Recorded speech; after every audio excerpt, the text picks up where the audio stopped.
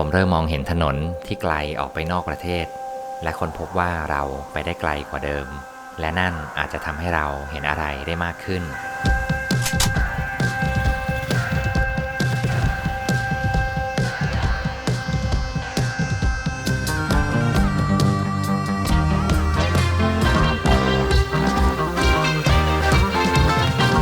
อะดรีนาลีนสูบฉีดก่อนที่ล้อกำลังจะหมุนไปยังป้ายแรกอีสาน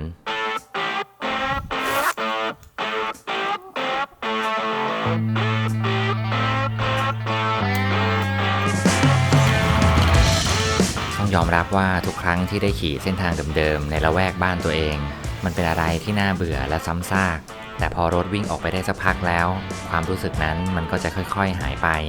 เส้นทางเดิมจากบางแสนตัดเข้าสู่พนัสนิคมผมต้องหยุดรถในระหว่างติดไฟแดงที่ไม่ได้สำคัญอะไรเฮ้ยทำไรวะ คิดถึงอ่ะแต่งหน้ายัง คิดถึงอ่ะหัวว่าแล้วอ่ะต้องไปคุณแม่ได้ขี่ผ่านมาไปไหนเนี่ยกลับบ้านก็ที่เรานัดกันไว้ต้องบอกว่ามีงานด่วนนั่นแหละจะไปลาวจะขี่มอเตอร์ไซค์ไปลาวไหนแสดงว่าผ่านบ้านฉันนะดินี่จะไปทางนี้แหละแล้วก็เดี๋ยวไปโคราชคืนนี้ไปโคราชเลยคิดถึงเจอกันขับรถดีๆนะบายบายไปต่อเจอเพื่อนเฉยเมื่อวานซืนทักมาชวนผมไปกินชาบูเป็นเรื่องปกติที่เพื่อนก็คงอยากจะนัดเจอกันแลกเปลี่ยนความคิดกันหรือพูดคุยกันถึงช่วงเวลาเก่าๆแต่ในความเป็นจริงในโลกของผมตัวเองเหมือนจะไม่ใช่คนปกติทั่วไปผมรู้สึกยุ่งอยู่ตลอดไม่ได้มีเวลาให้คนอื่นเหมือนกับที่ให้ตัวเอง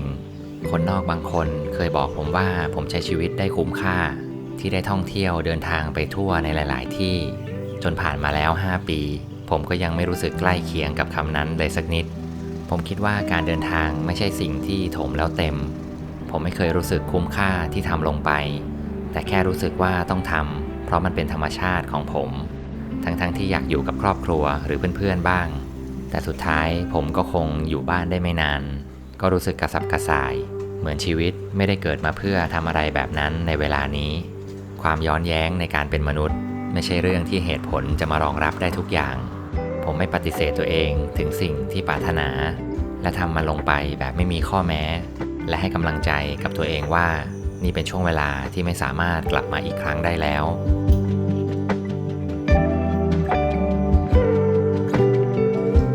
มืดค่ำผมเข้ามายังที่พักที่ไม่ได้จองไว้ก่อนเจ้าของบอกว่าเข้าไปนอนได้เลยผ่านสายโทรศัพท์ที่ผมลองโทรดูจากป้ายหน้ารีสอร์ทแล้วพรุ่งนี้ค่อยตื่นมาจ่ายเงินกัน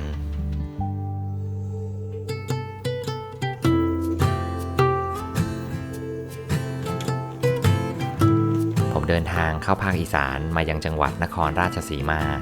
โดยเริ่มเดินทางจากที่บ้านช่วงเย็นวานและคิดว่าวันนี้น่าจะไปถึงมุกดาหารได้ไม่ยากแต่ในระหว่างทางก็ไม่รู้ว่าตัวเองจะแวะที่ไหนบ้างและทำไมผมถึงปักหมุดไว้ที่จังหวัดมุกดาหารนั่นก็เพราะนี่คือทริปที่ผมตั้งใจจะเดินทางไปท่องเที่ยวอย่างลาวใต้แต่ก่อนจะข้ามไปลาวนั้นผมก็อยากไปพบกับพี่เล็กเป็นรุ่นพี่ที่พี่เรเคยแนะนำให้รู้จักมานานสักพักแล้วแต่ก็ไม่เคยได้แวะไปเยี่ยมเขาสักทีเพราะตัวเองไม่เคยว่างกับเขาบ้างซึ่งครั้งนี้ผมคิดว่าคงไม่พลาดที่จะได้เจอพี่เล็ก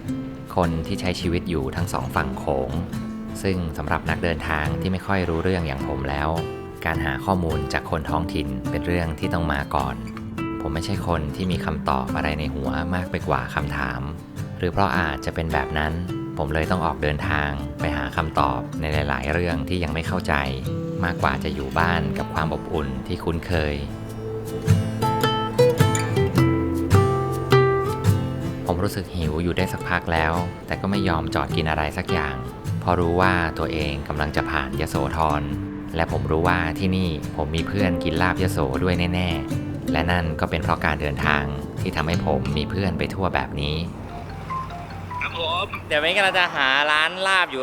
คือไปตรงห้องขาใช่ไหมโอ๊ตครับร้านเดิมนะโอ๊ตไปที่ร้านลาบหรือยังไม่รู้ยังเนี่ยกำลังจะออกเพราะว่าอยู่เนี่ยมันห่างไป20 กิโลเลยอุ้ยห่างอยู่เหมือนกันนะเลยแค่10 นาทีโอเคมายโสแล้วต้องกินลาบหน่อยได้ เอาลาบหมูครับลาบหมูใส่ตับด้วยได้ไหม ได้ ครับคราวที่แล้วกินอะไรบ้างลืม สวัสดีครับ เจอกันอีกแล้ว สวัสดีครับครับโอ้โห มายโสก็ต้องกินลาบเนาะ ถูกต้องครับผมร้านนี้คุ้นๆเนาะเคยมาไหม เคยมาแล้ว นั่งก่อน ผม รถใครนะสวยเนาะ รถผมเอง CL 500เพิ่งมาใหม่ แต่ขี่ดีมากนะแบบว่าพวกทางถนนนี่มันเป็นแบบลูกลังรูดมาเลยอะรูดแบบ ช่วงล่างมันดีนะ ใช่ช่วงล่างดี ตัวนี้500 cc ละ 500 cc รุ่นไม่แคร์อะดีใจมาอยู่ด้วยได้เจอคนท้องถิ่น ผมว่าดีใจกว่าอีกเห็นมาทั้งอุ้ย ทักว่า กันทักกินเหล้ากันไว้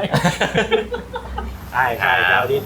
าดิทักมาแหละ อันนี้อะไรนะครับลาบเป็ดใช่ไหมครับ เอามารับอันนี้ ไม่ก้อยอะ คือก้อนมะนาวอันนี้คือลำ อ๋อตอนนี้เป็นสั่งไม่แค่ก้อยมะนาวลาบหมูแล้วก็ลาบเป็ดสั่งไม่เป็นไงเผื่ออดจะสั่งอะไรเพิ่มอร่อยเหมือนเดิม พี่เบนนี่ผมมีไปขายมาฝากครับเป็นตัวเล็ก คือตอนนี้ทำจ้องรีวิวไฟฉายแล้วใช่ปะ ก็ประมาณนั้นแหละ อ๋อไหนเป็นดูหน่อย ที่บ้านมีเยอะแล้วก็เลยฝากพี่เบนซ์หน่อย โอ้โหมีของมาฝากด้วยไฟฉายดีเลยไม่ได้พกไฟฉายมา เดี๋ยวไปใช้ในระหว่างทาง นี่เราจากไบเกอร์รีวิวการเดินทาง ตอนนี้ผ่านตัวมาเป็น รีวิวไฟฉายผู้นำแสงสว่าง เจ๋งโอ๊ตเป็นเพื่อนที่คอยช่วยเหลือผมตลอดถ้าผ่านมาในเส้นทางนี้ เป็นความสบายใจอย่างหนึ่งที่ผมได้รับจากการท่องเที่ยวไปทั่วไทย โอเคครับเจอกันโอ๊ตครับผมเดินทางปลอดภัยครับพี่เบนซ์แล้วเจอกันสวัสดีครับ เราทั้งคู่เป็นคนชอบขี่มอเตอร์ไซค์ผมได้แต่อวดรถใหม่ของผมกับ Honda CL 500 ที่ขับมาแล้วนิ่มไปตลอดเส้นทางแบบที่ไม่เคยได้รับมาก่อน เพราะปกติก็ชอบจะใช้รถเล็กให้ตัวเองลำบากเล่นอยู่เรื่อยๆ ซึ่งนี่คงเป็นทริปที่ผมรู้สึกสบายใจมากในการขี่รถ แต่เพราะมัวแต่ทะเลทลายหาเพื่อนคนนู้นคนนี้จนเพลิน สุดท้ายผมก็เลยมาถึงมุกดาหารในช่วงเวลาที่ค่ำแล้ว และพี่เล็กก็คงรอผมอยู่ที่โรงแรมสวรรค์สำราญของพี่เขาได้สักพักแล้ว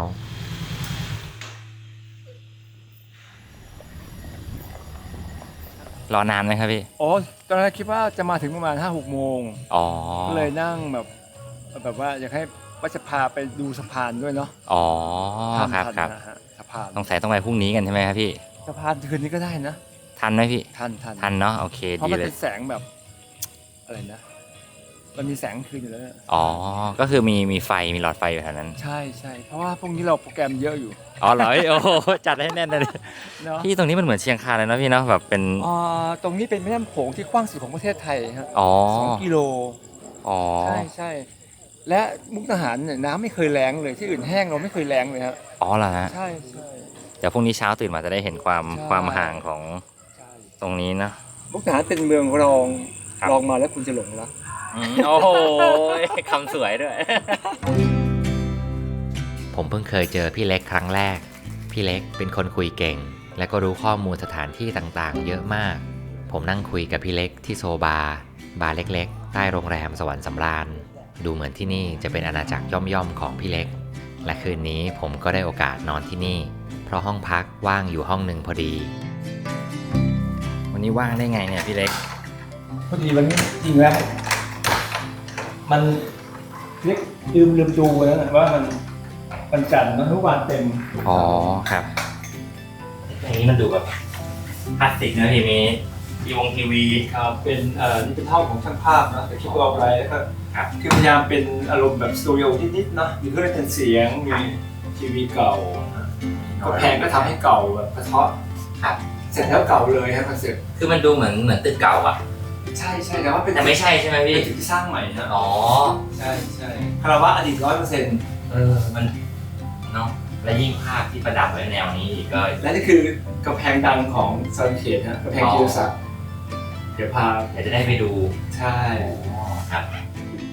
เก็บของเรียบร้อย ก็ได้เวลาออกไปท่องราตรี กับคนที่เพิ่งพบหน้ากันครั้งแรก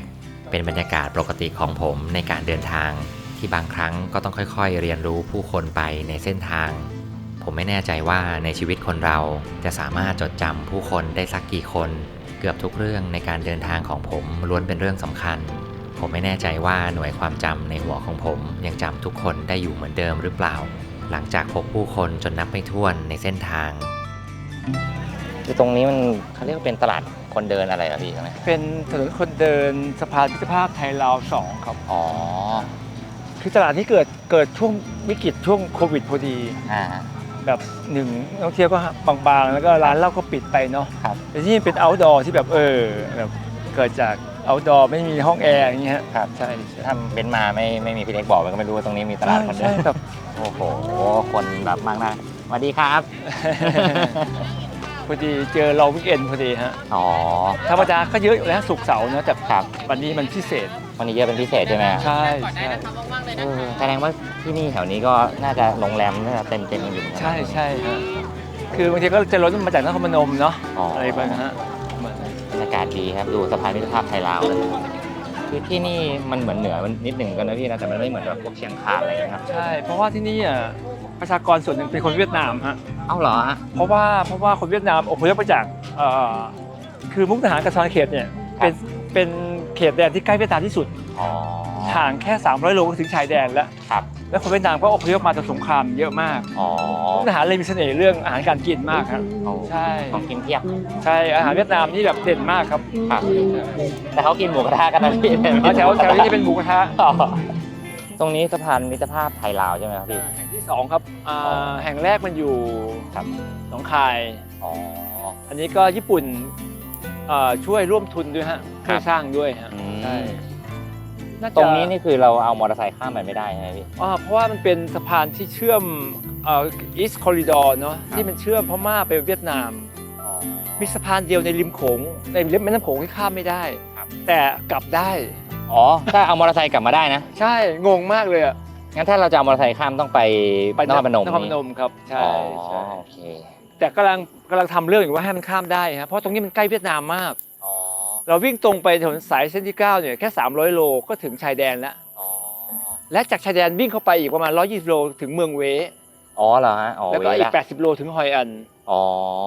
เวลาคนมุกคิดถึงทะเลอ่ะ ครับ ไปทะเลจีนใต้ใกล้กว่าไประยอง อืมเนาะ ใช่ใช่ ไปตรงนี้ใกล้กว่า แล้วก็เส้นนี้มันเป็นเส้นที่แบบ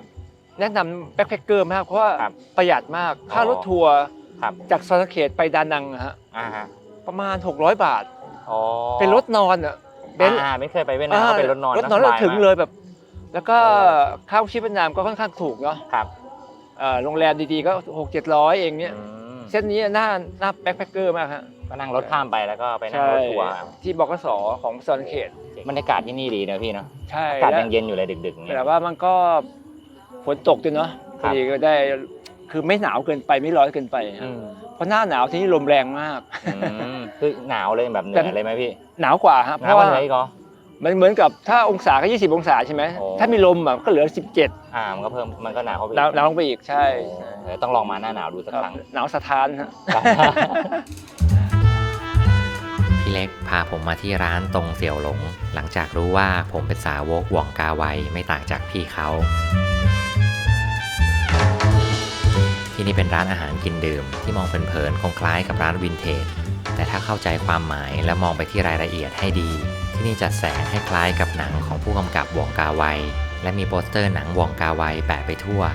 ผมได้แต่คุยเรื่องหนังกับพี่เล็กและเรื่องรสนิยมทั่วไปจนฝนก็เทลงมาทั้งคืนทำให้เราไม่ได้กลับง่ายๆนั่นจึงเป็นบรรยากาศแห่งการสังสรรค์พร้อมกับสายฝนแบบที่เราไม่จำเป็นต้องรู้สึกเป็นคนแปลกหน้ากันอีกต่อไป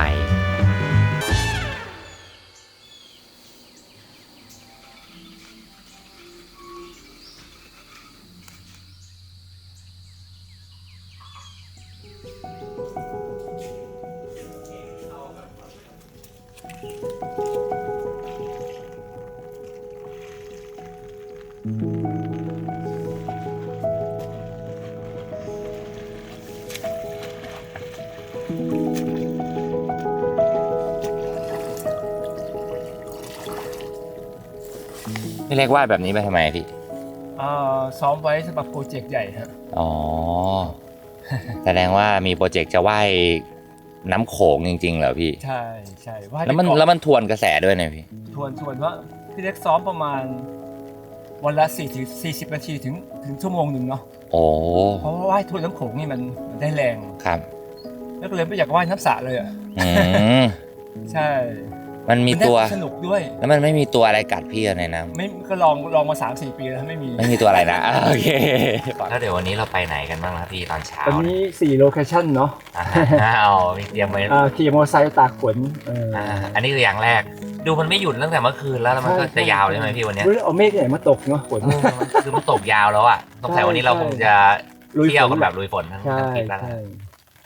ขี่มอเตอร์ไซค์ตากฝนอ่ะได้ความเป็นเด็กด้วยเนาะ ใช่ใช่ ควา พี่ มสนุก ลุย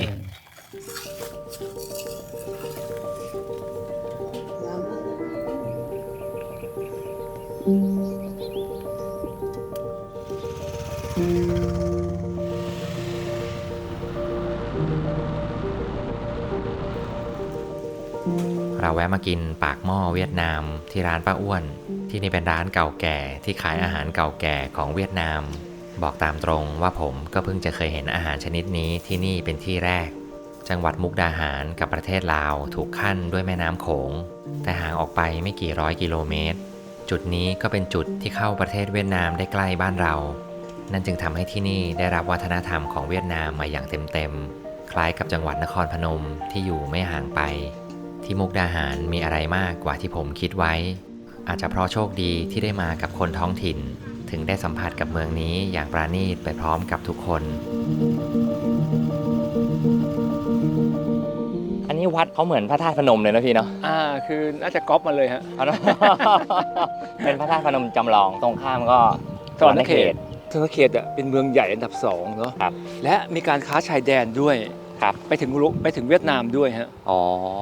เพราะเป็นเส้นที่ใกล้เวียดนามสุด แล้วเนี่ยเดี๋ยวเราไปที่ไหนกันก่อนนะพี่ ภูหมูฮะ อ๋อฝนก็เริ่มดีขึ้นหน่อย ภู แล้ว หมู นะ เป็นฐานทัพเก่าของอังกฤษกับอเมริกันที่จะมาสอดแนมเวียดนาม อ๋อก็เลยมาสร้างไว้แถวนี้ ใช่ มันใกล้ไง ครับ วันนี้เป็นวันที่ฝนตกทั้งวันตั้งแต่ค่ำจนเช้า ผมได้ยินพี่เล็กพูดอยู่ 2-3 ครั้งว่าการได้ขี่รถกลางสายฝนทำให้ได้ความเป็นเด็กกลับคืนมา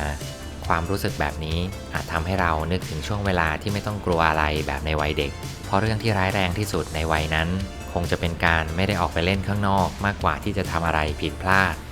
การเติบโตเป็นผู้ใหญ่มักทำให้เราเริ่มเปลี่ยนแปลงรูปแบบของความคิดให้รัดกุมขึ้นเรื่อยๆ ทั้งหมดนั้นทำให้เราปลอดภัยขึ้น แต่ก็ต้องแลกกับตัวตนที่เรารักที่สุดไป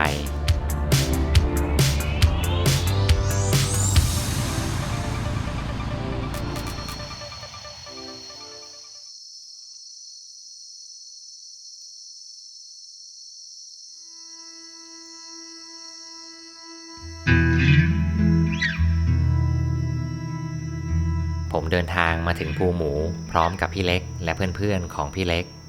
เราขี่รถมาด้วยกันพร้อมกับถ่ายรูปไปในระหว่างทางเหมือนกับแค่หาเรื่องปักหมุดหมายไว้ ให้เราได้ขี่รถเล่นกันจนมาถึงที่นี่ ผมมองไปรอบๆในทิวทัศน์ของฤดูฝนบนภูหมู นอกเหนือไปจากสีเขียวที่พบเห็นได้ง่าย ผู้คนที่ผ่านตาเข้ามาก็ดูจะกำลังรำลึกความหลังกันอยู่ นั่นจึงทำให้ผมได้มีโอกาสคุยกับคนที่เคยใช้ชีวิตที่นี่ในยุคสงครามเมื่อครั้งอดีต ปกติก็คือพี่เห็นเครื่องบินมันโดนยิงบนฟ้าอย่างเงี้ยแล้วก็ร่วงอย่างนี้เลยฮะ ใช่ครับมันก็ควันมา อ๋อ ที่เขาว่าเครื่องบิน B52 นั่นแหละ เห็ มันใหญ่จริงๆนะ ใหญ่จริงๆใช่ไหม ใหญ่จริงๆครับ อ๋อ ผมก็เป็นเด็กเลี้ยงควายเขาบอกว่าโอ้เชียร์เลยแหละเอาโดนยิงมาแล้ว อ๋อก็สนุกไปด้วย ใช่ครับ แต่ไม่ได้ ก็ รู้ เด็ก ว่ามัน เนอะ เกิดอะไรขึ้นบ้าง ไม่รู้ ครับ สมัยนั้นมันสงครามเวียดนาม ก็ผ่านมาแล้ว50 ปีได้ ใช่ เรื่อง ครั นั้ บ น นานมากแล้ว เพราะว่าหลังจาก2118นี่ลาวแตก ครับ เวียดนามเหนือ ยึดเวียดนามใต้ได้แล้วก็มาลาวเสร็จแล้วเขมร ครับแล้ววันนี้พี่มาที่นี่ทำไม มาเที่ยวเฉยๆครับพาลูกสาวมา อ๋อรำลึกความหลังนะ มาบรรลึกความหลังเด็กรุ่นใหม่เขาไม่รู้ไง อ๋อ เขาไม่รู้ว่าในตัวเรืองนกทามุกดาหารเรามันมีสิ่ง ครั สำ บ คัญแบบนี้เกิดขึ้นมันมีประวัติศาสตร์เราต้องย้อนยุคประวัติศาสตร์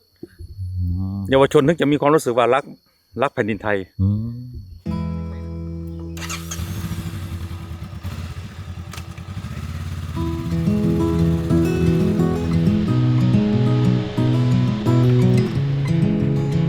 ผู้คนล้วนห่วงแหน ความทรงจำในอดีตจนบางครั้งก็ต้องออกเดินทางกลับมาหามันในที่เก่ากำลังกายที่มีกับเส้นทางวิบากข้างหน้าผมรู้สึกว่าสิ่งเหล่านี้สักวันจะกลายเป็นความทรงจำที่ผมอาจจะไม่สามารถกลับมาทำได้อีกเพราะเรี่ยวแรงที่คงต้องอ่อนแอลงและอนาคตที่ไม่สามารถคาดเดาได้ในชีวิตความรู้สึกเหล่านี้ผลักดันให้ธรรมชาติในตัวผม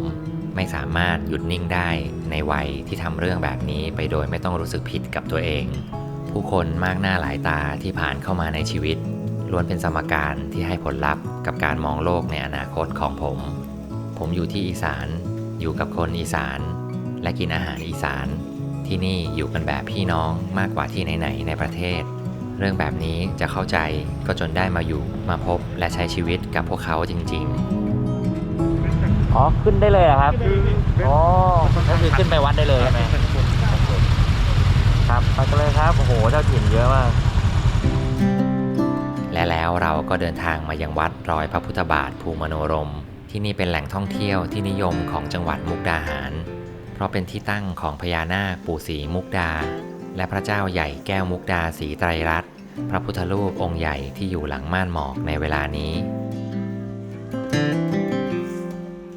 ผมไม่ใช่คนที่กลัวฝนแต่ผมไม่คิดว่าคนที่อยากจะพาผมเที่ยวก็ไม่มีใครสนใจเรื่องฝนเหมือนกันหรือบางครั้งคนที่คล้ายกันอาจจะดึงดูดกันนั่นทำให้ผมรู้สึกเป็นธรรมชาติพร้อมไปกับพี่น้องที่นี่เราเดินเข้ามาท่ามกลางรูปปั้นพญานาคที่ใหญ่ที่สุดในประเทศไทยพญานาคที่มีลำตัวยาว122เมตรสูง20เมตรตั้งอยู่ท่ามกลางป่าเขาพร้อมกับผู้คนที่เดินทางมากราบไหว้ผมเดินชมพญานาคโดยที่ยังไม่ได้เอ่ยปากอะไรขึ้นมาไม่นานน้องที่ได้พบกันที่นี่ก็เอาธูปเทียนมาพร้อมกับบอกกับผมว่าอยากให้ผมได้ไหว้พญานาคที่นี่สักครั้งนั่นจึงทำให้ผมได้มีโอกาสไหว้พญานาคเอาฤกษ์เอาชัยสำหรับทริปที่เพิ่งจะเริ่มกับเป้าหมายที่ต้องการเดินทางไปยังลาวใต้และถ้าโชคดีก็อยากจะไปให้ได้ไกลกว่านั้นนี่คือเรามองจากวิวนี้ก็เห็นพญานาคด้วยเห็นองค์พระใหญ่ด้วยใช่เห็นน้ำโขงนั่นคือน้องท้องมังกรฮะมุกดาหารอยู่ในท้องมังกรพอดีฝนตกกระจายคือตกทั้งวันเมื่อเอาเมฆไหนมาตกนะตรงนู้นก็มีแต่ฝนใช่ใช่แต่ก็ชิลดีนะพี่เนาะชุ่มฉ่ำดีขี่มอเตอร์ไซค์มันดีฮะองค์พระใหญ่นี้คือเริ่มจากหลวงตายอดเนาะแกจะขึ้นมาจำพรรษาหลาย10 ปีแล้วครับแล้วก็มันมีมุกแก้วมุกดาเนี่ยที่อยู่ตาม7 ยอดในเมืองเนี่ยครับทุก15 ค่ำอ่ะหลวงตายอดจะเห็นลอยขึ้นมาทางนี้มาทางภูมิมโนรมหลวงตายอดก็เลยตรัสว่ามุกดาหารต้องมีพระใหญ่ที่มองเห็นจากทุกมุมและมุกดาหารจะรุ่งเรืองฝั่งลาวก็เห็นจากไหนก็เห็น3 ล้อก็เห็นเศรษฐีก็เห็นคือสามารถไหว้พระได้จากหน้าบ้านเลยนี่คือดำริแกตัวแรกเนาะความคิดของหลวงตายอด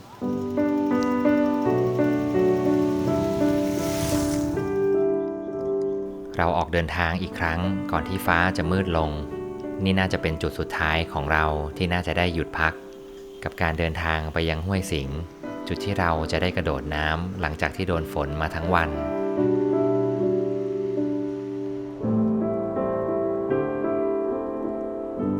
การได้กลับมาเที่ยวอีสานแบบเต็มๆสักครั้ง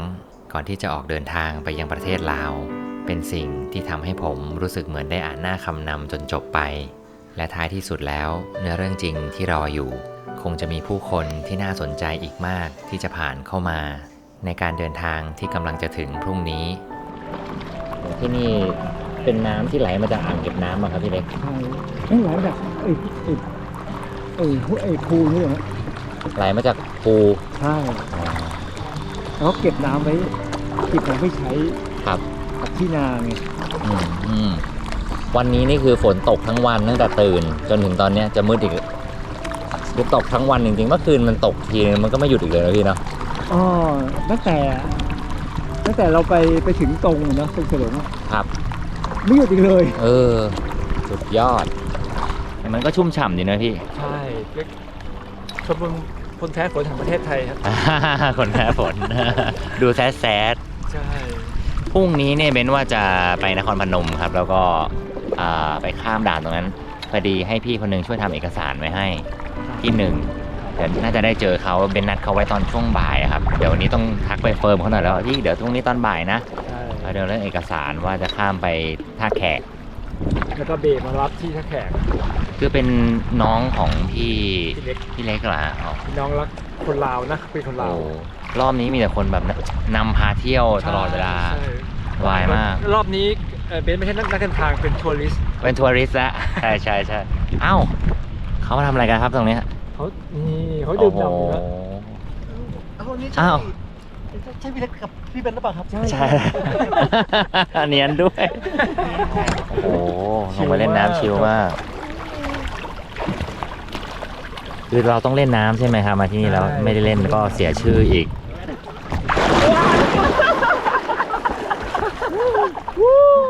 พี่เล็กทำไมใต้น้ำอ่ะ มันกว่า มันดูเย็นๆนะพี่ ปลายเท้าอ่ะ ปลายสุดอันนี้น้ำใหม่ครับมันจะอุ่น อ๋อข้างบนมันอุ่นอยู่ ข้างล่างอาจจะเย็น อ๋อ แล้วก็เอ้ยทำไมปลายเท้าเย็นวะ ไม่แล้วประเด็นคือเพิ่งดูคลิปคนอินเดียโดดน้ำแล้วไอ้เข้ลากไปอ่ะ แล้วทำไมเราต้องมาลงน้ำความสุขนิยมของพี่เล็กและเพื่อนๆ ถูกแสดงออกอย่างชัดเจนในวิถีชีวิตที่ผมได้สัมผัส ที่นี่กลายเป็นเซฟโซนชั้นดี ที่ผมอาจจะอยากกลับมาทิ้งตัวแบบไม่ต้องคิดอะไรอีก ผมเพิ่งรู้จักทุกคนเมื่อวาน แต่ก็กลายเป็นเพื่อนกับทุกคนไปแล้ว ผมรู้สึกสบายใจที่ได้อยู่ที่นี่ แต่บางครั้งก็อยากจะออกจากที่นี่ให้เร็วที่สุด เพราะความสบายอาจเป็นพิษ ให้คนเดินทางอยากจะปักหลักมากกว่าที่จะไปต่อ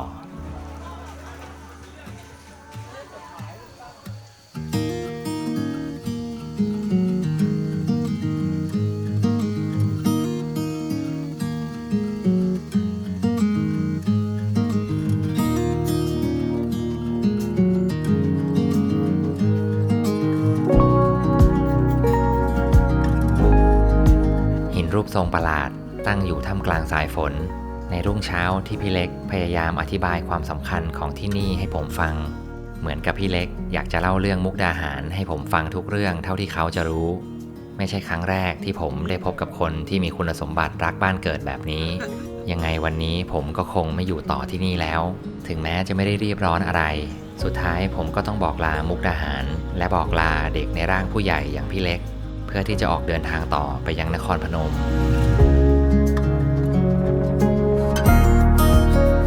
เราไม่สามารถเอามอเตอร์ไซค์ข้ามสะพานมิตรภาพไทยลาวฝั่งมุกดาหารได้ นั่นเป็นเหตุผลที่ผมต้องเดินทางไปยังนครพนม เพื่อข้ามไปยังท่าแขกณประเทศลาว นี่เป็นครั้งแรกที่ผมจะเอามอเตอร์ไซค์ข้ามไปยังประเทศลาว และก็เป็นครั้งแรกที่ผมจะได้เดินทางไปยังลาวใต้ ผมมีท่าแขก สวรรณเขต และปากเซอยู่ในหัว ข้อมูลแน่นเอียดจากชาวอีสานณมุกดาหาร กับมิตรภาพที่ได้มา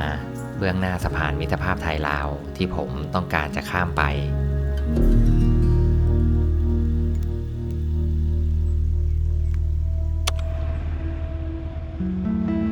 ได้เวลาเอารถมอเตอร์ไซค์ข้ามประเทศ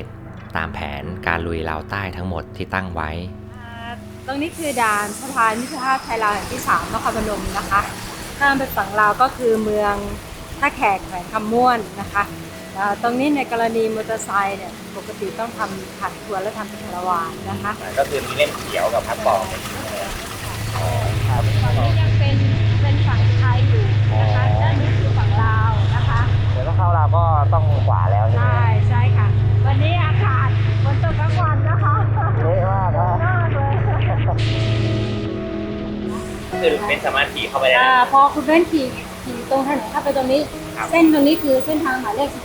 รับ 13 มุ่งหน้าไปทางนู้นคือเราไปเมืองจันทร์นะคะ มุ่งไปทางนี้คือไปท่าแขกไปสวรรณเขตแล้วก็ลงไปที่ปากเซกระปาสักลาวใต้มันคือเส้นหมายเลข 13 นะคะ ผมขี่รถข้ามมายังฝั่งลาวจนได้ โดยทำเอกสารผ่านผู้คนในท้องที่ ซึ่งทุกอย่างก็เรียบร้อยดีกับการเข้าประเทศลาวครั้งแรกด้วยมอเตอร์ไซค์ฝนตกไม่หยุดเลย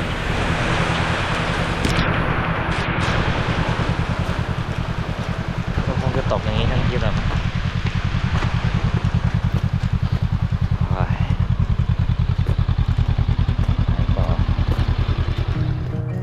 ผมปักหมุดหมายไว้ที่เมืองท่าแขก ถ้ามองผ่านแม่น้ำโขงฝั่งประเทศไทย นี่คือจุดที่ตรงข้ามกับจังหวัดนครพนม และผมก็กำลังวิ่งลงไปในฝั่งอุบล ซึ่งถ้าเทียบกับฝั่งลาวก็คือผมกำลังวิ่งลงไปปากเซ ฟังดูอาจจะงงๆแต่เอาเป็นว่าผมกำลังวิ่งลงฝั่งลาวใต้ให้ลึกที่สุดซึ่งเมืองแรกที่ผ่านและเต็มไปด้วยสายฝนนั่นก็คือท่าแขกณที่แห่งนี้มีคนลาวรอผมอยู่ในเมืองซึ่งเป็นคนที่ผมไม่เคยพบหน้าเขามาก่อนแต่พี่เล็กอยากแนะนำให้ผมรู้จักกับคนนี้นั่นจึงทำให้ผมเริ่มขี่รถออกตามหาบ้านของเบที่ดูจะลัดเลาะไปในเส้นทางริมแม่น้ำโขงเป็นจุดที่ผมมองออกไปก็เห็นนครพนมอยู่ไม่ไกลผมได้แต่คิดในใจว่าได้ข้ามมาฝั่งนี้สักทีแต่นี่ก็ไม่ใช่เวลามาโอเออะไรนอกจากการตามหาเบให้พบก่อนนั่นจึงทำให้ผมหยุดความคิดทุกอย่างไว้และรีบขี่รถออกไปพี่ครับโอ้โหอันนี้เบใช่ไหมฮะเดี๋ยวแป๊บนึงนะครับขอดับเครื่องแป๊บนึงอันนี้เราจะไปไหนกันครับเบเข้าวัดก่อนครับผมว่าตั้งหลักก่อนคือเมื่อกี้ผมไปผิดซอยตรงนั้นไม่น่าใช่มันติดกันแหละอ๋อติดกันใช่ไหมเข้าได้คือตอนนี้นี่ฝั่งนี้ก็ฝนตกแบบนี้ตลอดอาทิตย์หนึ่งละอ๋อครับงั้นเดี๋ยวเราเข้าตรงไหนดีครับตรงนี้แหละเข้าไปตรงนู้นโอเคครับงั้นเดี๋ยวเบนำเลยนะฮะครับอันนี้ที่นี่คือโรงแรมของเบเหรอครับบ้านนะฮะหลังขาวๆแล้วข้างหลังนะฮะบ้านหลังใหญ่สีขาวหน้าตาคล้ายโรงแรมเป็นบ้านของเบคนที่ผมเพิ่งมีโอกาสได้รู้จักเบเป็นคนลาวที่อาศัยอยู่ในท่าแขกทำงานและสร้างครอบครัวที่นี่ผมได้มีโอกาสทำความรู้จักกับเบแต่ก็หิวมากๆจนเบพาผมมากินลูกชิ้นหน้าตาแปลกๆซึ่งก็อร่อยแบบที่ไม่เคยกินมาก่อนผมนัดกับเบไว้ว่าคืนนี้คงจะได้ไปกินข้าวร่วมกันที่บ้านของเขาและในเวลานี้ผมก็หาที่พักในตัวเมืองท่าแขกซะก่อนเป็นการพักล้างเนื้อล้างตัวหลังจากที่ตัวเปียกมาทั้งวัน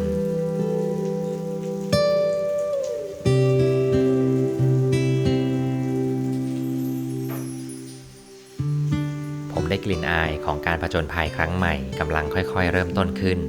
ถึงแม้นี่จะไม่ใช่ฤดูที่ท่องเที่ยวกันได้ง่ายๆแต่ก็เป็นส่วนตัวไม่มีผู้คนพลุกพล่านและได้อยู่อย่างสงบ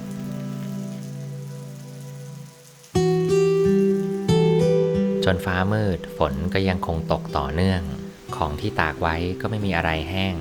ซึ่งก็ไม่จำเป็นต้องไปคิดอะไรมากแล้วนอกจากปล่อยให้มันเป็นไปและเดินทางไปตามนัดหมายของวันนี้สวัสดีครับโอ้โหเดี๋ยวนี่เองความจริงเนี่ยฤดูนี้มันเหมาะกับการเอารถยนต์ออกมาเที่ยวนะผมว่าไม่เหมาะกับมอเตอร์ไซค์อะไรเชยแฉะจริงๆแต่เวลาขี่มันก็สวยดีแหละแต่ว่าทั้งวันเนี่ยมันไม่มีส่วนไหนแห้งในชีวิตอันนี้ที่บ้านเบนี่เขากลับมากันครบยังครับวันนี้กินข้าวทำกันในนี้โอ้สวยกว่าโรงแรมที่เราอยู่อีกโอ้พระราชวังบ้านทรายทองนะท่าแขก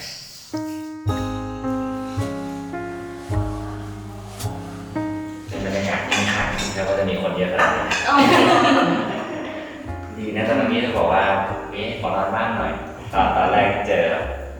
ดีนะไม่นอนก็เก่งใหญ่อยู่กันเยอะไม่ปกติก็เขาอยู่กันแค่2 คนอ๋ออยู่กัน2 คนนะก็หาเจอเลยเขาเนี่ยบ้านใหญ่มากผมเห็นเขาเขียนป้ายทะเบียนคำม่วนคือที่นี่คือคำม่วนแต่ท่าแขกคือเมืองนะอ๋ออำเภอแปลว่าอะไรครับซองเตคือภาษาฝรั่งเศสครับซองเตภาษาฝรั่งเศสครับโอเคผมก็เป็นตับจอกภาษาลาวตับจอกภาษาลาวเป็นครั้งแรกที่ผมได้รู้จักคนลาวที่มีฐานะดีขนาดนี้เกือบทุกคนในนี้เรียนจบนอกมาและทำธุรกิจดีๆในหลายๆพื้นที่ของประเทศลาวแต่ยังไงทุกคนก็ยังเฟรนลี่ตามแบบฉบับคนลาวที่ผมคุ้นเคยเกมนี้คือเราอยากว่าวลาวแต่ว่าใช่เริ่มจากคนแรกเลยแอนนาก่อนเลยกินข้าวหรือยังเสีย แค่นี้ก็ไม่ได้แล้วอ่ะ กินอีหยังหรือยัง กินน้ำมะนาวไปเลย แล้วต้องพูดยังไงครับ กินข้าวแล้วหวา ข้าวหรือ กิ ยั น ง ข้าวละโป หวา บาคือสำเนียงเวียงจันทร์ เวียงจันทร์ แต่ถ้าพูดแบบเราๆก็คือ กินข้าวหรือ ข้าว ยั ละ ง โป กินข้าวแล้วบอ ยังไม่มา พรุ่งนี้จะเดินทางไปไหนงูเนี่ย จริงๆผมว่าผมพูดไม่ได้ทั้งอันเลยดีกว่า ผมเล่นทำไมวะ พี่สอนมาวันนี้ไม่ได้เลยใช่ไหม เอานี้ Where you go tomorrow ชอบเพลงอะไร กินอันนึง โอ้ยเนาะเรานึกไม่ออกเลยพอเราจะเป็นภาษาลาวอ่ะ ชอบภาษาลาวคืออะไร มัก นี่ เพลงดิ เพลง อะไร หยัง ยา เอาจบคลิป ทุกคน ได้อยู่ ในว่าเธอไม่รอกันในว่าเธอจะมีฉันในว่าเธอจะเป็นเหมือนกัน คนเขียนไม่เคยคิดว่าเรื่องนั้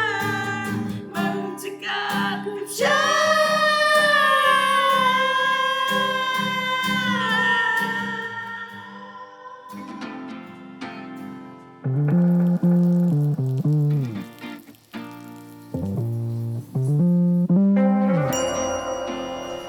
เมื่อคืนผมสนุกมากไปหน่อย วันนี้ก็เลยตื่นสาย ซึ่งเบก็คงสภาพเดียวกับผม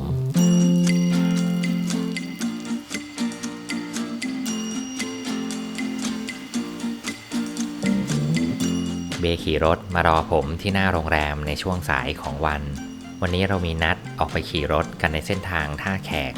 ผมรู้สึกคุ้นเคยกับเบและครอบครัวของเขาไปซะแล้ว หลังจากได้พูดคุยร้องเพลงเล่นดนตรีกันไปทั้งคืน จริงๆแล้วสำหรับผมความเป็นไทยกับลาวแทบจะเป็นสิ่งเดียวกัน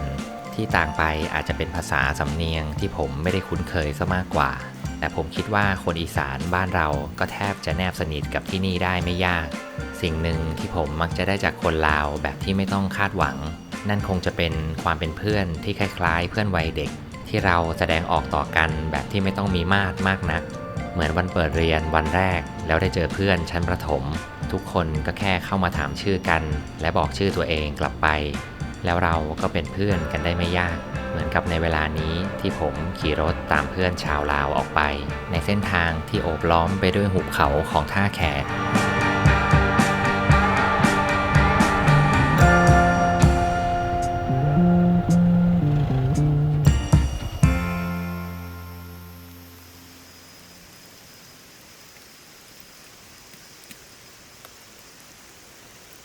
เราเดินทางมาถึงที่ถ้ำนางแอ่น ที่นี่มีน้ำเยอะแบบไม่ต้องสงสัย เพราะฟังจากเสียงและสายฝนก็รู้ได้ แต่สิ่งที่น่าคิดไปมากกว่านั้นก็คงจะเป็นน้ำในเวลานี้จะเยอะไปหรือเปล่ากับการเข้าถ้ำการที่ฝนตกติดกันแบบไม่หยุดเกิน1 อาทิตย์ นั่นทำให้ได้เห็นภาพน้ำป่าบนพื้นของถ้ำที่ปกติแล้วสามารถเดินเข้าไปได้ แต่ฝนที่ตกเกินความจำเป็นในเวลานี้ทำให้เราไม่ควรเดินเข้าไปลึกในถ้ำเพราะสถานการณ์แบบนี้อาจจะทำให้อันตรายกว่าที่คาดคิดไว้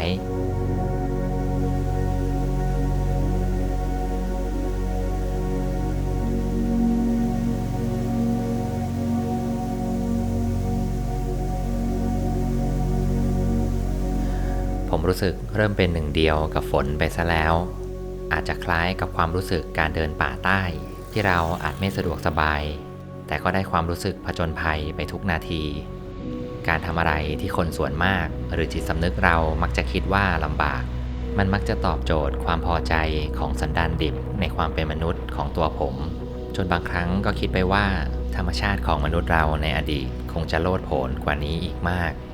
และการได้อยู่ร่วมกับผู้คนใหม่ๆก็เป็นสมบัติของผู้คนที่ชอบออกเดินทาง และลาจากกันเพื่อพบกันใหม่ในวันข้างหน้า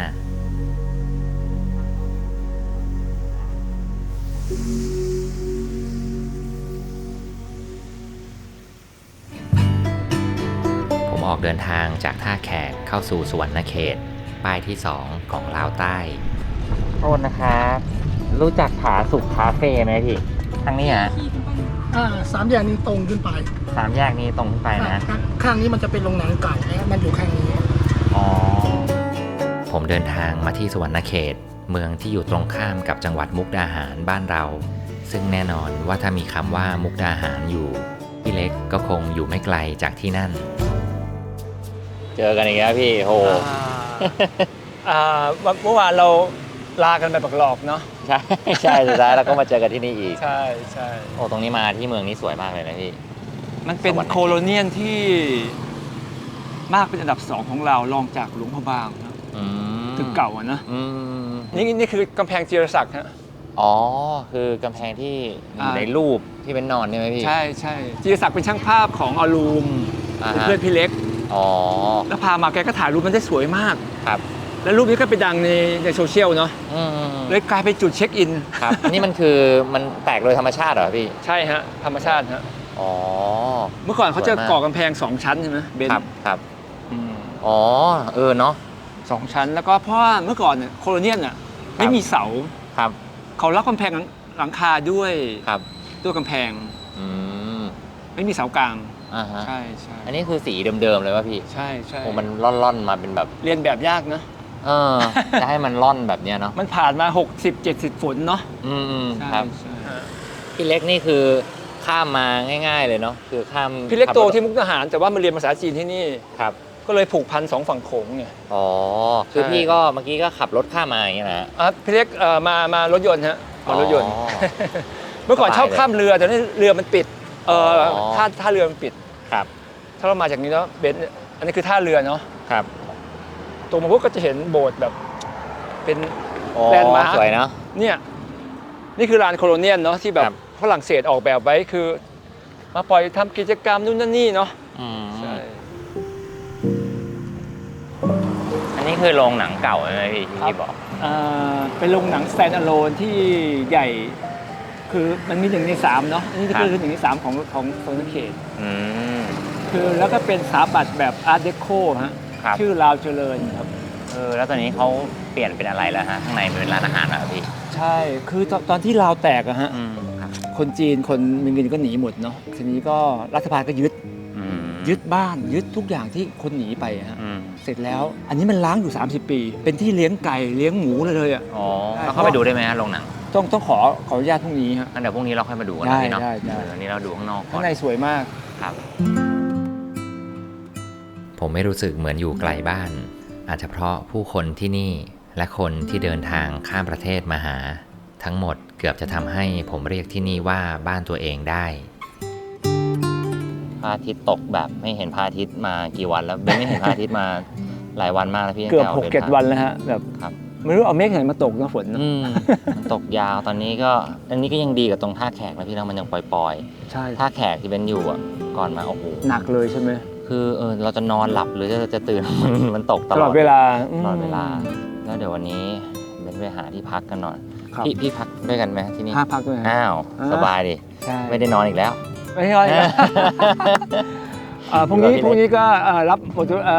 ส่งแขกนะพรุ่งนี้นะพรุ่งนี้ก็เต็มที่หน่อย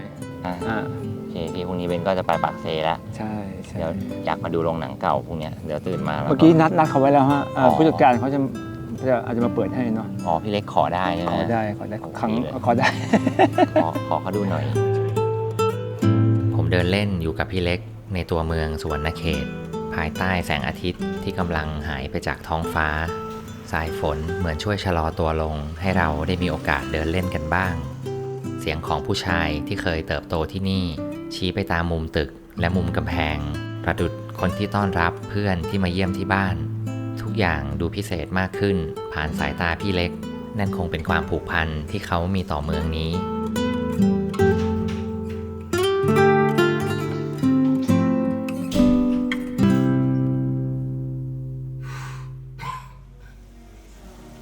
แต่สุดท้ายไม่ว่าฝนจะตกหรือฟ้าจะร้องพี่เล็กก็สามารถพาผมซึมซับเมืองได้ทั้งกลางวันและกลางคืน ซึ่งทั้งหมดทำให้เขาดูเป็นเพื่อนของผมมากกว่าจะเป็นพี่ที่ผมลืมไปแล้วว่าเขาอายุเท่าไหร่ และนี่เป็นตัวอย่างชั้นดีของคนที่มองอายุเป็นเพียงตัวเลขในชีวิตจริง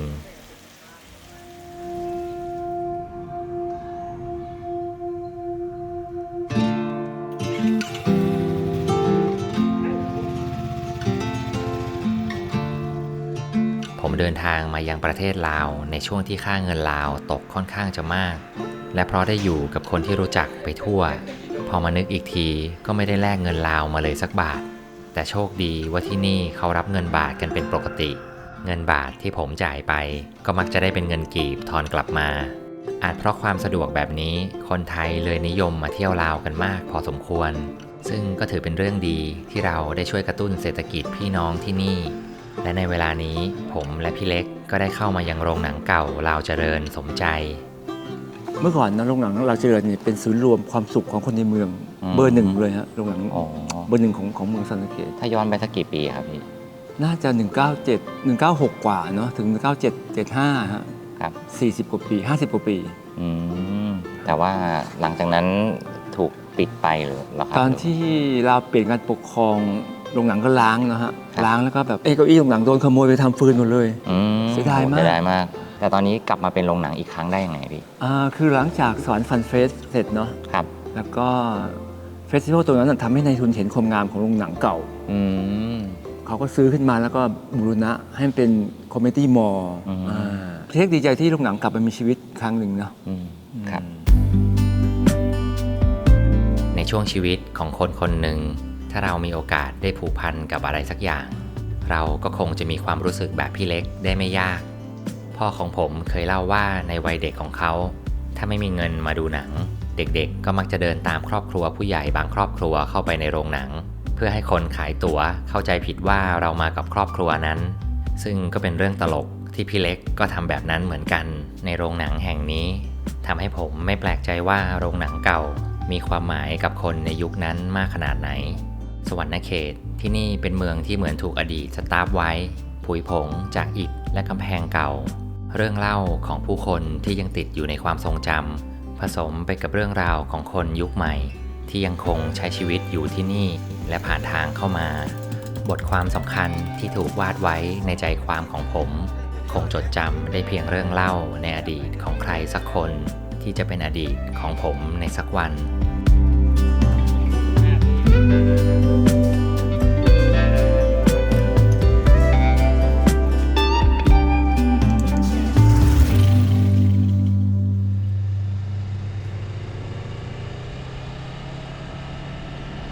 ผมบอกลาพี่เล็กและวางเรื่องราวของสวรรณเขตไว้ข้างหลัง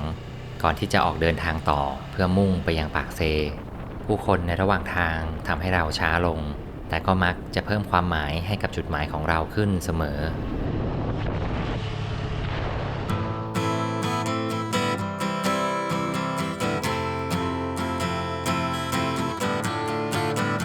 ไม่มีใครหรือคนรู้จักผมรออยู่อีกต่อไปเป็นความรู้สึกที่ไม่รู้ว่าจะเจออะไรข้างหน้าผมขี่รถออกไปในถนนเส้นหลักที่มุ่งตรงเข้าสู่ปากเซถนนที่นี่เต็มไปด้วยสัตว์ริมทางเราไม่สามารถหรือควรทำความเร็วมากจนเกินไปเพราะอาจจะชนสัตว์ที่นี่ได้ผมรู้สึกว่าพอเริ่มห่างท่าแขกมาไกลขึ้นฝนก็ดูจะเริ่มเบาขึ้นไปเรื่อยๆเหมือนกับว่าพายุจะอยู่ทางนั้นซะมากกว่าในช่วงเวลาที่ผมได้เดินทางมาท่องเที่ยวที่ลาวใต้น่าแปลกที่ผมก็ยังไม่เจอนักท่องเที่ยวชาวไทยขี่รถสวนกันสักคันหรืออาจจะเป็นช่วงหน้าฝนที่เขาไม่ค่อยมาเที่ยวกันผมก็ไม่แน่ใจแต่สำหรับผมนี่เป็นช่วงเวลาที่เขียวขจีและมีธรรมชาติที่สมบูรณ์มากปักเซ่ทางนี้บ่แมน อ๋อ 45ลักตอนนี้ฮะปักเซ่ 45 โล แมน อ๋อ 45โล GPS ผมบอกทำงานแล้ว ลุงทำอะไรอยู่ ฮะ ลุงเฮ็ดอะไรอยู่ เลี้ยงควาย เลี้ยงควาย เลี้ยงควาย เลี้ยงควาย อ๋อ ทำมาเอาควายเขาแล่นเขาคอก อ๋อ แกงมาเอาควายไปเลี้ยง เอาควายไปเรียก ไปเลี้ยง ไปเลี้ยง อ๋อ ไปกินหญ้าอยู่แถวป่า อ๋อ ทำมาแล้วเอาเขาแล่นเขาคอก อ๋อ นั่นเมียลุงบ่ บ่ละสาวเนี่ยเพิ่นผู้นี้ อ๋อ เมียของพี่เขา แมน อ๋อ แล้วก็ลูกชายพี่เขาอยู่นั่น แมน อ๋อ เนี่ยผมตายแล้ว ตายแล้วฮะ ครับ อ๋อ ตายหลายปีแล้ว2-3 ปีแล้วเนี่ยผม เหงาไหม ผมมีแต่เลี้ยงควายผู้เดียว คือเลี้ยงควายอย่างเดียวเลยนะตอนนี้ แมน แล้วไม่เหงานะฮะ โอ้ เงาบ้าง เหงาบ้างนะ เงาก็ชูส้น มีควายเป็นเพื่อน แมน ผมไปก่อนนะฮะ โดยอ่ะอยู่ดี ส มี วัส แห้ง ดีครับ สบายดีเลย สบายดีไปทางโน้น45 กิโลอ๋อโอเค ครับ โดย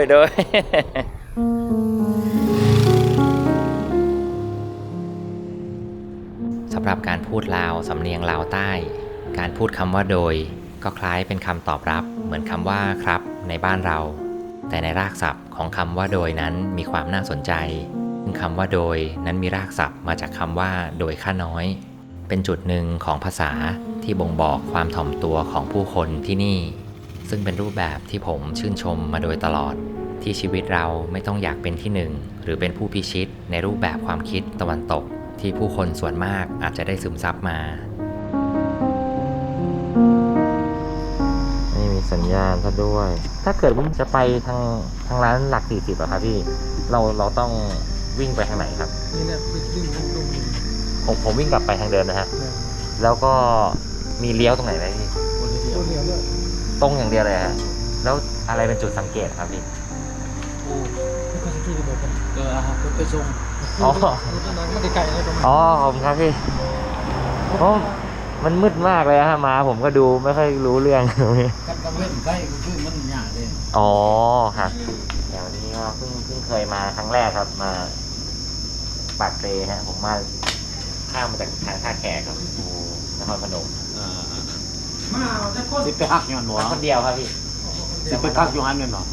อะไรนะฮะ สิไปพักอยู่หันนั่นหรอ ใช่ครับพอดีโทรหาเขาแล้ว แต่ว่าตอนมีสัญญาณไม่มี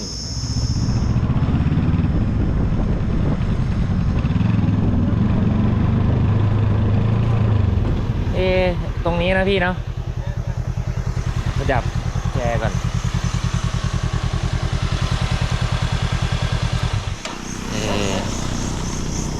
นี่ลองทักเข้ามา แต่ว่าเขาก็ไม่อยู่ทักแค่ในแชทกุญแจก็ล็อกดีครับ มีใครอยู่ไหมครับมีคนมาแล้วอ๋อเข้าทางนั้นเหรอครับงั้นผมขี่เข้าไปทางนั้นเลยนะฮะใช่ครับพอดีพี่เขามาส่งมีทางเข้าแล้วชีวิตคือถนนที่ลาวกลางคืนมืดมากมืดแบบไม่มีเห็นเส้นถนนด้วยปากเซถนนดีนะแต่ว่าก็ยังตอนคืนก็ดูน่ากลัวมืดๆขอบคุณครับพี่เดี๋ยวผมไปเข้าทางนั้นนะครับขอบคุณครับถามมาช่วยส่ง ครับ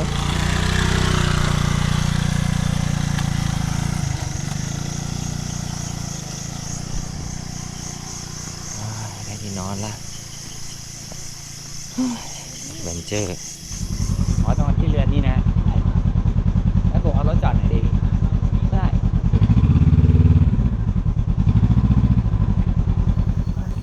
ขวางทำไมขวางทำไมเฮ้ยมีที่นอนแล้วอ๋อผมนอนกับใครดีครับเนี่ย งั้นเดี๋ยวกินข้าวกันแล้วใช่ไหมครับ ผมมาช้าไปครับ แล้วผมทำไว้เรียบร้อยครับ อ๋อขอบคุณมากครับ ชื่อติ๊กใช่ไหมฮะ ใช่ครับ อ๋อที่นี่ชื่อโฮมสเตย์อะไรอะครับ หลัก40 อ๋อ Coffee and Tea ผมกดเซิร์ชหาดูงงๆว่า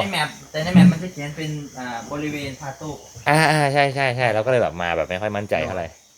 วันนี้มีผมคนเดียวเลยเหรอครับแม่ ใช่ อ๋อ คนนี้แค่ อ๋อ ผมปลูกยาแค่เขาก็ไปหนวดแค่นี้ ครับฤดูฝนเนาะแม่ทำอะไรบ้างครับ อันนี้เรียกว่าอะไรฮะ อันนี้อย่างนึ่งค่ะกินกับปนปลาแล้วก็คั่วมักเวอร์ใส่ไข่ อ๋อดูกินง่ายๆครับ ผม แล้วมีน้ำหวานเด้อ น้ำหวานคือขนมหวาน ขนมหวาน อ๋อ กินได้เหมือนบ่อันนั้นปนปลา กินได้ครับ ผมกินได้ทุกอย่างเลยฮะ ลุยๆเนาะก็กินได้เลยเนาะ ครับ ผมมาดึกไปไหมครับ ไม่ดึก ไม่ดึก แม่เสียงสูงมาก ที่พักนี่ข้าวอิ่มกำจริงๆมาถึงรถลื่นล้มลงไปด้วยตัวเอง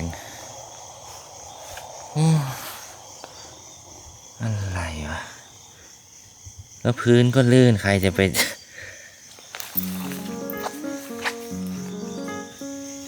ชีวิตมันไม่ต้องเต็มไปด้วยคอนเทนต์ขนาดนี้ก็ได้ เราก็นอนกันหมดแล้วใครจะมาช่วยวะ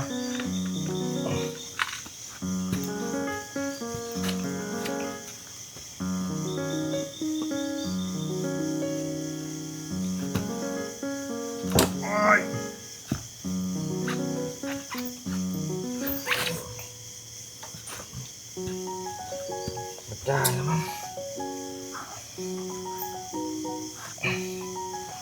มันไม่เป็นเหมือนคลิปวิดีโอสอนยกบิ๊กไบค์เลย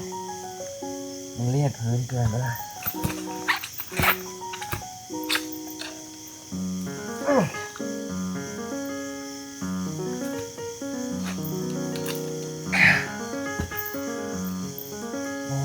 เรายกกันแบบบ้านๆคนฝั่งเลยดีฮะที่จับได้จับนับก่อนนะแล้วก็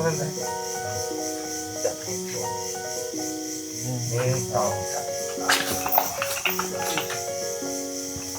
ยอะมากเดี๋ยวอ๋อดินมันจมไปเรื่อยๆครับดินมันจมครับเดี๋ยวเอาขึ้นนู้นได้ไหมครับพี่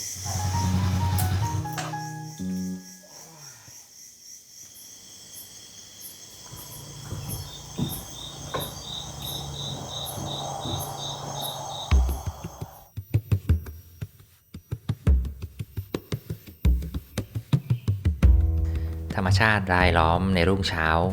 ผมอยู่ที่ปากซองแขวงจำปาสักผมมีเหตุผลที่มาพักถึงหลัก40ในยามมืดค่ำนั่นก็เพราะที่นี่อยู่ห่างจากน้ำตกตาดเงืองแค่5นาทีปากซองแหล่งท่องเที่ยวที่เต็มไปด้วยธรรมชาติของลาวที่นี่มีน้ำตกอยู่หลายแห่งผมรู้สึกว่านี่คือเมืองท่องเที่ยวในรูปแบบที่ผมตามหาเพราะบรรยากาศที่ยังดูดิบและไม่ปรุงแต่งมากจนเกินไปทำให้เหมือนเราเข้ามาในป่าลึกแล้วทั้งที่เพิ่งเข้ามาได้ไม่กี่ก้าวเสียงน้ำตกดังสนั่นตลอดเส้นทางไอน้ำที่ลอยขึ้นฟ้าบ่งบอกขนาดของน้ำตกไม่ต้องสงสัยว่าในฤดูฝนน้ำจะมากขนาดไหนสุดท้ายแล้วในวันนี้ที่ไม่มีฝนมารบกวนแต่สภาพของน้ำตกก็ทำให้ผมตัวเปียกได้ไม่แตกต่างกันในบรรยากาศของน้ำตกตาดเงืองในยามเช้าธรรมชาติที่บ่งบอกความอันตรายอย่างพอควรและให้รสชาติที่ไม่เรียบง่ายจนเกินไปเป็นส่วนผสมที่พอดีกับผมในวัยนี้น้ำตกที่นี่มีความสูงประมาณ42เมตรซึ่งแน่นอนว่าที่นี่ไม่ใช่น้ำตกที่สูงที่สุดในแขวงจำปาสัก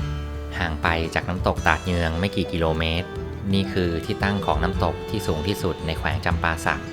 ตาดฟานน้ำตก2สายที่ไหลดิ่งลงมาจากหน้าผาสูง120เมตรแรงของน้ำอัดกระทบกับลำธารจนเกิดสายหมอกไหลขึ้นสู่ท้องฟ้าให้ทิวทัศน์ที่อลังการในฤดูฝนเป็นความประทับใจที่หาได้ไม่ยากที่นี่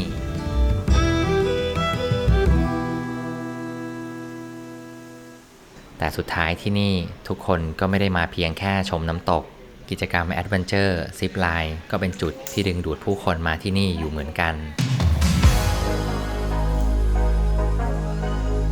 นี่เป็นจุดที่ถ้ามาถึงแล้วไม่ได้เล่นก็คงจะเสียดายแย่กับการโหนสลิงไปรอบๆเหวของน้ำตกตาดฟาน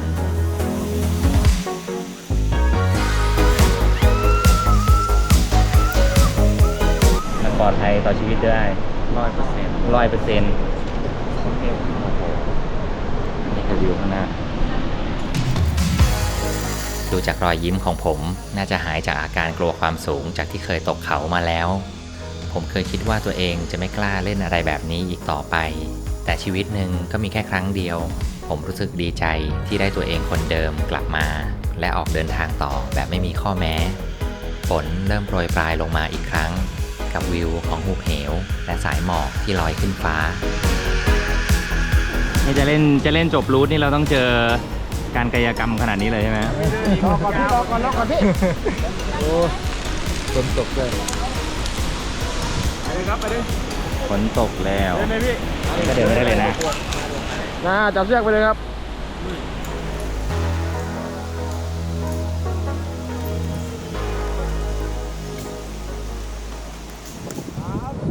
ไปครับ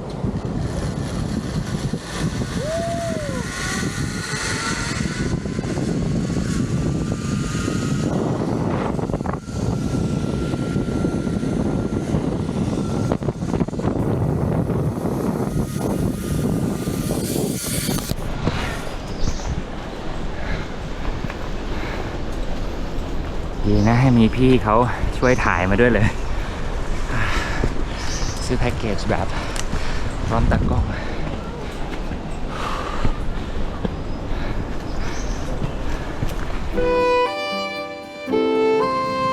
เราต้องโหนสลิงทั้งหมด 4 ครั้งเป็นทางยาวของสี่เหลี่ยมจัตุรัส ความเขียวชอุ่มของต้นไม้ และไอหมอกที่เกาะอยู่ตามยอด คุ้มค่ากับความเสี่ยงที่ห้อยอยู่บนสลิงขณะนี้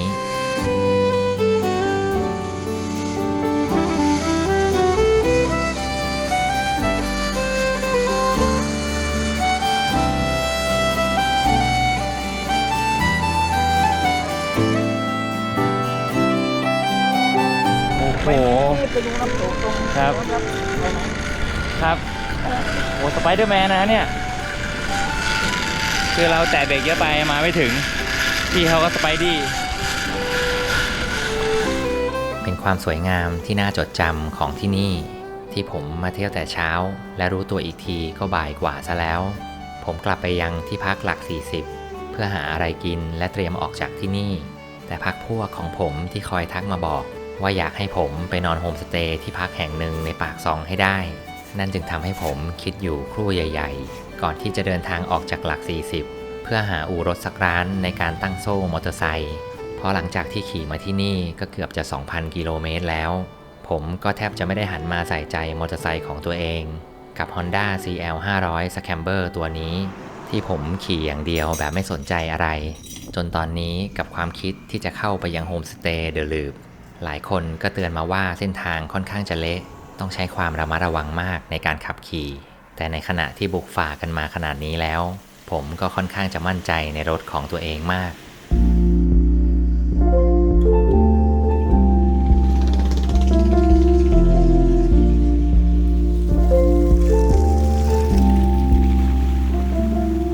ทางดินที่เละไปด้วยน้ำฝนที่ตกติดต่อกันมาหลายวัน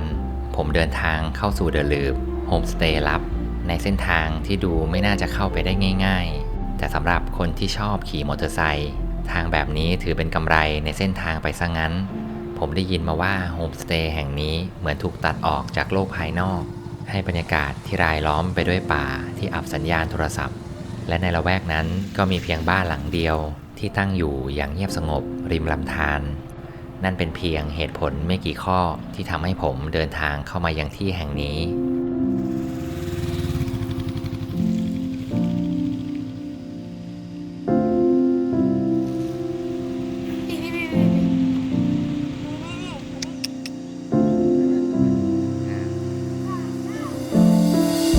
เจ้าของบ้านหยิบกระป๋อมขึ้นมาไว้ในมือขณะเล่นกับเด็กๆในบ้านเสียงสายน้ำไหลผ่านชัดเจนอากาศเริ่มเย็นลงกว่าจุดไหนๆในปากซองผมได้พบกับสมาชิกทั้งหมดในบ้านนี้4คนกับอีก1ตัว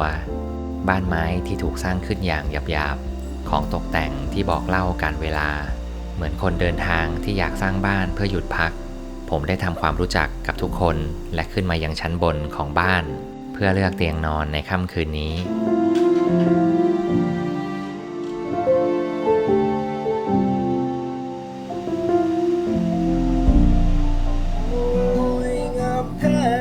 สาวเราถึงเป็นไผได้เบิ่งส่งสำเนียงฟูฟูบ่าวสาวออกให้งานมวนซื่อบ่าวสาวออกให้งานมวนซื่อพากันมวนซื่อ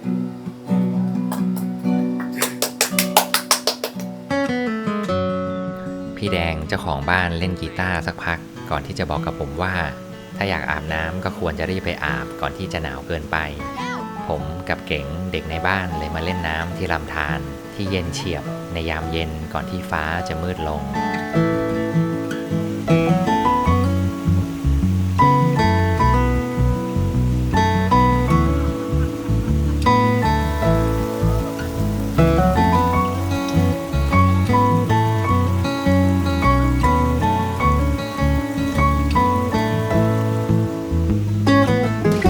การเดินทางเข้าสู่ปากเซจนมาถึงปากซองในครั้งนี้นำพาผมเข้าสู่บ้านป่าที่เงียบสงบสถานที่แห่งนี้มีองค์ประกอบที่ชัดเจนกับนักเดินทางที่ชอบความสงบและรสชาติของผู้คนที่ไม่ได้ปรุงแต่งน้ำที่มีให้ใช้ในลำธารไฟฟ้าที่มีให้ใช้ผ่านโซลาร์เซลล์ที่ไม่มากจนเกินไปทำให้สุดท้ายถึงแม้เราจะเป็นคนที่สันโดษธรรมชาติของที่นี่ก็ผลักให้เรามาอยู่รวมกันจนได้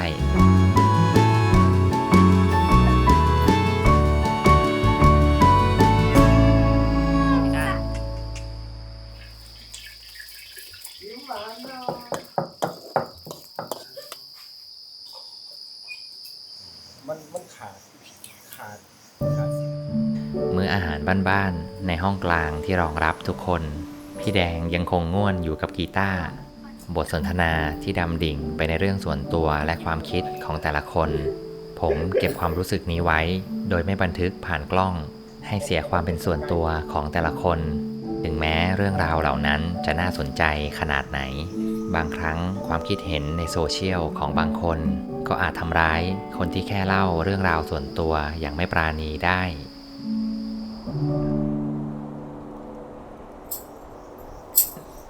ยิ้มให้กับฉันสานสัมพันธ์ด้วยสายตาเหมือนว่าสู่กันซาต้องลอยไปเอาละว่าจะยืนเงียบๆแปลกหน้าให้ถูกใจไม่อาจละสายตาจันจันจาฉันจ้องมองเธอจ้าไม่จบเหรอมีต่อใช่ไหมต่อโทษที คุณห้องใหม่เด็ก มองไหมดิ คือดวงจันทร์ฉันที่เบิ่งตาหลงรักจันทร์หลงรักคุณเป็นบ้าคุณคือดวงจันทร์ฉันที่เบิ่งตาจบกันนี้ โอ้ยนะเย้ลุกขึ้นเต้นหน่อยลุกขึ้นเต้นหน่อยลุกขึ้นเต้นหน่อยทำอะไรก็ทำไว้เก่งว่ะ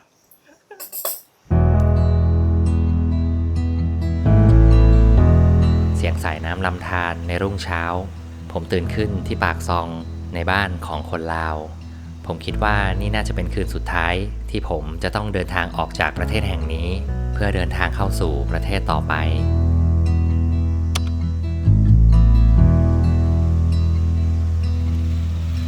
เมื่อค่ำคืนที่ผ่านมาผมได้คุยกับทุกคนที่เดลืบที่พักที่คล้ายกับบ้านเพื่อนของใครสักคนที่ทำให้ผมได้ปล่อยตัวสบายๆในค่ำคืนนั้นวันนี้ผมมีแพลนจะเดินทางไปใต้สุดของประเทศลาวซึ่งคงจะต้องผ่านเมืองโขงเพื่อเอารถมอเตอร์ไซค์ข้ามโขงกันไปจุดหมายนั้นก็เพื่อการข้ามไปยังกัมพูชาผ่านด่านหนองนกเขียนและเดินทางต่อไปยังเสียมเรียบก่อนที่จะทะลุปอยเปตเพื่อออกสระแก้วกลับบ้านผมที่ชลบุรีข้างหน้านี้เขาเรียกอะไรครับป้า ฟังนั่นบ่บ้านม่วง บ้านม่วง แมนนี่ฟังประพีด อ๋อ ฟังนั่นเป็นฟังบ้านม่วง คือเราเอามอเตอร์ไซค์ข้ามน้ำโขงไปได้ใช่ไหมครับ ได้ก็มีเรือมีเรือ อ๋อเราต้องเอาขึ้นเรือเหรอฮะ เอาขึ้นเรือค่ะ โอ้ ถ้าจะสิเจ้าบ่อย่างนั้นขี่เรือหน่อยจะก็เมาบักใหญ่เขาผู้แลไป เมาบักใหญ่เลยฮะแล้วปกติเขามีเรือไปรอบๆไหมฮะมีอ๋อนานไหมครับกว่าจะออกรอบหนึ่งไปโลเจ้าอยากไปไว้ก็ไปโล ไปเมื่อไหร่ก็ไปได้เลย ไปได้เด้อ อ๋อ คันเดียวเขาก็ใส่ไปเด้อดู มันสักเท่าไหร่ฮะกี่กีบป้าจำได้ไหม จังหวะเด้อ ประมาณก็ได้ ประมาณสิ100นึงนี่แหละ100 บาท ประมาณ100 บาทนะฮะ แม่น อ๋อ คันนึงประมาณ100 บาทครับ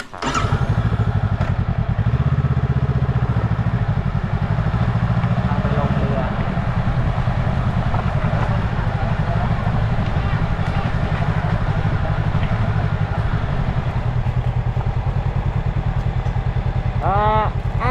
ขึ้นได้บ่ได้นะ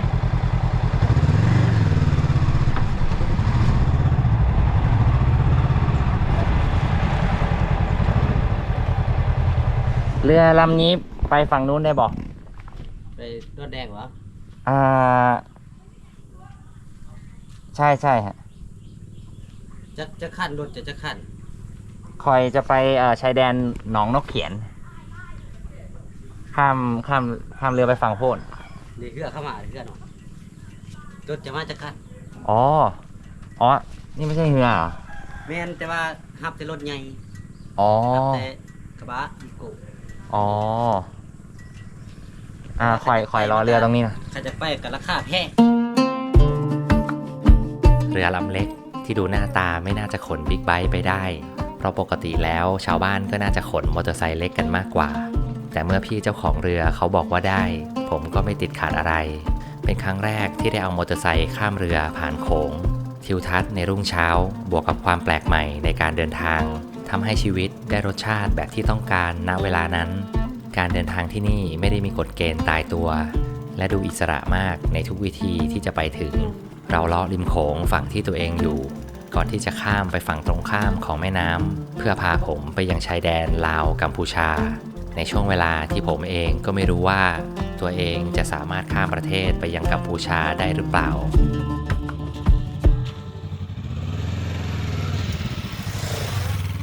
เอกสารไม่ได้ถูกแจ้งไว้อย่างแน่ชัด การจะเอารถข้ามไปยังประเทศที่ 3 อาจเป็นเรื่องใหม่ที่ผมต้องลองดูอย่างลำพัง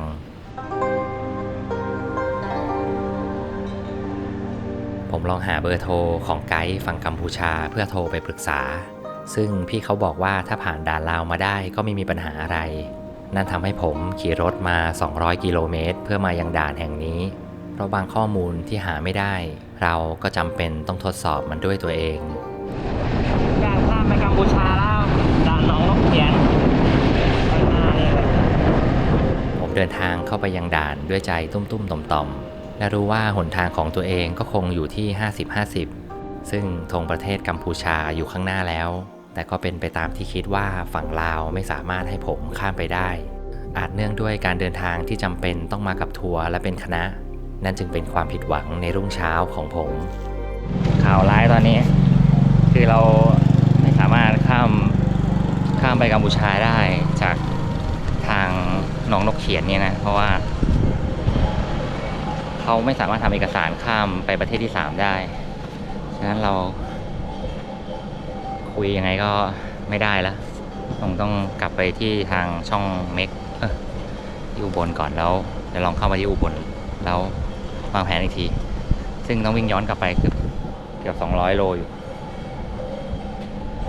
ชีวิตนักศึกษาไทย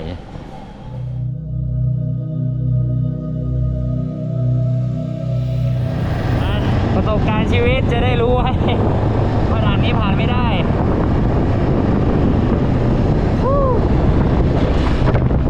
ผมขี่รถกลับผ่านเมืองโขงและเจอเรือลำที่ใหญ่กว่าเดิมผมรีบวิ่งขึ้นเรือไปก่อนที่เรือจะออกรู้สึกว่าอย่างน้อยตัวเองก็ยังโชคดีที่ได้ขึ้นเรือมาในจังหวะที่เขากำลังจะออกกันพอดีเนวิเกเตอร์บอกชัดเจนว่าผมต้องข้ามเรือเพื่อกลับปากเซแต่เรือก็แล่นมาถึงฝั่งที่ผมไม่คุ้นเคยในขณะที่เนวิเกเตอร์ก็ยังบอกว่าผมมาถูกทางแล้ว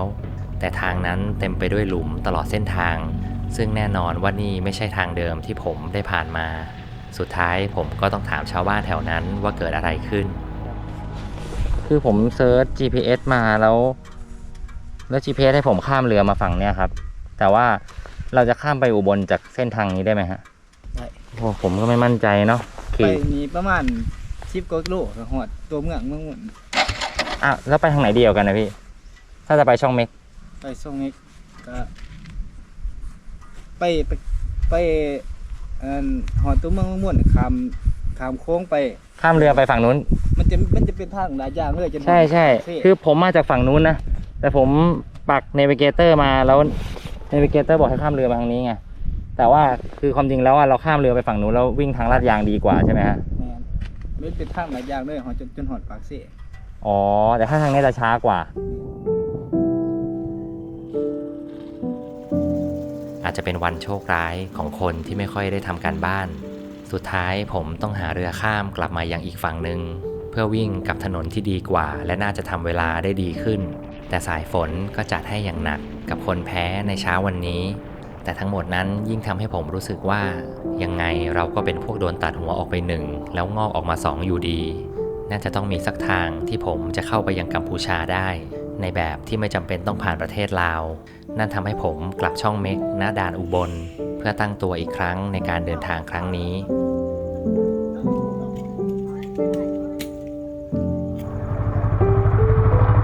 กลับมาแล้วพี่ไทย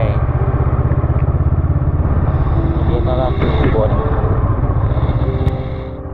ผมออกเดินทางต่อโดยมีเป้าหมายอยู่ที่จังหวัดศรีสะเกษเพราะนั่นคือทางผ่านที่ผมจะลองเจาะเข้าไปยังเสียมเรียบผ่านด่านของจังหวัดศรีสะเกษและผมคงยังไม่ทิ้งแผนที่จะออกด่านปอยเปตเพื่อวิ่งทะลุจากสระแก้วไปยังชลบุรีบ้านของตัวเอง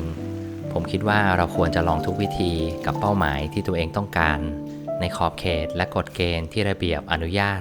ผมจะไม่ยอมฝืนทำอะไรที่ไม่รู้ว่าไม่มีทางสำเร็จแต่แน่นอนว่าแผนที่2ของผมดูเป็นไปได้มากกว่า 50% กว่าแผนที่ผ่านมา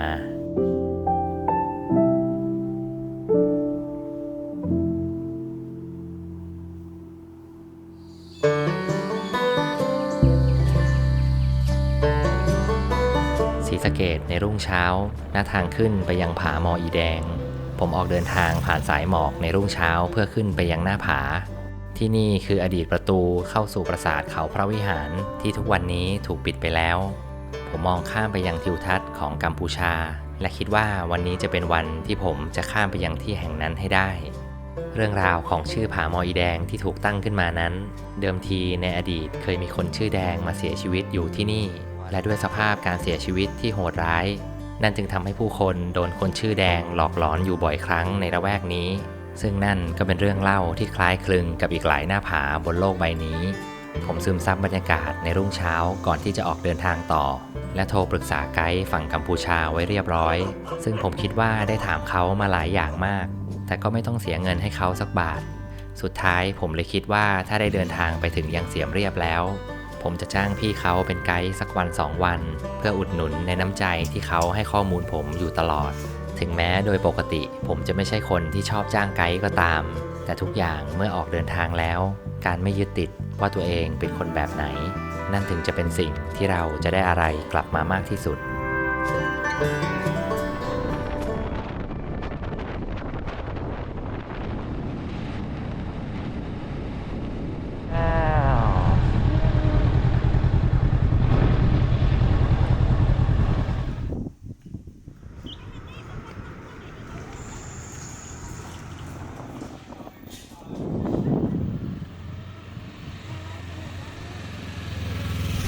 เข้าด่านคแมมาได้แล้วทำเอกสารพักนึงอยู่แต่ว่าไม่ยากเกินไปและในที่สุดผมก็เข้ามายังกัมพูชาจนได้เป็นช่วงเวลาที่ชื่นมื่นบวกกับแดดที่ร้อนแรงในช่วงเที่ยงวันผมไม่ได้เจอแดดแบบนี้มานานในฤดูฝนอากาศร้อนแต่ก็ไม่ทำให้การเดินทางลำบากและที่สำคัญทำให้ผมได้เห็น2 ข้างทางได้ชัดเจนขึ้นเราจะพบถนนดินกับถนนลาดยางสลับกันไปบรรยากาศในเส้นทางที่ผมได้ผ่านเป็นทางลาดที่แทบจะไม่เห็นภูเขาเลยแม้แต่ลูกเดียวผู้คนขายของกันตามริมรายทางถนนที่ไม่ได้มีรถมากนักถือเป็นช่วงเวลาที่ผมยังไม่เห็นความโดดเด่นใดๆในเส้นทางณเวลานี้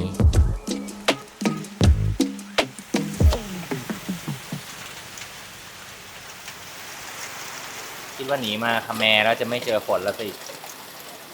ขี่ตากแดดมาหลายชั่วโมงสุดท้ายก็ฝนตกหนักเหมือนเก่าวันนี้ไม่อยากตากฝนแล้วเพราะว่าเมื่อวานเท้าอุ้มน้ำนานหลายวันติดกันจนเท้ามันน้ำจะกัดอยู่แล้วต้องเซฟเท้าตัวเองหน่อยไม่งั้นก็บูทเปียกชุ่มข้างในเหมือนเดิมจะแย่ไม่รีบอยู่แล้ว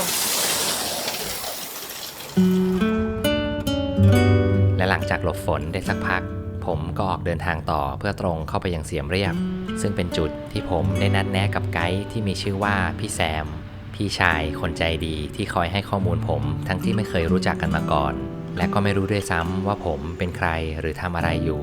และผมก็ได้เจอกับพี่แซมไกด์ชาวกัมพูชาที่พูดไทยได้คล่องปรือ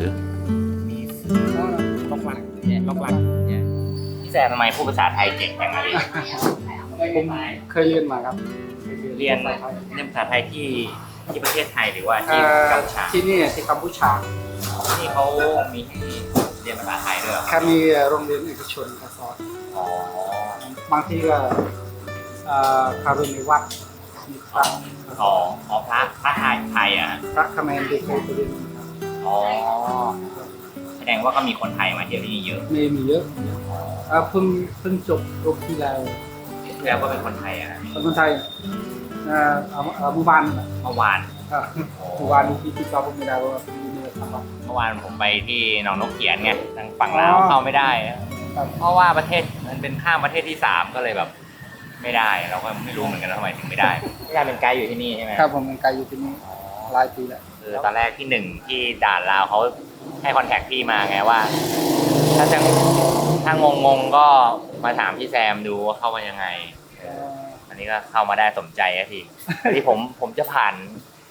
านตัดเข้าปอยเปตไงพี่ถ้าอยากแวะเที่ยวที่นี่ก่อน ครับผมไปก็2 ชั่วโมงก็ถึงแล้ว ปอยเปต2 ชั่วโมงก็ถึงแล้ว ครับผม อันนี้มันคืออะไรพี่เลิกลักอะไร ลกลักงานนี่เป็นเนื้อวัวนะลกลัก เนื้อวัวเลิกลัก ลกลัก ล็อกลัก ครับผมภาษากัมพูชาเรียกว่าลก บี ลั ฟ ก ล็อกลักอ๋อล็อกลักแปลว่าเนื้อวัว เนื้อวัวคือสักโกลกลักสักโก ล็อกลักสะโก ครับผมลกลักสักโก อร่อยครับ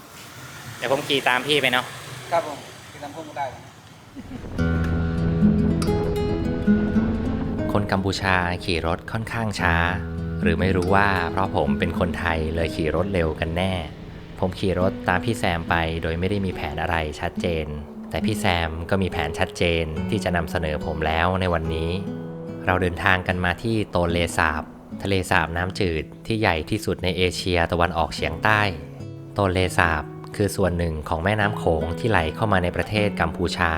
ก่อตัวเป็นทะเลสาบขนาดใหญ่และเป็นที่อยู่ของสัตว์น้ำอีกหลากหลายชนิด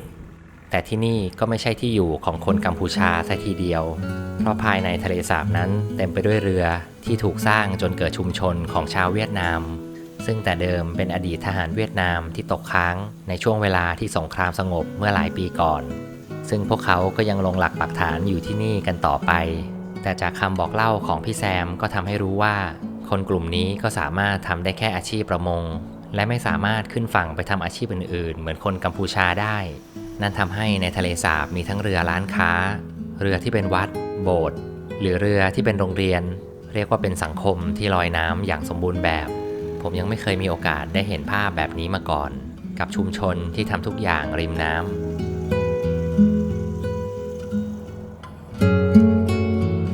ผมรู้สึกว่าวันนี้ไม่ใช่วันที่ปกติของโตนเลสาบเพราะกลุ่มเรือข้างหน้าดูเหมือนจะคึกคักเป็นพิเศษชาวบ้านเริ่มส่งเสียงและไปรวมตัวกันในจุดที่คล้ายจะเป็นโรงเรียนตรงนี้เขาทำอะไรกันนะพี่แซมครอบครัวตรงนี้ครับวันนี้รู้สึกว่าโชคดีเรามาแล้วเรามาถึงทะเลสาบปุ๊บบังเอิญเราเจอคนเวียดนาม ที่เขาพายเรือนี่อยู่คุยเป็นคนเวียดนามครับผมเป็นคนเวียดนามที่เข้ามาแจกสิ่งของแจกข้าวสารและก็มาม่าคนที่เอากองมาแจกนั้นเป็นคนเวียดนามมาจากเวียดนามคือเราเห็นเขาอาบน้ำแล้วก็ขับถ่ายลงในนี้ด้วยไหมฮะครับผมน่าจะถ่ายตรงนี้แหละตรงนี้ด้วยเลยนะฮะครับผมแต่ว่าน้ำดื่มเขากินข้างบนครับผมเมื่อกี้เห็นมีเรือน้ำดื่มมีเรือน้ำดื่มพายเรือขายน้ำก็มีนะฮะขายน้ำก็มีตรงนี้เขาเรียกว่าอะไรพี่ตรงนี้เขาเรียกว่าจองคะเนียครับผมจองคะเนียคือเป็นทะเลสาบที่ใหญ่ที่สุดในทะเลสาบที่ใหญ่ที่สุดในเอเชียทะเลสาบนี้จะมี3-4ที่นะครับแต่ที่นี้ที่ใหญ่ที่สุดคือที่นี้ใหญ่จนขนาดว่ามีคนอาศัยอยู่ที่นี่เลยก็เอาเรือมาที่นี่ทะเลสาบนี้ติดจังหวัดไปด้วย5 จังหวัดเช่นกันในจังหวัดเชียงเรียบจังหวัดกำปงธมและจังหวัดบัตรบองกำปงฉนังและโพสัต5 จังหวัดนี้ติดกับทะเลสาบมาด้วยนะฮะเป็นภาพที่ไม่เคยเห็นครับพี่สวยล่องเรือมาคุ้มเลยครับพี่คุ้มที่นี่สื่อสารกันเป็นภาษาเวียดนามเพราะโรงเรียนที่นี่ก็ได้รับอาสาสมัครจากครูเวียดนามมาสอนเป็นตำราเวียดนามถึงที่ เป็นอีกหนึ่งสิ่งที่น่าแปลกตาในประเทศกัมพูชา ที่นี่เป็นสถานที่เขาเลี้ยงจระเข้และก็เป็นที่ท่องเที่ยวของนักท่องเที่ยวมาจอดเพื่อชมวิวและก็จระเข้อยู่ฝั่งโน้นแต่อันนี้เป็นเนื้อจระเข้นะครับเนื้อจระเข้ทุกท่านในลองดูชิมดูก็ได้นะครับอร่อยดีนะครับเนื้อจระเข้นะครับผมคงไม่ได้ลองกินเนื้อจระเข้ตามคำแนะนำของพี่แซมและเย็นวันนี้เราคงต้องแยกกันก่อนสักพักผมกลับมาที่ย่านใจกลางเมืองเสียมเรียบในช่วงกลางคืนตลาดไนท์มาร์เก็ตยังดูไม่ค่อยคึกคักเท่าไหร่ในช่วงโลซีซั่นที่นี่มีบรรยากาศที่คล้ายกับพัทยาบ้านเราผมแทบไม่รู้สึกว่าตัวเองอยู่ต่างประเทศถ้าไม่ได้ใช้ภาษาอังกฤษกับพนักงานที่ล็อบบี้แสงสีและอาหารการกินแทบไม่ได้ต่างจากบ้านเราเท่าไหร่โต๊ะเก้าอี้ที่เป็นทรงเตี้ยแบบประเทศเวียดนามให้ความรู้สึกผสมผสานอยู่ที่ดินแดนแห่งนี้จริงๆแล้วผมไม่เคยได้รู้จักคนเขมรมาก่อนจนได้มาพบพี่แซมทำให้ได้รู้ว่าในกัมพูชามีภาษาไทยเป็นวิชาเลือกของที่นี่ด้วยและสินค้าทั่วไปที่นำเข้าจากไทยก็มีอยู่มากนั่นเป็นจุดหนึ่งที่จะเห็นได้ไม่ยากจากประเทศเพื่อนบ้าน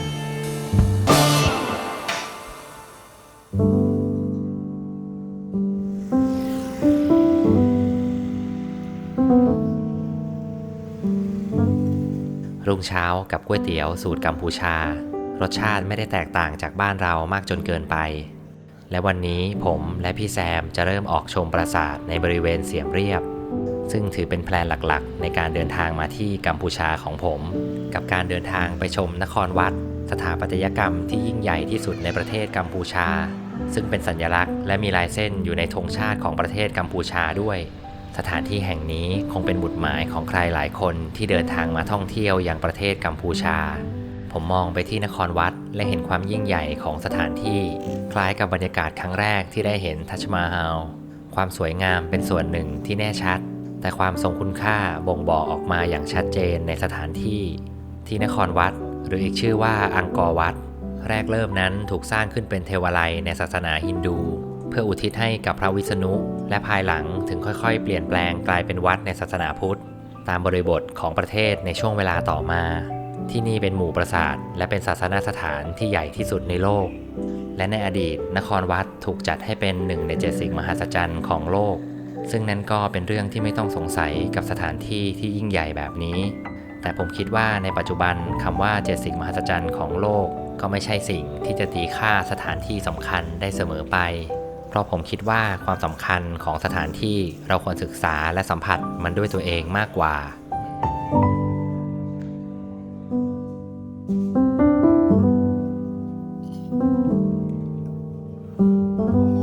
ที่นี่คืออังกอร์วัดใช่ไหมพี่ครับผมที่นี่เขาเรียกว่าอังกอร์วัดอังกอร์วัดคือเป็นสถานที่สักการะบูชาพระเทพเจ้าสมัยก่อนนะครับสมัยก่อนเขาเรียกว่าวิษณุโลกาโลกของพระวิษณุนะชื่อจริงของปราสาทนครวัดนะฮะแต่มาทีหลังนี้ครับเปลี่ยนเป็นนครวัดที่ทั่วโลกรู้จักว่า1 มหัศจรรย์1 ใน 7 สิ่งมหัศจรรย์ของโลกครับผมอ๋อนี่คือ1 ใน 7 สิ่งมหัศจรรย์ของโลกครับเหมือนทัชมาฮาลอย่างนี้นะครับ ผมใช่ใช่บังเอิญเนี่ยตรงนี้ก็เป็นจุดสุดท้ายของอังกอร์วัดอยู่ข้างบนนะข้างบนคือขึ้นชั้นนี้ไปครับผมชั้น3เขาเรียกว่าเป็นสวรรค์ถ้าเราขึ้นไปชั้นนั้นก็คือเราขึ้นสวรรค์นะครับผมเป็นสวรรค์จะมี3ชั้นนะชั้นที่1กับเปรียบเสมือนนรกชั้นที่2กับเปรียบเสมือนมนุษย์และชั้นที่3กับเปรียบเสมือนเทวดาหรือสวรรค์นี่แหละแล้วตอนนี้เราอยู่ชั้นอะไรพี่เลขชั้นมนุษย์นะมีชั้นนรกไหมพี่ไม่อยู่ด้านล่างอยู่ข้างล่างแต่เขาไม่ได้ทำทางลงไปครับผมมาอยู่ข้างๆที่เราเดินไปนั่นแหละครับเขาเรียกว่าชั้น1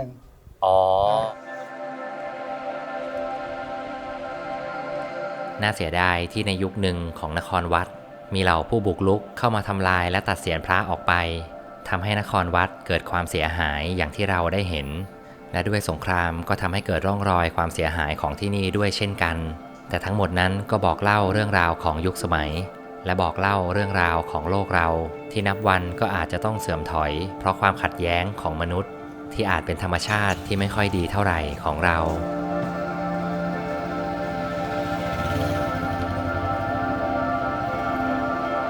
ไม่ห่างไปจากนครวัดผมเดินทางมาที่ปราสาทบายน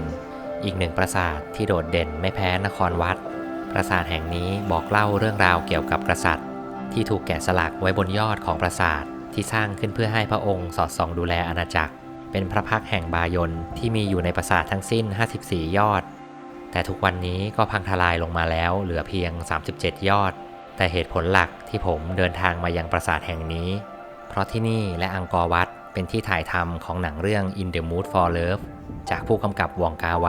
ถือเป็นภาพยนตร์ที่ผมประทับใจมากเพราะว่าในฉากจบตัวเอกได้เดินทางมาที่ปราสาทบายนและกระซิบความลับของตัวเองไว้กับเสาที่นี่นั่นทำให้ความคิดของผมเมื่อมาถึงก็เริ่มอยากจะกระซิบความลับของตัวเองไว้ที่นี่หนึ่งเรื่องราวกับเรื่องที่เราไม่คิดจะบอกใครอีกในชีวิต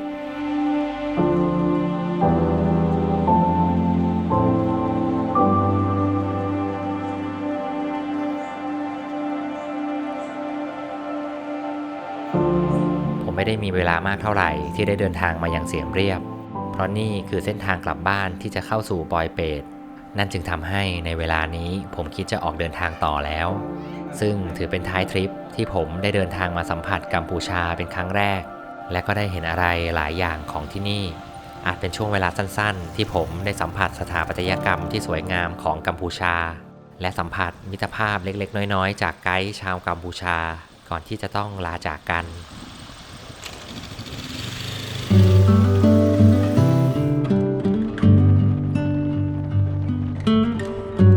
ฝนเริ่มเทลงมาอีกครั้งในทางกลับบ้านผมออกเดินทางมา10วันเต็มและมีความคิดจะกลับไปให้ถึงบ้านในวันนี้หนทางที่ยาวไกลนำพาผมมาถึงยังจุดข้ามชายแดนปอยเปตซึ่งเป็นจุดที่ผมจะได้กลับเข้าสู่ประเทศไทยอย่างสมบูรณ์ก่อนที่จะเดินทางจากสระแก้วกลับชลบุรี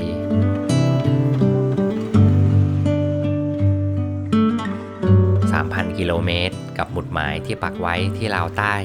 ผมได้เอารถมอเตอร์ไซค์ข้ามไปประเทศลาวครั้งแรกรวมทั้งกัมพูชาด้วย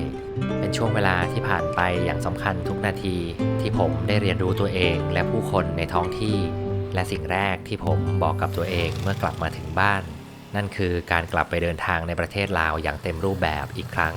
และนั่นคือทั้งหมดของทริปและความคิดของคนที่เพิ่งเดินทางถึงบ้าน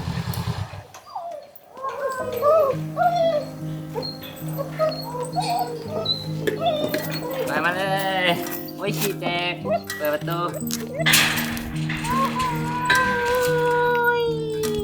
ขี้แตกโอ้โห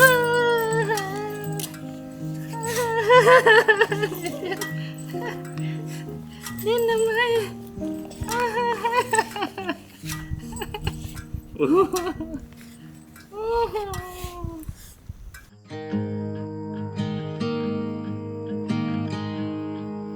ผมขี่มอเตอร์ไซค์ออกมาจากบ้านอาจจะบ่อยกว่าคนทั่วไปจนไม่สามารถจำกิโลเมตรที่ตัวเองขี่ได้ทั้งหมดแล้วจากในประเทศสู่นอกประเทศไม่รู้ว่ามันเริ่มตั้งแต่เมื่อไหร่ที่ผมก็เริ่มขี่รถทะลุประเทศเพื่อนบ้านไปเรื่อยซึ่งมันอาจจะเป็นอิสระที่กว้างกว่าเดิมหรือมันอาจจะเป็นวิถีชีวิตของผมไปแล้วผมขี่2 ล้อคันเดิมของตัวเองเข้ามาที่ด่านหนองคายนี่เป็นสะพานมิตรภาพไทยลาวที่ผมเคยข้ามในครั้งอดีตในการนั่งรถทัวร์ข้ามไปลาวเมื่อ5 ปีก่อนและในวันนี้ผมเดินทางกลับมาด้วยประสบการณ์ที่แตกต่างพร้อมกับการติดต่อพี่น้องชาวลาวอีกฝั่งเพื่อทำเอกสารขอเข้าประเทศให้ถูกต้องซึ่งก็เริ่มจะเป็นเรื่องที่เคยชินสำหรับผมไปบ้างแล้วสำหรับการเอารถข้ามไปยังประเทศลาวพี่ทองคุณพาเข้ามานะฮะพี่ทองคุณเป็นสบายดี เป็นไกด์ฝั่งลาวนะพี่ทองคุณแล้วทัวร์พี่ชื่ออะไรนะพี่เป็น Green Discovery Green Discovery ใช่คือถ้าเราอยากจะเข้ามาลาวเนี่ยถ้าเป็นมอเตอร์ไซค์คันเดียวหรือหลายคันเนี่ยคือถ้าเข้ามาเองโดยไม่มีทัวร์นี่เข้าได้ไหมพี่เข้าไม่ได้เนาะคือเราทำผ่านทัวร์แล้วเราจะไปออกตรงไหนหรือว่าไปวิ่งยังไงอีกทีก็ค่อยว่ากันแล้วแต่เราแต่ว่าถ้าจะเข้ามาประเทศนี้ก็คือต้องทำผ่านทัวร์เนาะเพราะไม่งั้นก็ผิดกฎหมายใช่ผ่านทัวร์อย่างเดียวคือแต่ว่าผมก็จะติดตามพี่ทองคูณไปก่อนไหนๆเข้ามาแล้วเห็นพี่ทองคูณมีทริปด้วยพี่ทองคูณพรุ่งนี้จะไปไหนนะพี่พรุ่งนี้เราจะไปไซสมบูรณ์เบนจะได้เกาะติดพี่ไปหน่อยแล้วเดี๋ยวยังไงเดี๋ยวไปถึงตรงจุดไหนแล้วเราค่อยแยกกันแต่ว่าตอนนี้ขอตามพี่ทองคูณไปก่อนโอเคได้เลยด้วยความยินดีงั้นเดี๋ยวเป็นตามพี่เข้ามาในเวียงจันทร์ก่อนนะใช่ไปที่เวียงจันทร์โอเคครับพี่ครับผมแยกกับพี่ทองคูณเพื่อเที่ยวรอบๆตัวเวียงจันทร์ก่อนที่จะเข้าไปยังตัวเมือง นี่เป็นครั้งแรกที่ผมได้ขี่มอเตอร์ไซค์ข้ามมายังสะพานมิตรภาพไทยลาวนี้เสน่ห์ของการข้ามมาลาวทุกครั้งก็คงจะเป็นการมองกลับไปยังประเทศไทยที่มีเพียงแม่น้ำโขงขวางกั้นอยู่ผมนึกถึงวันที่ตัวเองเคยได้นั่งรถทัวร์ผ่านไปโดยไม่ได้หยุดมองมันเป็นความรู้สึกที่ต่างจากวันนี้มากที่ณขณะนี้ผมจะเลือกทำอะไรก่อนก็ได้ซึ่งสำหรับผมที่ไม่ใช่นักท่องเที่ยวที่จะวิ่งไปตามป้าย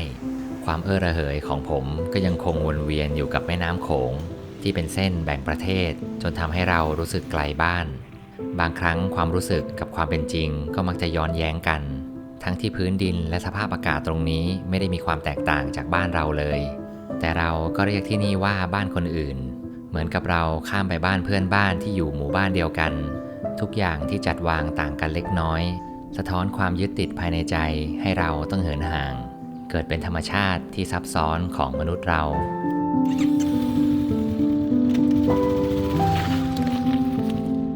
ผมได้รับคำแนะนำจากพี่ทองคูณว่าบนถนนเส้นนี้เราสามารถผ่านวัดเชียงควรได้ซึ่งก็เป็นชื่อที่ผมไม่คุ้นหูแต่พี่ทองคูณบอกว่านี่ก็เป็นวัดที่สำคัญที่บางครั้งคนไทยที่ข้ามมาเที่ยวก็ลืมแวะอยู่มากนั่นทำให้ผมเดินทางมาที่วัดเชียงควรหรือเขาเรียกกันว่าสวนพระนี่เป็นอีกหนึ่งที่ที่มองเห็นรูปปั้นเก่าแก่และมีมนต์ขลังบรรยากาศอาจไม่ใช่ของพุทธศาสนาซะทีเดียว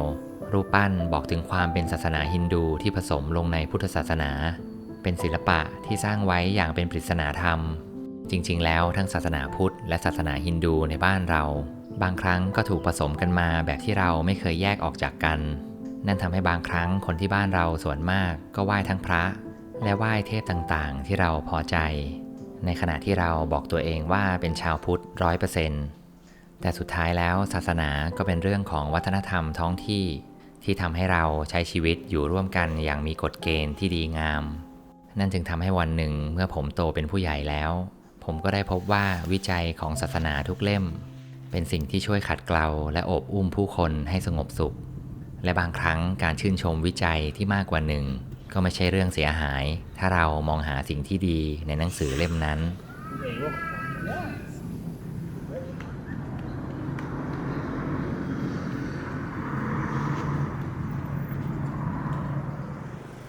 เวลาผ่านไปได้สักพักผมก็ยังไม่ยอมเข้าไปยังตัวเมืองเวียงจันทร์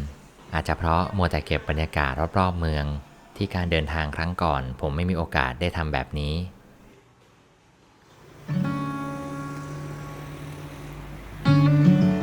ผมเดินทางกลับมาที่ประตูชัยจุดที่ใครก็คงต้องแวะมาเมื่อมาถึงยังเวียงจันทร์นี่เป็นจุดเช็คอินที่ผมเคยได้มาในอดีตในวันที่เพิ่งออกเดินทางจากบ้านได้เพียง3 เดือนสถานที่เก่าทำให้เรานึกถึงตัวเองในวันที่แตกต่างในวันนั้นผมมองเห็นที่นี่เป็นอีกประเทศหนึ่งและรู้สึกตื่นเต้นไปทุกความรู้สึกที่ได้สัมผัสแต่ในความรู้สึกของวันที่กลับมาณปัจจุบันผมได้มองทุกอย่างเป็นพื้นที่บนโลกไปซะแล้วไม่มีความรู้สึกแบ่งแยกว่านี่เป็นบ้านของใครผมเห็นเพียงผู้คนที่คล้ายกับตัวผมเองในวิถีชีวิตที่ไม่ได้แตกต่างกันสักเท่าไหร่ทั้งหมดนั้นเป็นความรู้สึกที่กลับมายังเวียงจันทร์ในครั้งนี้180,000 180,000ตกเป็นเงินไทยผมจ่ายเงินไทยได้ใช่ไหมก็ปกติได้ครับแต่ว่าวันนี้เราไม่ได้แต่วันนี้เป็นเงินอยากได้เงินกีบมากกว่าหมายถึงช่วงนี้เราไม่ค่อยรับเป็นเงินช่วงนี้ไม่ค่อยรับเงินไทยใช่หมายถึงที่นี่เพราะว่าเรทมันก็ไม่ค่อยสมดุลอ่ะมันแบบขึ้นลงตลอดเวลาฉะนั้นเราไม่ค่อยรับเท่าไหร่ช่วงนี้งั้นผมจ่ายเงินกีบนะครับรอบนี้ได้ครับ100,000 พาสปอร์ตครับ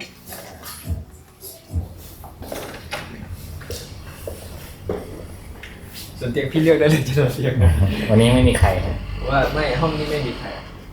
แต่เอาเตียงนี้ก็ได้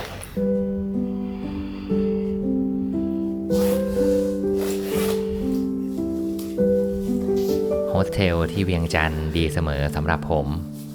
ระเหยอยู่นานจนนึกขึ้นได้ว่าต้องไปพบพี่ทองคูณและเพื่อนๆของเขาซึ่งพี่เขาก็รออยู่ที่ร้านขอบใจเดอร์ร้านอาหารชื่อดังของเวียงจันทร์ที่คิดว่าคนไทยหลายคนก็คงรู้จักและนั่นเป็นเวลาพลบค่ำที่ผมขี่รถฝ่าฝนไปเพื่อทักทายพี่ๆชาวลาวทุกคนมีโชเฟอร์อีก1 คนแล้วก็มือกล้องอีก2รวมทั้งหมดเราก็มี8 คนแล้วเดี๋ยวไประหว่างทางไงถึงตรงไหนค่อยแยกกันก็ค่อยว่าอีกทีนึงอาจจะเป็นแยกตรงเมืองเฟืองอย่างนี้ใช่ ที่ว่าเพราะว่าถ้าเมืองเฟืองพี่พวกพี่จะวิ่งตรงไปถึงแม่น้ำโขงเพราะว่าถนนมันดีจะกลับมาที่เวียงจันทร์จะเอาวิวน้ำโขงได้ถ้าเบนซ์ก็กลับจากเมืองเฟือง ว่า ก็ จะ ไป ไปหนองเขียวต่อ เบนซ์ก็ขึ้นไปวังเวียงก็ไปที่หลวงพระบางหนองเขียวต่อเลย อ๋อครับหนองเขียวเนี่ยคือเราเอารถมอเตอร์ไซค์ไปถึงเมืองงอยได้ไหมฮะหรือว่ามันต้องนั่งเรือไปอย่างเดียว นั่งเรือดีกว่า นั่งเรือ ถ อย่างเดี น ยว นมันไม่ดี โหดไปใช่ไหมฮะ โหดรถเบนซ์น่าจะไม่ถึง น่าจะเละใช่ไหมฮะ อันนี้อะไรอะพี่ อันนี้ สาหร่าย บะเมียนอันนี้เขาเอิ้นไข่แพนหลวงพระบาง ไข่แผ่น ไข่แพนคือเป็นสาลาย สาหร่ายแม่น้ำโขงใช่ไหม แม่น้ำโขงใช่ อ๋อแล้วก็อันนี้อะไรครับเนี่ยค อัน ล้ายๆ นี้ อ่อม เขาเรียกว่าออลามออลามเป็นอาหารพื้นเมืองของหลวงพระบาง อ่อลาม ออลาม อ่อลาม เนื้อใช่ อ๋อ นี่อันนี้เป็นเซตอาหารลาวแล้วก็ตัวนี้ก็เป็น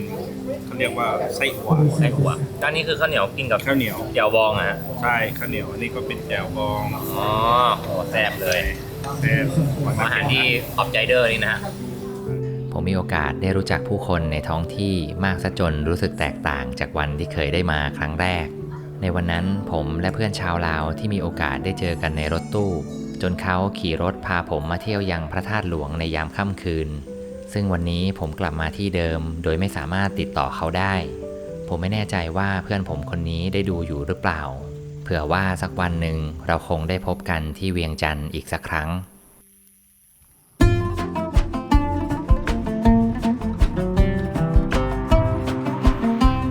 รุ่งเช้าผมเดินทางออกจากโฮสเทลเพื่อเดินทางไปหากลุ่มของพี่ทองคูณถือเป็นจังหวะที่โชคดีที่กลุ่ม Green Discovery ของพี่ทองคูณกำลังจะออกไปถ่ายภาพสถานที่ท่องเที่ยวเพื่อเอามาใช้ในการทำงานนั่นจึงทำให้ผมมีช่องว่างในการติดตามกับการเจาะลึกลาวเหนือในครั้งนี้ได้เวลาเตรียมออกเดินทางแล้วครับพร้อมครับทีมงานไปแล้วน้ำมันเท่าไหร่นะครับที่ทองคูณเมื่อกี้ น้ำมันเราเติมไป27 ลิตร แค่น้ำมันก็600,000 กว่าแล้ว วันนี้รู้สึกรวยมากเลย ผีนะ เศรษฐีเลย เดี๋ยวเราเติมบ้างกี่แสนไม่รู้ ผมคิดว่าการเดินทางครั้งนี้ก็คงเป็นไปแบบสบายๆแต่พอเห็นรถวิบากของพี่ๆทุกคนแล้วก็ทำให้ผมรู้ว่าเส้นทางอาจจะไม่ได้เป็นแบบที่ผมคิดเสมอไปแต่ยังไงก็ถือเป็นความท้าทายที่แปลกใหม่เพราะถ้าผมมาด้วยตัวคนเดียวก็อาจจะไม่กล้าออกนอกเส้นทางไปมากนักแต่พอเห็นรถและสกิลการขี่ของทุกคนที่นี่แล้วผมรู้ได้เลยว่าเราจะได้อยู่กันบนทางดำอีกไม่นานนี่เป็นช่วงเวลาที่ไม่ได้เร่งรีบผมมีแพลนจะอยู่ที่นี่ได้ถึง2 อาทิตย์เราปักหมุดหมายที่แขวงชัยสมบูรณ์เป็นที่แรกซึ่งจุดไฮไลท์นั้นคือภูหัวโล้นสถานที่ท่องเที่ยวธรรมชาติที่สวยงามแต่เส้นทางระหว่างผ่านไปนั้นอาจไม่สวยงามเหมือนปลายทาง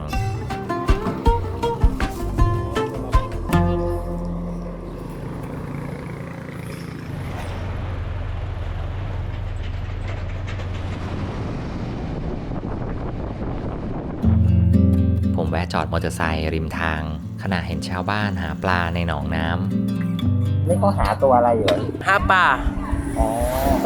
ปลาธรรมชาติที่ว่าฝนเมื่อคืนนี่นะฝนตกแห้งเนี่ยนะมันจะไหลมาแต่ทั้งผูเนี่ยจะมาเข้าสู่ทุ่งนาแต่นี่มีได้หลายปลาสนิทแหละแมนเพิ่นจะหาอยู่นี่พอมันจุดชนร่วมบอลนี่มันจะใหญ่แต่จนโคยไหลไปน้ำหองโอเคเดี๋ยวเราต้องไปต่อกันแล้วนะพี่เนาะ ใช่ครับ ผมจอดรถคุยกับน้องที่มีชื่อว่านกเป็นช่างในกลุ่มนี้และที่สำคัญนกก็เป็นคนคอยขี่รถรอผมเพราะผมมักจะช้ากว่าคนอื่นเสมอคือข้างหน้าน่าจะมีฝนใช่ไหมครับมาแล้วครับมาแล้ว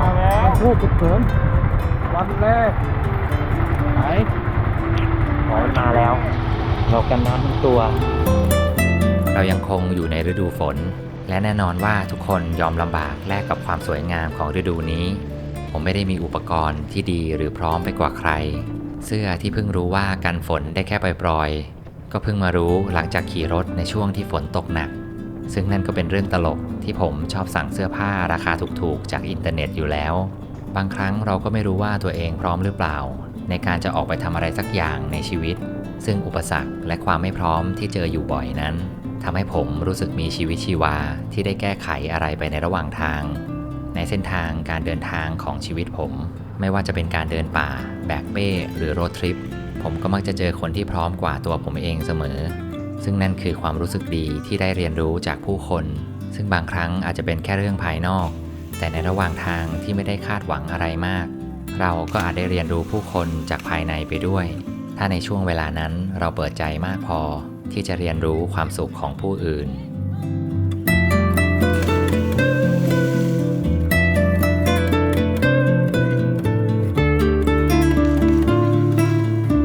เราเดินทางออกห่างจากเวียงจันทร์ไม่มากภาพของเมืองใหญ่ค่อยๆเลือนหายไปจากภูเขาและธรรมชาติวิถีชีวิตที่เงียบสงบกับภาพที่เหมือนออกมาจากโฆษณาสมัยก่อนความเป็นชนบทอยู่ในพื้นที่แห่งนี้อย่างไม่ต้องสงสัยทั้งที่ห่างตัวเมืองหลวงมาเพียงไม่นาน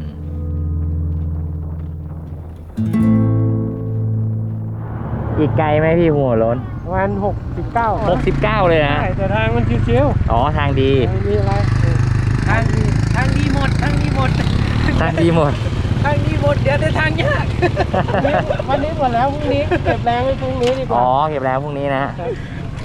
โอเคครับพี่โอ้โหรถโอเคไม่มีอะไรดีครับพี่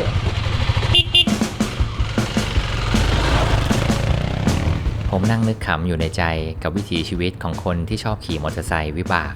การหยิบยื่นสิ่งที่ดีที่สุดให้กับคนแปลกหน้าที่มาร่วมทริปด้วยคงจะเป็นเส้นทางโหดหินเท่าที่เขาพอจะหาได้ซึ่งเป็นธรรมชาติของคนที่ชอบขี่รถในเส้นทางแบบนี้และบางครั้งพี่ๆเขาอาจจะกลัวผมไม่ประทับใจที่ขี่กันทางง่ายเกินไปจนเสียชื่อคนที่พามานั่นทำให้หลายจุดพี่ๆเขามักจะบอกว่าถนนเพิ่งทำเสร็จเปรียบเสมือนว่าผมยังไม่ถึงอาหารจานหลักที่ถนนอันวิบากของที่แห่งนี้จะมอบให้ได้นี่เป็นทริปที่ผมไม่ได้มีจุดหมายแน่ชัดมากนักเหมือนเกือบทุกครั้งที่ผมได้ออกเดินทางการได้ร่วมทางกับคนแปลกหน้าก่อนจะแยกจากกันด้วยความเป็นเพื่อนนี่คงเป็นจุดสำคัญที่มากกว่าสถานที่ที่ปักหมุดไว้ไปดีและแล้วเราก็เดินทางมาถึงยังแขวงชัยสมบูรณ์ที่แห่งนี้ประชากรส่วนมากเป็นชาวม้งในอดีตเมื่อหลายปีก่อนคนลาวอาจจะไม่ได้มาที่นี่กันมากนักเพราะอาจจะด้วยความไม่สงบในพื้นที่ที่เคยมีมาแต่ในทุกวันนี้ชัยสมบูรณ์ถูกเปลี่ยนให้เป็นเมืองท่องเที่ยวไปแล้วนั่นทำให้ผู้คนเริ่มได้ยินชื่อภูหัวโล้นมากขึ้นสถานที่อันซีนของแขวงชัยสมบูรณ์ที่ในทุกวันนี้ก็ปลอดภัยพร้อมรับนักท่องเที่ยว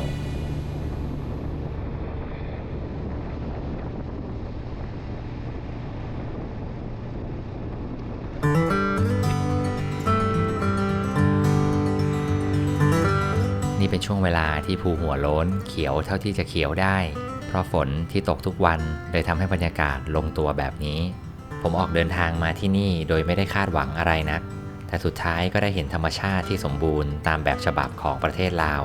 สำหรับผมที่นี่เป็นประเทศที่สมบูรณ์ในธรรมชาติอยู่มากฉะนั้นสำหรับคนที่ชอบสีเขียวแล้วคงจะอยากอยู่ที่นี่ไปนานๆอากาศของที่แห่งนี้ในฤดูฝนเริ่มมีความหนาวเย็นเล็กน้อยให้รู้สึกสดชื่น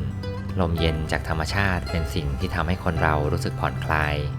ซึ่งนั่นก็รวมถึงผมที่ต้องเดินทางมากับพี่ๆชาวลาวหลายคนจนต้องประหม่าว่าแอบจำชื่อใครในกลุ่มไม่ได้หรือเปล่าแต่สุดท้ายพอได้อยู่พร้อมหน้ากันกับธรรมชาติรอยยิ้มของความพอใจก็ทำให้เราเริ่มคุยกันได้ไม่ยาก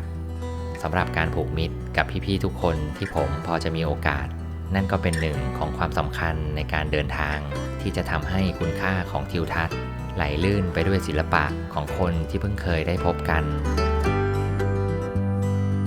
ที่นี่มันเรียกว่าภูหัวโล้นเหรอครับพี่แมนภูหัวโล้น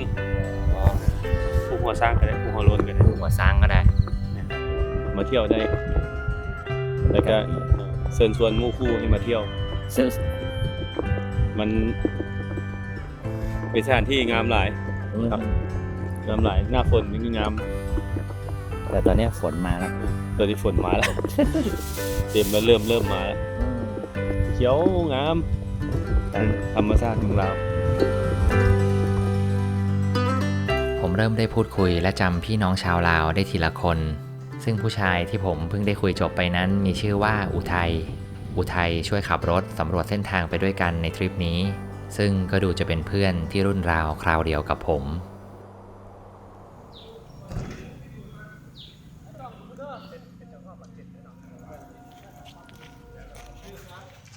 อั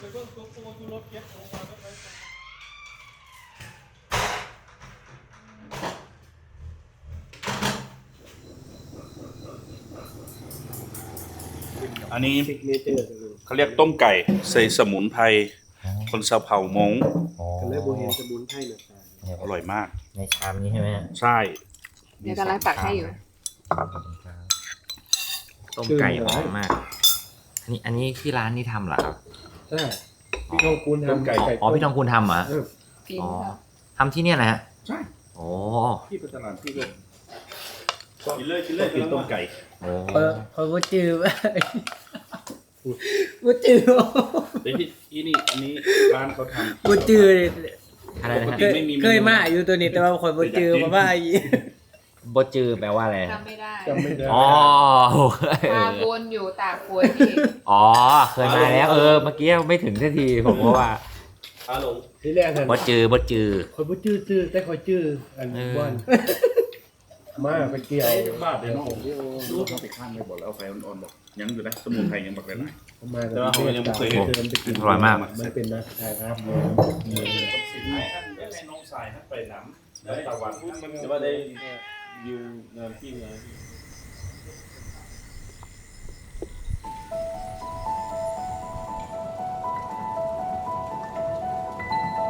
รุ่งเช้าที่ชัยสมบูรณ์ไม่ห่างจากภูหัวโล้น อากาศหนาวเย็นผ่านเข้ามาพร้อมกับสายหมอกทุ่งนาเขียวชอุ่มคู่ไปกับน้ำค้างที่ปลายยอด ผมไม่เคยเดินทางมากับคนลาวเป็นหมู่คณะนี่เป็นครั้งแรกที่ผมได้เห็นวิถีชีวิตในอีกแบบ ผมชอบความสบายที่จริงใจแบบคนลาว การหุงหาอาหารไม่ใช่การซื้อแบบสำเร็จรูปวัตถุดิบถูกซื้อมาเพื่อมายืมครัวของที่พักใช้อีกทีซึ่งนั่นทำให้ทุกคนได้กินเมนูแบบที่ตัวเองต้องการการยืมครัวเป็นเรื่องปกติและเข้าใจง่ายเหมือนทุกคนเป็นพี่น้องกันจริงๆแบบที่ไม่ต้องเกรงใจกันจนประมาทไปไหนครับพี่ตะวัน จะไปตลาดก่อนแล้วค่อยขึ้นไปชมวิวที่จุดชมวิวที่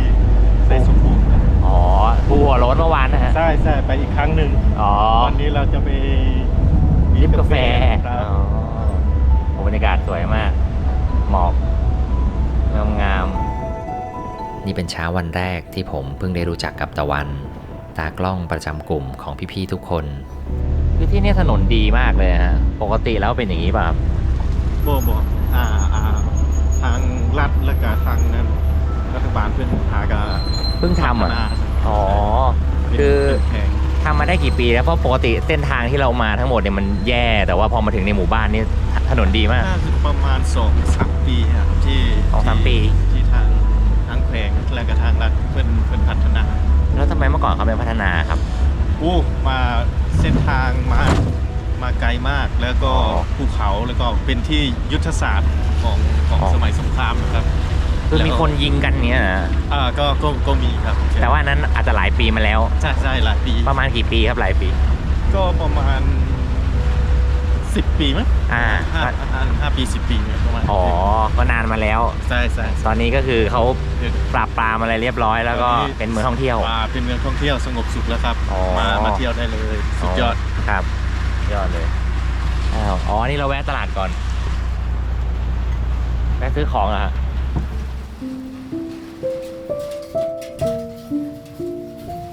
เบ๊เลือกคืนนึงไหม อ๋อของผมกันฝนแล้วครับ ข้างบนนะ เนี่ยตัวนี้ก็กันครับ ได้อยู่ครับผม ไม่เอา ไม่เอาฮะ ได้อีกปะ ผมรู้สึกสบายใจที่ได้อยู่ร่วมกับคนกลุ่มนี้บางครั้งคนเราอาจจะไม่จำเป็นต้องเคยรู้จักกันมาก่อนแต่เราก็แสดงความจริงใจและห่วงใยต่อกันได้ซึ่งมันคงต่างกับสังคมเมืองที่ผมเคยได้เติบโตมาที่เราอาจจะแสดงความรู้สึกต่อกันได้ไม่เยอะเพราะกลัวว่าเราจะเยอะเกินหรือน้อยเกินสุดท้ายก็เลือกที่จะเหินห่างกับคนที่เราไม่รู้จักดีเพื่อเลือกที่จะไม่ทำผิดพลาดและก็ไม่ทำถูกต้องสักอย่างนั่นคือเซฟโซนที่ไร้ปฏิสัมพันธ์ต่างจากการอยู่กับธรรมชาติและผู้คนที่ต่างไปจากสังคมแบบนั้นบางครั้งผมก็ไม่รู้ว่าตัวเองไปอยู่ไหนมาถึงเพิ่งมารู้จักวิถีชีวิตแบบนี้ในช่วงเวลาที่ได้เดินทางเสียงดังอึกกระทึกที่เคยชอบและเคยสดใหม่ ถูกกลบไปด้วยความเงียบและเสียงของตัวเองที่ประทับใจอยู่ลึกๆ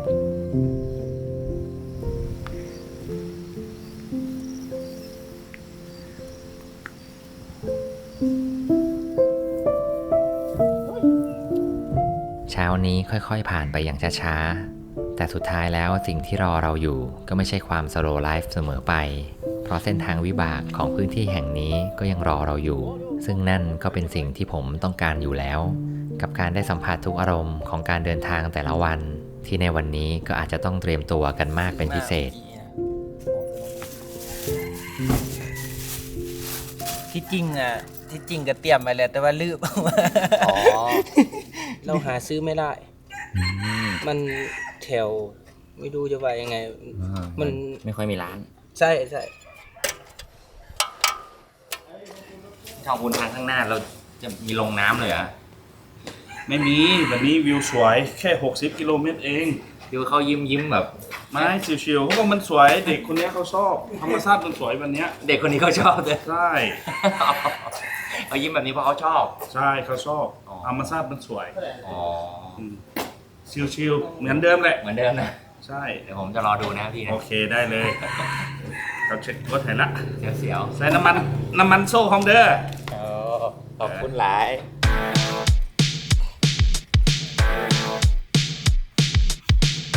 ผมคิดว่าผมถอดกล่องสัมภาระไว้ที่รถของพี่เขาดีกว่า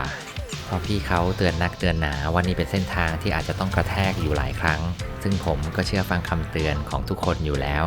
เพราะจริงๆแล้วรถของผมก็เป็นกึ่งวิบากมากกว่ารถวิบากของพี่ๆทุกคนแต่สุดท้ายเรื่องใจก็เป็นเรื่องสำคัญที่สุดแค่เราไม่ต้องคิดอะไรมากและบีบรถออกไป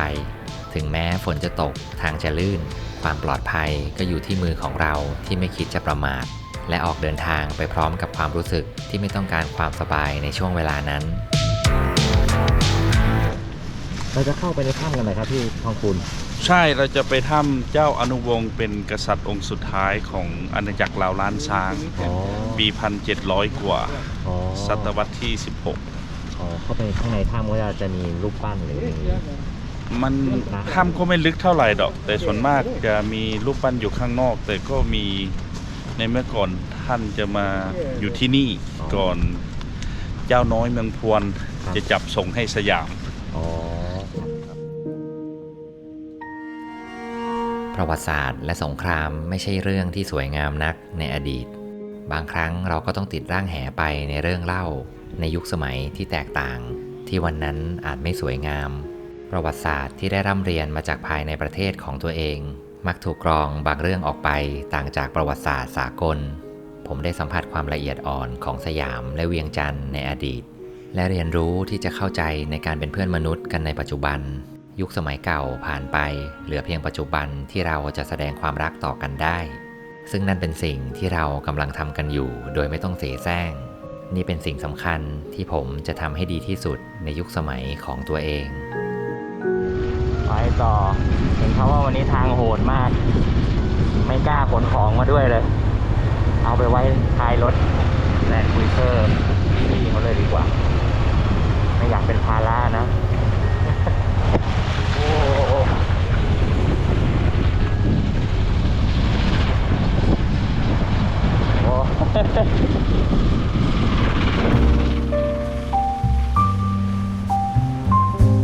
ฝนยังคงตกหนักกับท้องที่เริ่มจะหิวผมไม่แน่ใจว่าเราจะแวะกินอะไรกันได้ที่ไหนแต่ในเวลานี้วิวข้างหน้าก็ดูสวยซะจนผมไม่รู้ว่าเราควรจะหยุดหรือเปล่าแต่ฝนที่ตกหนักสุดท้ายทุกคนก็หากระท่อมเล็กๆริมทางเพื่อที่จะกินอะไรรอให้ฝนซาลงแล้วค่อยออกเดินทางต่อ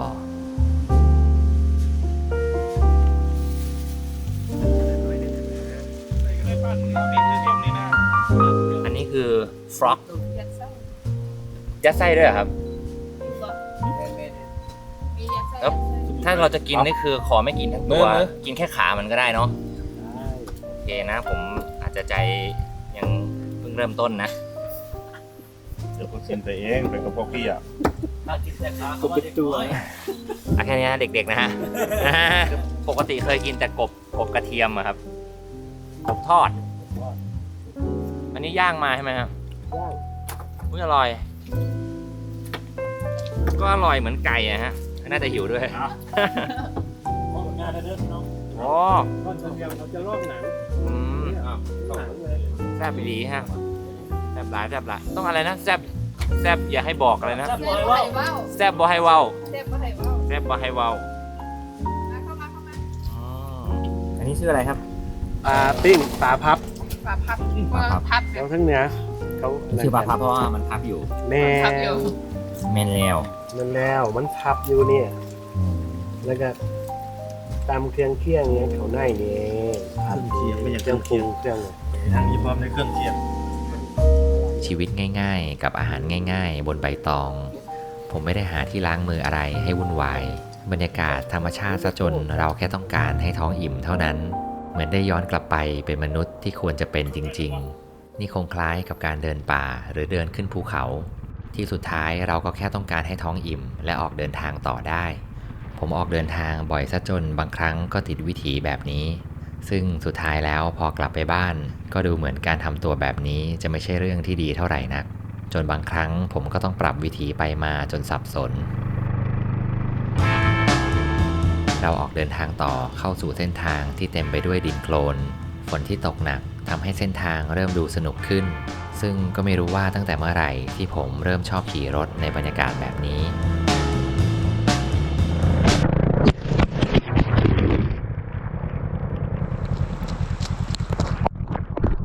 โอ้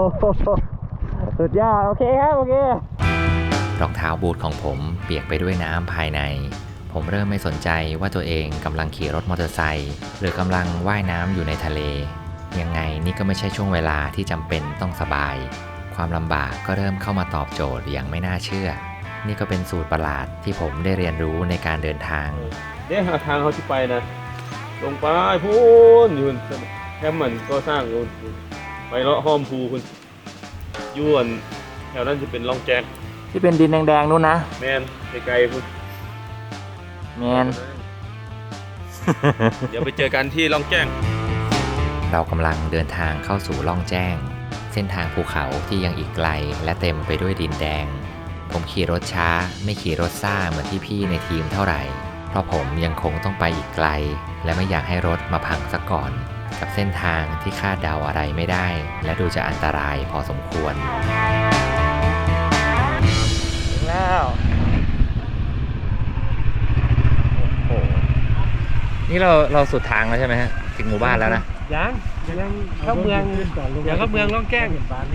แล้วมีทางหนักๆงี้อีกไหมฮะโอ้โหเขาซ่อมมาดีแล้วครับไม่หนักครับอันนี้คือสบายๆนะสบายแล้วครับโอ้สบายของพี่นะสบายแล้วผิดแผนเลยอ่ะอันนี้คือเรียกว่าซ่อมมาแล้วนะซ่อมมาแล้วนะโอ้ยางแตกแล้วยางแตกครับจะไปหาจอดย่างที่ลมบ่บ่มีอ่ะสูบลมแล้วก็ไปร่องแจ้งเลยมันใช้อยู่ช่างยังไงครับงานเข้าเลยงานเข้าแล้วนะ ยางแตกแล้วมันสูบเข้าไปได้ไหมหรือว่าต้องปาดแล้วฮะต้องปาดอ๋อ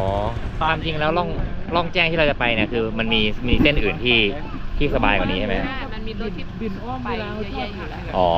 แต่ว่าพี่ทองคูณอยากพามาเส้นนี้พามารับน้องลองไปบ้างแล้วคือสบายไม่วิ่งสบายเขาไม่วิ่งกันจะวิ่งแบบนี้กันคือจะหาทางที่มันลำบากอีกใช่ไหมพี่ขอบคุณมากครับ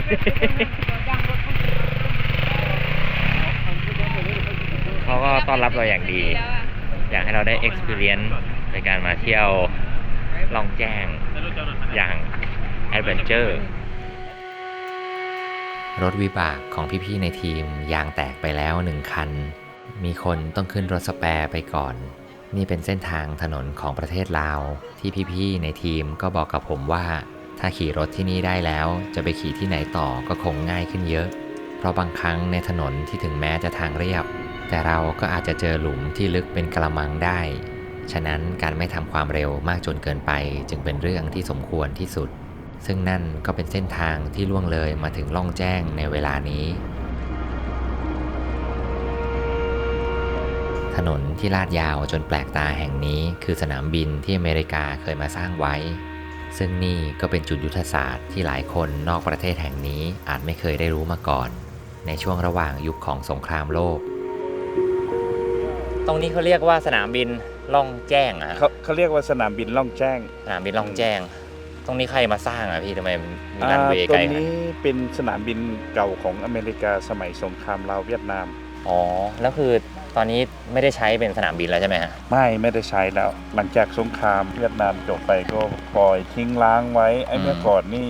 ตึกอาคารของทหาร แล้วก็นายพลอะไรเต็มไปหมดเลยไอ้เมื่อก่อนเวียดนามเหนือที่ปลดปล่อยเขาเรียกว่าคอมมิวนิสต์จากภาคเหนือของเวียดนามจะเข้าไปปลดปล่อยที่ภาคใต้ของเวียดนามแต่มันคาอยู่ที่ว่าเขาเซ็นสัญญากันไม่ให้ติดต่อระหว่างเวียดนามใต้กับเวียดนามเหนือคล้ายๆกับเกาหลีเหนือกับเกาหลีใต้อย่างเนี้ยแล้วเวียดนามเหนือก็ต้องสร้างเขาเรียกว่าโฮจิมินห์เทรล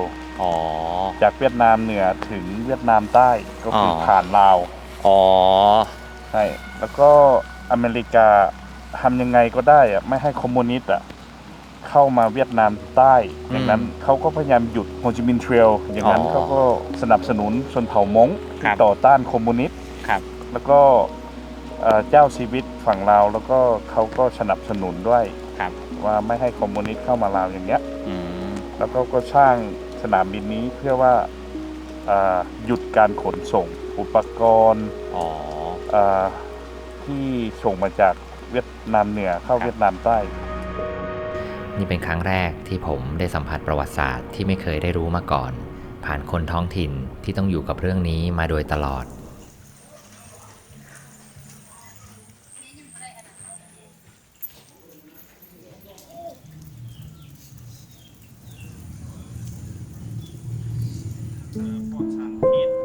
เส้นทางโฮจิมินห์เทรลในฝั่งลาวถูกทิ้งระเบิดมากกว่า3 ล้านตัน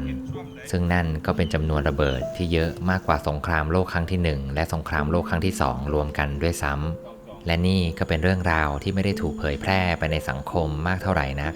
เพราะจนถึงทุกวันนี้ระเบิดก็ยังคงไม่สามารถเก็บกู้ได้จนหมดและการเก็บกู้ระเบิดก็ยังคงมีมาจนถึงทุกวันในดินแดนที่บอบช้ำหนังควายอะแข็งมากเลยนะอันนี้เอาไว้กินใช่ไหมครับเนี่ยนี่เอาอะไรมาให้เราทานน้ำลายเราคือโดนเลยดิต้องขีดเบิ้งนั่นดิอะไรฮะนี่ โอ้แค่นี้ผมก็ลำบากแล้วครับไม่เป็นไรครับอันนี้กันนะครับ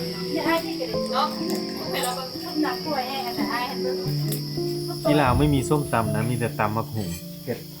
ผ็ดแล้วครับส้มตำนะพี่หนูเอาข้าวเหนียวข้าวสวยพริกมากข้าวสวยครับทำแล้วหมดแล้วทุกคนลงมือทำกับข้าวและมองมายังคนต่างถิ่นว่าชอบกินอาหารท้องถิ่นที่พวกเขาทำหรือเปล่าซึ่งจริงๆแล้วอาหารบ้านเรากับอาหารบ้านเขาก็ไม่ได้ต่างกันเท่าไหร่นั่นจึงทำให้ผมเจริญอาหารเสมอในทุกมื้อที่ทุกคนตั้งใจทำให้กินแล้วมือส่งท้ายต้องจัดหนักมือแรงนะจัดเมนูมามือแรงเนี่ยสร้างความทรงจำให้เบนมืออื่นตอนแรงรอหมุนออก9 โมงครึ่งงอฮอดน้ำหย่อนตอน10 โมงป่ายเฮานัดเหือตอน11 โมงต้องขึ้นเหือเมนสั่งอาหารอยู่บ้านน้ำหย่อนพี่ทองคูณหัวหน้าคณะวางแผนให้ทุกคนอย่างเคยผมยังคงเกาะติดกับพี่น้องทุกคนไปโดยไม่แยกจากเพราะการได้เป็นส่วนหนึ่งกับทุกคนในเวลานี้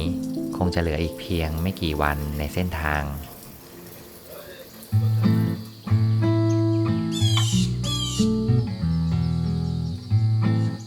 ผมอยู่ที่แขวงชัยสมบูรณ์เมืองล่องแจ้งณประเทศลาวนี่คือการเดินทางตามหลังพี่น้องชาวลาวเข้ามายังจุดที่ผมยังไม่เคยได้พบเรายังคงอยู่กันที่สนามบินเก่าที่ล่องแจ้งจุดที่เคยเป็นสงครามลับของประเทศลาวในช่วงระหว่างสงครามโลกจบลงเพียง10 กว่าปีนั้นสงครามลับในลาวก็เกิดขึ้นเรื่องราวผ่านล่วงเลยมาจนถึงปัจจุบันแน่นอนว่าสงครามยุติไปนานแล้วนั่นจึงเป็นสาเหตุให้ผู้คนบางกลุ่มเดินทางกลับมามองสนามบินที่ว่างเปล่านี้เป็นมากกว่าแค่ถนนดำที่มองเห็นด้วยตาไม่ห่างไปเราเดินทางมาที่วัดล่องแจ้งวัดแห่งนี้สร้างขึ้นในช่วงระหว่างสงครามลับในลาวซึ่งเป็นวัดคู่เมืองมาจนถึงทุกวัน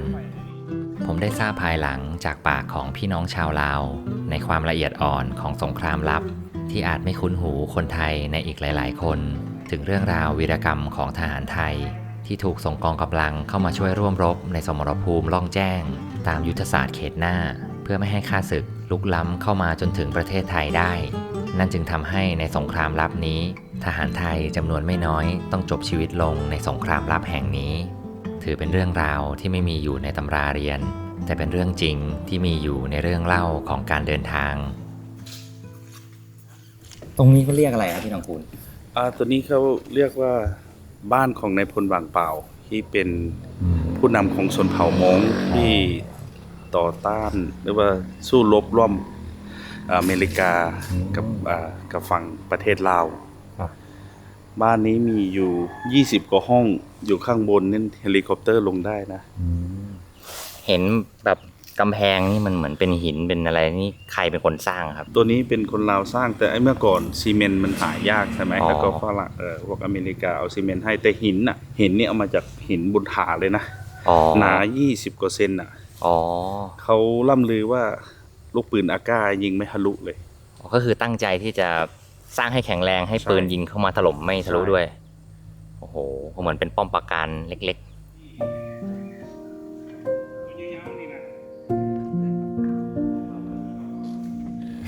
ตัวนี้เป็นชิ้นส่วนที่เป็น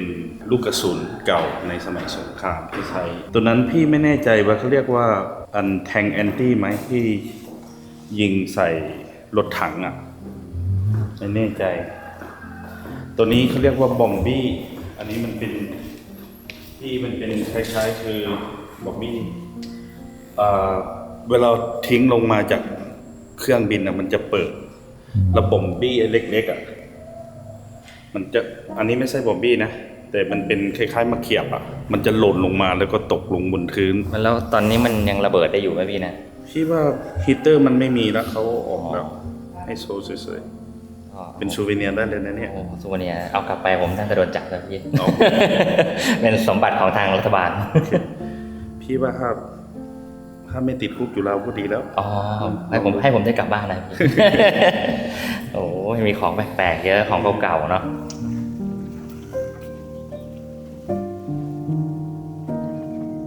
น่าจะได้เวลาที่ผมจะเดินทางออกจากล่องแจ้ง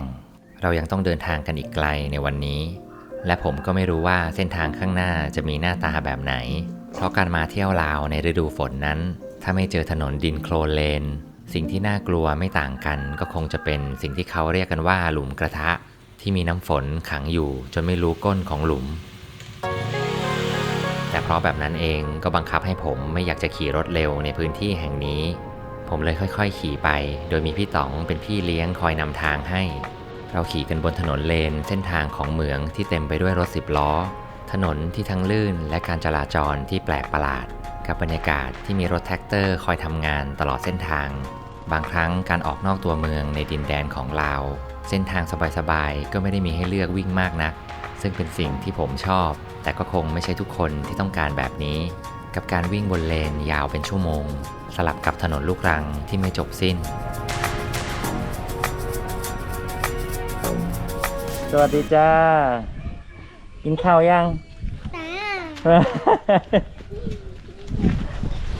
เด็กยังไม่คุยด้วยสงสัยเราจะดูน่ากลัวนะพี่นะใช่ไปต่อดีกว่านะพี่เนาะคุยด้วยก็ไม่ใช่ไก่กินไงยังอยู่เดี๋ยวไปต่อใกล้ถึงแล้วใกล้ถึงท่าเรือแล้วถึงท่าเรือแล้วใช่ไหมพี่ใกล้จะถึงแล้วใกล้แล้วเนาะใช่เดี๋ยวจะไปขึ้นท่าเรือกันไปครับนั่งเข้าเที่ยงอยู่ในเรือนั่นแหละกินที่นู่นเลยนะใช่ครับผ่านแล้วนะเดี๋ยวหลังจากที่ลงเรือแล้วออกจากเรือประมาณ9กิโลที่จะทดสอบอีกทีหนึ่งเอาอีกเหรอฮะนี่อัดสีดเลยนี่เขายังไม่หมด การเช็ครถให้อยู่ในสภาพที่พร้อมเสมอเป็นสิ่งที่ขาดไม่ได้พี่ต๋องแนะนำให้ผมล้างโคลนออกจากหม้อน้ำเสมอเพื่อให้โคลนไม่ไปอุดตันจนรถระบายความร้อนไม่ได้เป็นสิ่งที่ผมต้องเรียนรู้เมื่อต้องอยู่บนถนนที่ทุรกันดารนี่เป็นภาพชีวิตของคนที่เดินทางทุกสภาพอากาศและคอยแก้ปัญหาไปในทุกย่างก้าว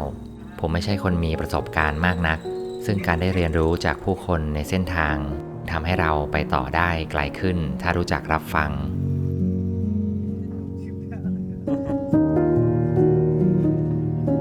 และเราก็มาถึงท่าเรือจุดที่เราจะนำมอเตอร์ไซค์ขึ้นและล่องเรือลัดเลาะไปให้ใกล้กับเมืองเฟืองจุดหมายใหม่ที่เราตั้งใจจะเดินทางไปให้ถึงในวันนี้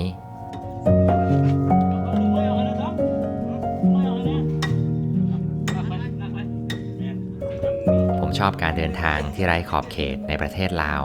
บางจุดที่ดูไม่แน่ใจว่าจะทำได้หรือเปล่าเขาก็มักจะทดลองให้ว่าได้หรือไม่ได้สุดท้ายก็เกิดความไม่ค่อยพอดีที่เป็นไปได้เหมือนกับการยกบิ๊กไบค์ขึ้นเรือที่ไม่รู้ว่าจะมีปัญหาหรือเปล่าสุดท้ายทั้งเจ้าของเรือและพี่ๆที่ร่วมทางกันมา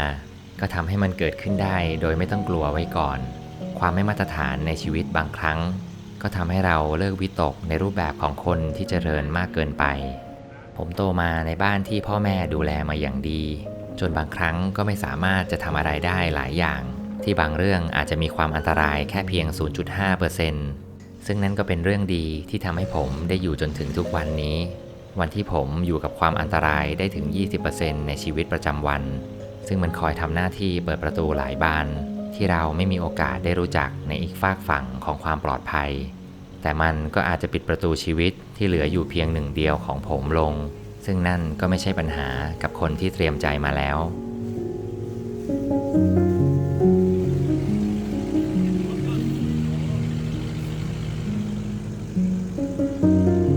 เรือเข้าเทียบฝั่งในช่วงเวลาท้องอิ่มของทุกคน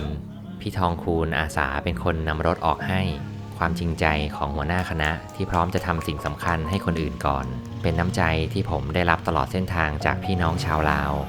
ซึ่งในเวลานี้คงเหลือทางวิบากอีกไม่มากเราก็คงจะถึงเมืองเฟืองตามที่ตั้งใจไว้และหลังจากข้ามคืนนี้ไปแล้วคงได้เวลาที่ผมจะบอกลาพี่ๆทุกคนที่ไม่แน่ใจว่าจะเป็นจุดไหนบนเส้นทางระหว่างนี้เป็นสิ่งที่ผมคิดอยู่ในใจขณะนั้นว่าจะขอบคุณพี่ๆเขายังไงบ้างดีกับทุกอย่างบนเส้นทางที่ได้เรียนรู้ไปพร้อมกับทุกคน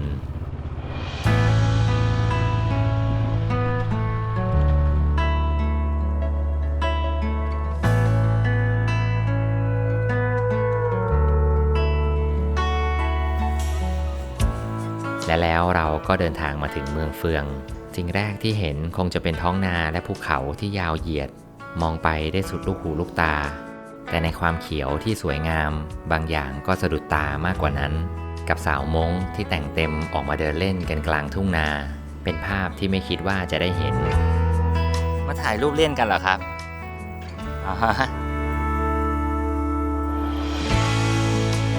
ฝาด้านหลังมืดครึ้มบอกสถานการณ์ภายภาคหน้าว่าเรามีเวลาไปที่พักอีกไม่มากก่อนที่ฝนจะตกหนักนั่นทำให้ผมและพี่ๆทุกคนรีบขี่รถไปยังที่พักสบายดีโอ้ไปซะแล้วจะถึงเมืองเฟืองแล้ว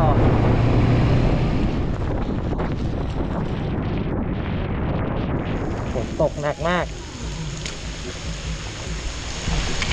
พักที่นี่ใช่ไหมครับที่ทองคูณใช่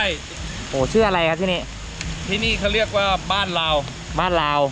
าวเป็นเรือนไม้อ๋อโอ้สวยเลยมี5 ห้องริมน้ำด้วย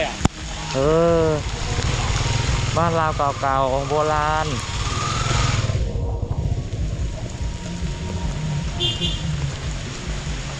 ฝนมาต้อนรับ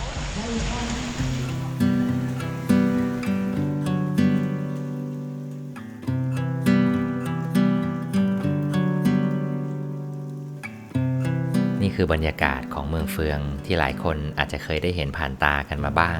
ความร่มรื่นกับทิวทัศน์เฉพาะที่สวยงามที่แห่งนี้เจริญมากกว่าหลายๆที่ที่ผมได้ผ่านทางมาในทริปนั่นก็เพราะเมืองเฟืองเป็นเมืองท่องเที่ยวที่สำคัญเมืองหนึ่งไปแล้วของประเทศลาวและที่พักที่ผมได้มีโอกาสมาพักในวันนี้กับพี่ๆทุกคนก็ดูเหมือนจะเป็นที่พักต้นกำเนิดหลังแรกๆที่ติดริมน้ำในบริเวณนี้ที่ต่อมาการมาพักที่นี่จึงเป็นที่นิยมมาจนถึงทุกวันพี่ๆในคณะเริ่มออกไปหาซื้อวัตถุดิบสำหรับทำกับข้าวในค่ำคืนทุกคนดูใส่ใจกับทุกเมนูที่จะได้ทำในแต่ละวันเหมือนเป็นไฮไลท์ของชีวิตคนที่นี่ที่อยากจะแชร์ฝีมือให้ทุกคนได้กินกันซึ่งผมก็เป็นผู้โชคดีที่ได้หลงมาในทริปของพี่ๆเขาที่ในเวลานี้ทุกคนพยายามจะหาของแปลกมาให้ผมได้กินอยู่ตลอด ผัดเผ็ดกบ เรื่องของก็เพื่อนเด้กันเลย เอาบนแบบ ไม่มีบุญวาสนาไม่ได้ อร่อยนะครับเนี่ยไม่เคยกินผัดเผ็ดกบครั้งแรกปกติกินแต่กบทอด ให้ทายว่า ผมธรรมชาตินะออร์แกนิก จับตามปากอ่ะปลาไหลเหรอ อะไรเป็นตัว มันต้มกับอะไรครับเนี่ย ต้มกับไอ้ข่าตะไคร้อะไรเนี่ย อ๋อก็คือกินปลาไหลนะ มันมีก้างไหมฮะ นี่ กินได้ไหมก้างกินได้ไหม มันแข็ง มันภาษาลาวเรียกว่าอะไรฮะ เอียนต้มเอียน ต้มเอียนก็คือปลาไหล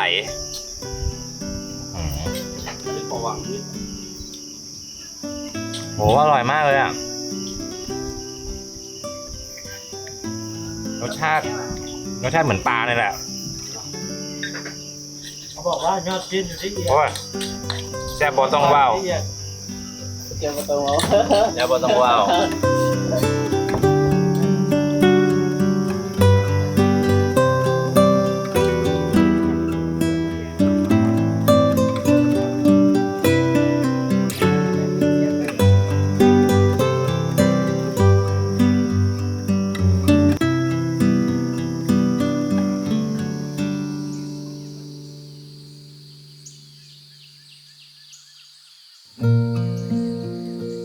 รุ่งเช้าเสียงคนในบ้านปลุกทุกคนขึ้น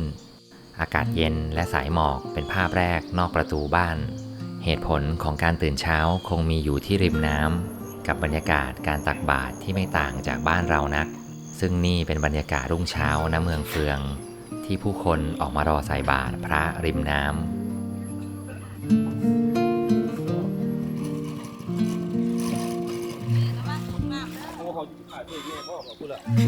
ของสำหรับใส่บาตรมีพายมาขายบนเรือ และแน่นอนว่าพระก็พายเรือมาบิณฑบาตทุกคนเช่นกัน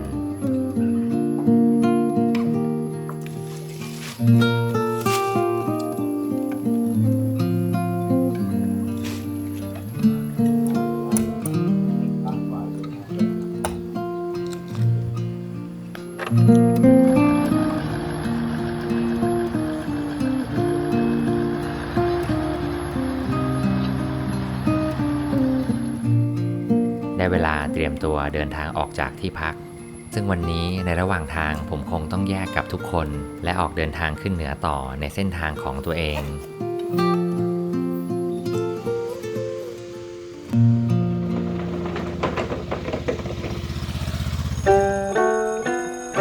เสียงออดดังขึ้นเด็กนักเรียนวิ่งเข้าชั้นเรียน เท่าที่จำได้ในวัยเด็กผมไม่เคยมีความสุขที่ต้องทำแบบนั้น บางครั้งก็ไม่ค่อยยอมเดินเข้าชั้นเรียนจนครูต้องโทรเรียกผู้ปกครองมาคุยด้วยไม่แปลกใจที่ผมโตขึ้นและมีเส้นทางแตกต่างไปจากผู้คนในชั้นเรียนผมเข้ากับผู้คนนอกห้องเรียนได้ดีมาตั้งแต่เด็กและพูดคุยกับแม่ค้าที่ตลาดได้ดีกว่าครูที่โรงเรียนผมไม่ได้มีวิถีชีวิตจะเป็นเจ้าคนนายคนมาตั้งแต่แรกงานช่างและงานในครัวดูจะตื่นเต้นมากกว่าการทดลองวิทยาศาสตร์ไม่มีอะไรจะหยุดให้ผมนั่งอ่านหนังสืออยู่เฉยๆได้มากกว่าการออกไปทำอะไรที่คนเขาเรียกกันว่าไร้สาระแต่ไม่รู้ว่าทำไมยิ่งไร้สาระก็ยิ่งรู้สึกดีจนเวลาล่วงเลยมาถึงวันนี้ผมถึงเข้าใจว่าตัวเองอยู่อีกฝั่งมาโดยตลอดและโลกนี้ก็สอนให้ผมรู้ว่าถึงชีวิตจะดูไร้สาระในสายตาของใครไปบ้างแต่มันก็มีคุณค่าในสายตาของเราและมีความหมายกับผู้คนในโลกที่ไร้การแข่งขันที่พร้อมจะแชร์ความทรงจำกันมากกว่าที่จะแชร์เรื่องฐานะนั่นเป็นโลกที่ทำให้ผมได้พบกับคนใจดีตลอดทางที่ถึงแม้จะมีเวลาอยู่ด้วยกันไม่มากเราก็ไม่เคยคิดจะแชร์ว่าใครมีอะไรในชีวิตกันเท่าไหร่มากไปกว่าคิดว่าอีกฝ่ายจะได้ประโยชน์อะไรจากเราบ้างทั้งเสียงหัวเราะหรือน้ำใจที่เราพอจะทำให้ได้ฟังดูเป็นเรื่องง่ายๆแต่วิถีชีวิตแบบนี้ก็มักจะต้องมาหากันในเส้นทางที่อยู่คู่กับธรรมชาติผมจำชื่อทุกคนได้แล้วและจับมือบอกลากับทุกคนเราต้องแยกกันในเส้นทางที่ต่างเพราะแบบนั้นเองมันถึงโรแมนติกที่คนเราต้องบอกลากันทั้งที่ไม่ได้อยากทำแบบนั้น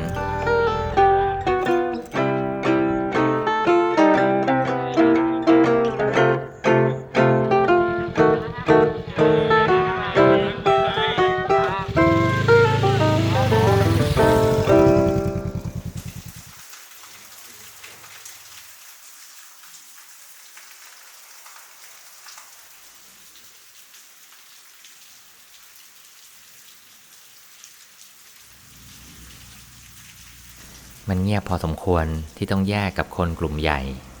วิถีชีวิตของผมฝึกให้ตัวเองปรับตัวได้ไวเพราะการทำซ้ำของความผูกพันที่เป็นแบบนี้จนเคย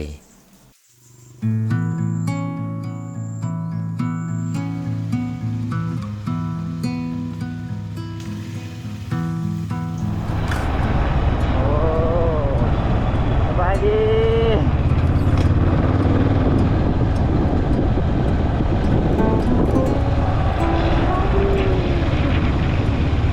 เด็กๆนอนๆกลับจากโรงเรียน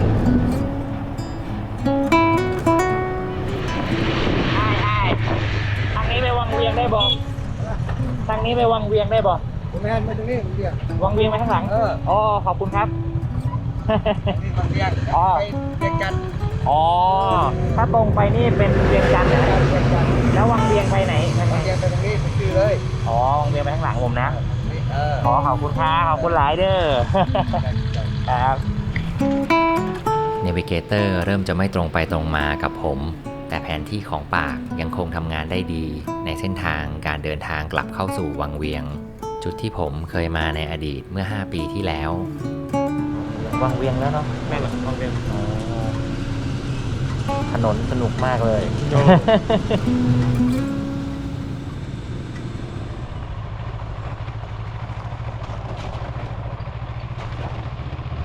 ที่นี่ถนนเขามีซิกเนเจอร์นะอาจจะเป็นหลุมเป็นบ่อเยอะหน่อยเรียกว่าได้ผลกว่าลูกระนาดบ้านเราเยอะเลยทำให้ไม่สามารถทำความเร็วได้ปลอดภัย ผมเดินทางมาถึงวังเวียงโดยได้รับความห่วงใยและความหวังดีจากทีมของพี่ทองคูณที่เขาช่วยติดต่อโรงแรมในเครือไว้ให้ผมเรียบร้อยแล้วนั่นทำให้ผมตรงเข้าสู่ตัวเมืองของวังเวียงในช่วงบ่ายของวันที่ดูเหมือนจะทำอะไรได้อีกมากซึ่งนั่นก็เป็นสิ่งที่ทำให้ผมคิดว่าจะเอาเวลาที่เหลืออยู่ไปทำอะไรจะให้พักเหนื่อยอยู่สบายๆเฉยๆก็คงจะเสียดายเวลาผมคิดทุกอย่างไปพร้อมกับการเอาสัมภาระขึ้นไปยังที่พักก่อนที่จะได้เห็นทิวทัศน์วังเวียงที่คุ้นเคยซึ่งหลังจากได้รู้จักชายสมบูรณ์แล้วก็รู้สึกว่าที่นี่ดูเฉยๆไปในทันทีแต่แน่นอนว่าที่นี่ต้องมีอีกหลายจุดที่ผมยังไม่เคยได้ไปอย่างแรกก็คงเป็นโรงแรมอินทิราที่ผมได้มาพักในวันนี้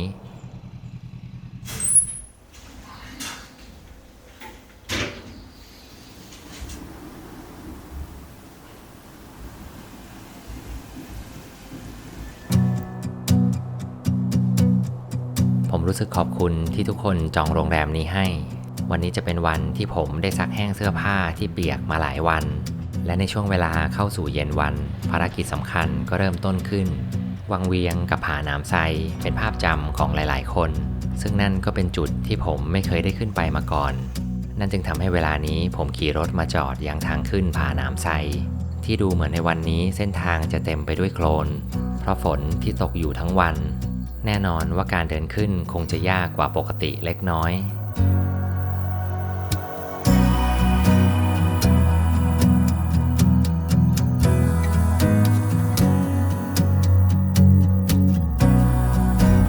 ผมมาที่นี่ในช่วงเวลาที่เกือบจะเย็นแล้วและเขาลูกนี้ก็ชันกว่าที่ผมคิดไว้นักท่องเที่ยวคนสุดท้ายที่เดินขึ้นไปก็คงจะเป็นผมอีกแล้วนั่นเป็นสิ่งที่ผมไม่ได้อยากให้เป็นแบบนั้นแต่หลายครั้งการเดินทางคนเดียวก็มักจะเป็นแบบนี้ทำให้ผมต้องแข่งกับเวลาในการเดินขึ้นอยู่พอสมควรก่อนจะขึ้นมาถึงบนยอดในยามเย็น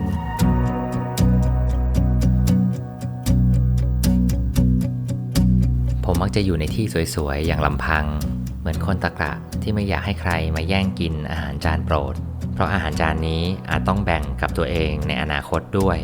กล้องที่ยกขึ้นมาถ่ายในแต่ละครั้งเป็นเหมือนของฝากให้กับตัวเองในอนาคตที่พอถึงตอนนั้นแล้วมูลค่าคงมากเกินกว่าที่เงินจะซื้อได้ผมลงทุนกับความรู้สึกของตัวเองในอนาคตมากกว่าจะให้แค่ความรู้สึกของตัวเองณปัจจุบันเห็นแก่ตัวที่จะเก็บความรู้สึกนี้ไว้เพียงช่วงเวลาเดียว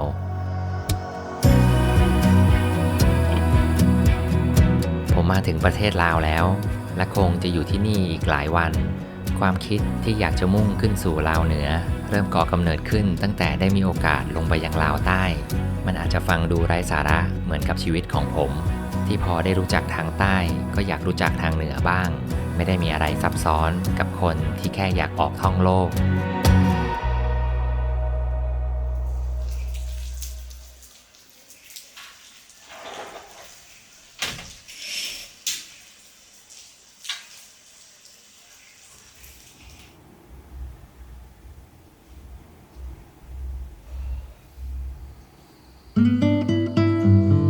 รุ่งเช้าในวังเวียงทิวทัศน์ท้องนาตัดสลับกับทิวทัศน์ของเมืองนี่เป็นฤดูที่มองเห็นหมอกได้ตลอดทุกช่วงไม่ว่าจะเป็นเช้ากลางวันเย็นเมื่อมองขึ้นไปบนภูเขาก็ยังคงมองเห็นหมอกลอยติดภูเขาอยู่ตลอดนี่เป็นเช้าวันแรกที่ผมนอนตื่นขึ้นมาอย่างลำพังแบบที่ควรจะเป็นผมไม่รีบร้อนตื่นและทำอะไรมากนักทั้งที่วันนี้เป็นวันที่น่าจะต้องขี่มอเตอร์ไซค์นานมากที่สุดแต่ความระเหยก็เข้าครอบงำเพราะไม่มีใครมาเร่งเร้าให้คิดสิ่งที่ควรจะทำถือเป็นข้อเสียของผมที่ปัญหาจะตามมาในภายหลังแต่ผมก็เริ่มชินที่โดนบีบไปอยู่ในสถานการณ์แปลกๆแบบนั้นซะแล้วซึ่งบางครั้งการเป็นพี่เลี้ยงให้กับตัวเองก็ไม่ใช่เรื่องง่ายกับศิลปะในการควบคุมชีวิตของตัวเองผมขี่รถออกจากวังเวียงโดยมุ่งตรงไปยังหลวงพระบางโดยมีปลายทางอยู่ที่หนองเขียวระยะทาง300กว่ากิโลเมตรดูจะไม่มากนักถ้าอยู่ในประเทศไทยแต่ถ้าค่อยๆขี่ในประเทศลาวแล้วอาจจะใช้เวลาเกือบ10ชั่วโมงเลยก็เป็นได้กับการค่อยๆคลำหาทางจอดถ่ายรูปและแวะกินอะไรไปเรื่อยๆในระหว่างทางถ้าจะถึงที่หมายค่ำก็คงไม่แปลกล้างโคลนออกจากหม้อน้ำนิดนึงนะเพราะว่าถนนที่ลาวเขาเนี่ยค่อนข้างที่จะมีโคลนมีอะไรเยอะมากแล้วเราก็ต้องดูความร้อนนิดนึงบางที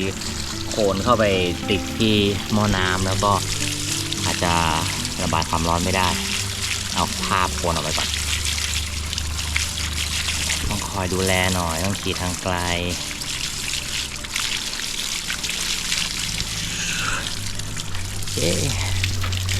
ขอน้ำเขาชาวบ้านใจดีเราก็อุดหนุนซื้อน้ำดื่มอะไรเขาแทนวันนี้คือน่าจะอีกยาวไกลเพราะว่าเนวิเกเตอร์ก็บอกว่าวิ่ง 6-7 ชั่วโมงแหละแต่เวลาเราวิ่งจริงๆทางธุรกันดารเนี่ยมันทำเวลาไม่ได้แบบนั้น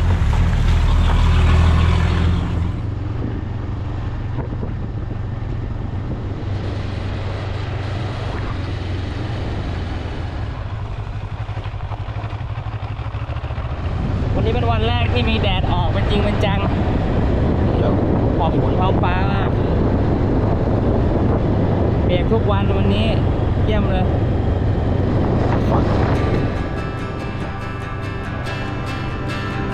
ผมเดินทางตรงเข้าข้ามภูเขาลูกใหญ่อากาศหนาวขึ้นทันทีแบบไม่รู้ตัวนี่เป็นจุดที่ผมไม่รู้จักและไม่เคยหาข้อมูลไว้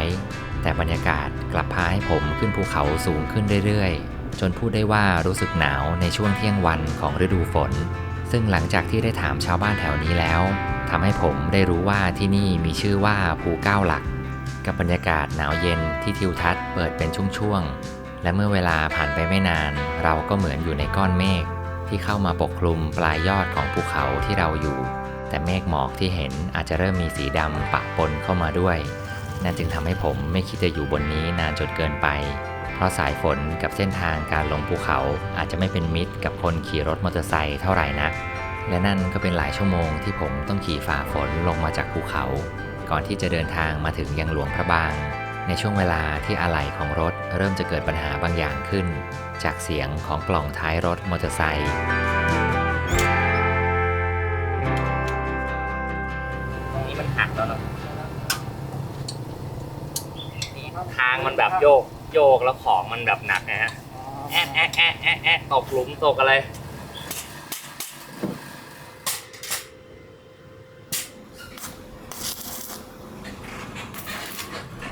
ถึงหลวงพระบางพอดีได้ยินเสียงแบบก๊อกแก๊กที่รถอันนี้ก็เลยถอดแหลกที่ตัวข้างหลังออกไปแล้วเพราะว่ามันหักแต่ยังไม่ได้หักหลุดออกมานี่เชื่อมกันเพราะว่ามันแบกของเขาหนักเยอะพอสมควรเพราะว่ามีกล้องมีอะไรด้วยแล้วหลุมที่เราตกกันแบบ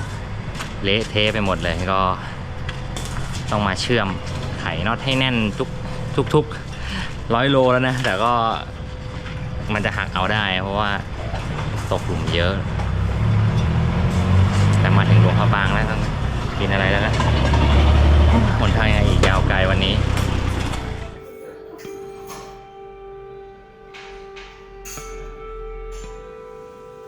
ถนนที่นี่มีทุกรูปแบบผมคิดไม่ออกเลยว่าถ้ารถยนต์หรูขับผ่านเข้ามา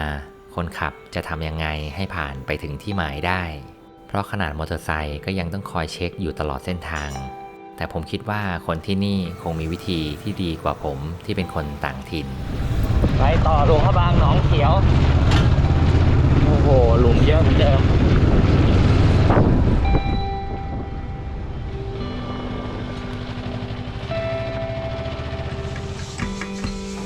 เติมน้ำมันถังสุดท้ายแล้วก็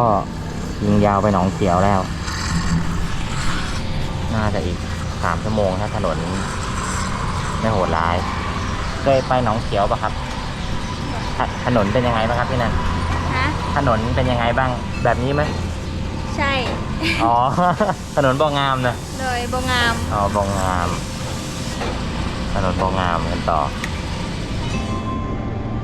พระอาทิตย์กำลังตกดินใจจริงแล้วผมไม่อยากขี่รถที่ลาวในช่วงเวลากลางคืนเท่าไหร่เพราะขนาดเวลากลางวันก็ยังต้องระวังหลุมจะแย่ถ้าฟ้ามืดลงคงต้องสังเกตทุกอย่างให้ดีเป็นพิเศษผมเป็นนักเดินทางที่ไร้มาตรฐานที่ดีแต่เพราะแบบนั้นเองก็ทำให้ผมได้แก้ปัญหาอยู่ตลอดบางครั้งเราก็ต้องทำใจดีสู้เสือกับสถานการณ์ข้างหน้าและปลอบใจตัวเองว่าเราจะผ่านมันไปได้ในที่สุด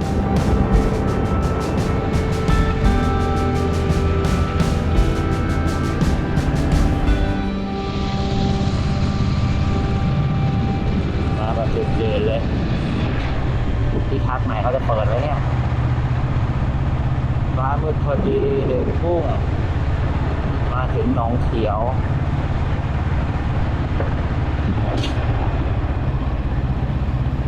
ก็ถือว่ายังคึกคักอยู่นะมีแบบแสงไฟแบบน่าจะมีอะไรกินนะตอนแรกกำลังกังวลว่ามาเมื่อถึงนี้เราเป็นแบบชนบทด้วยเขาอาจจะปิดกันหมดแล้วหรือเปล่า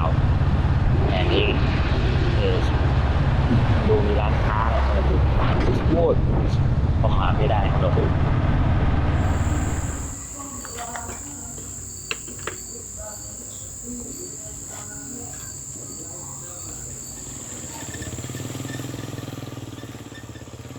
ไม่รู้มามืดไปไหมนะคือที่พักมืดมากอ่ะเราก็ไม่แน่ว่าเขาเปิดไหมแต่ว่าลองเดินไปถามเขาก่อนมันจะงงๆหน่อยคือมันเป็นไม้อย่างเงี้ย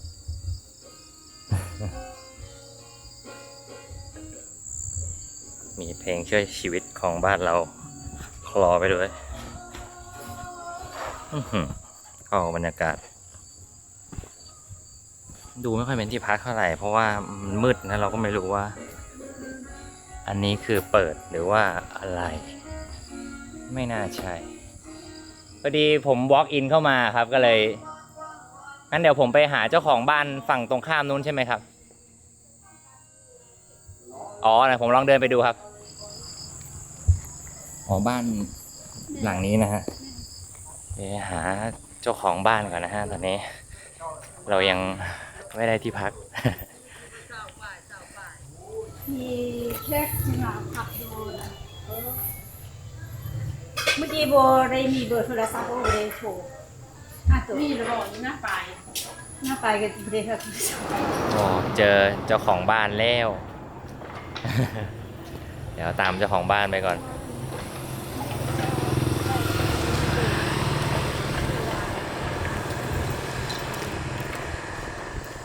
เข้ามาเมืองในเลย ใส่เข้าไปแป๊บนึงนะครับชื่อเข้ามาเลยเลยอันข้างหน้าจะมีระเบียงมีไส้ในเดี๋ยวพรุ่งนี้เช้าจะได้เห็นไปกินข้าวดีกว่านั้นเจ้าของเดียวกันไหมครับเนี่ยเป็นบแมนแต่ว่าเขามีร้านอาหารแต่ว่าอยู่ไกลจากนี้จนคู่เมืองนั้นอ๋อคนละที่กันเนาะแมนคนละที่กันผมคงกินอันนี้แล้วไม่ได้ไปไหนแล้ว เดี๋ยวต้องจ่ายก่อนไหมหรือเดี๋ยวเราค่อยจ่ายก็แล้วแต่ความสะดวกของแขกอ๋อครับแ แค่ต้องการเช็คอินหรือว่าเช็คเอาท์ก็ได้แล้วแต่ โอเคเดี๋ยวผมจ่ายก่อนก็ได้ฮะดีกว่าจะได้ไม่ลืมเดี๋ยวผมแอบหนีไปตอนเช้าไม่บอกครับ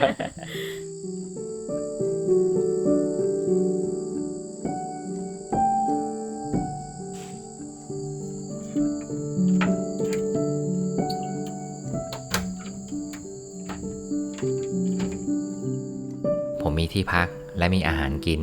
สิ้นสุดทุกอย่างของความไม่แน่ใจในค่ำคืนอาจจะฟังดูแปลกที่ผมเองก็เสพติดความรู้สึกที่ประหม่าแบบนั้นเพราะทุกครั้งที่ผ่านมันไปได้ก็จะเหมือนคนที่เพิ่งออกกำลังกายเสร็จรู้สึกดีเหมือนคนที่เพิ่งวิ่งเข้าเส้นชัยในแต่ละวันเป็นโกง่ายๆที่พาให้สมองของตัวเองสับสนและเป็นกังวลซึ่งสุดท้ายความสงบก็ยังคงอยู่ข้างเราเสมอและผมก็ผ่านค่ำคืนนี้ไปอย่างลำพังโดยมีวันรุ่งขึ้นเป็นเส้นชัยที่ไม่อาจคาดเดาจุดหมายได้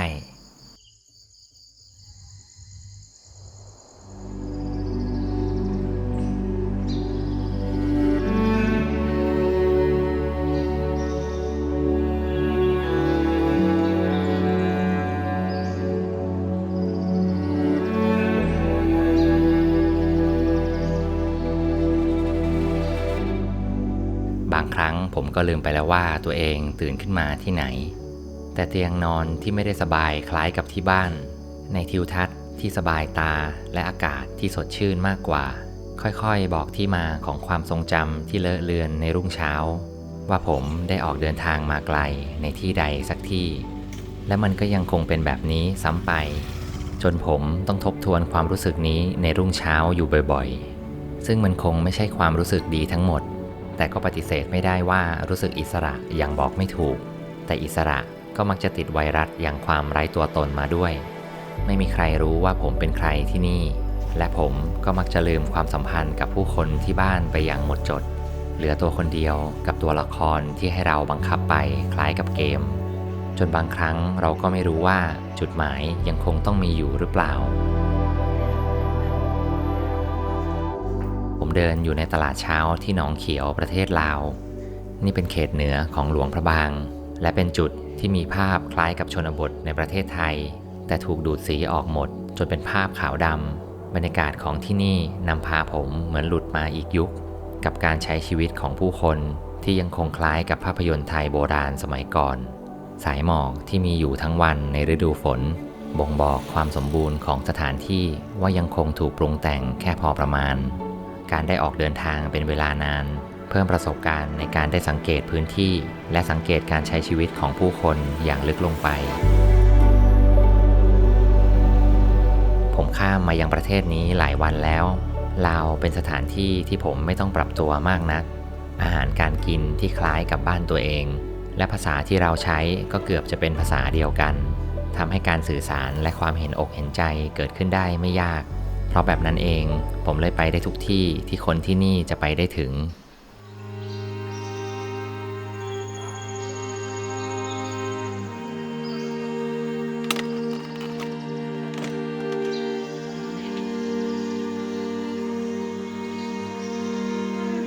ผมเดินข้ามสะพานผ่านทุ่งนามาที่ถ้ำผาทอกอีกหนึ่งจุดประวัติศาสตร์สำคัญของผู้คนณหนองเขียว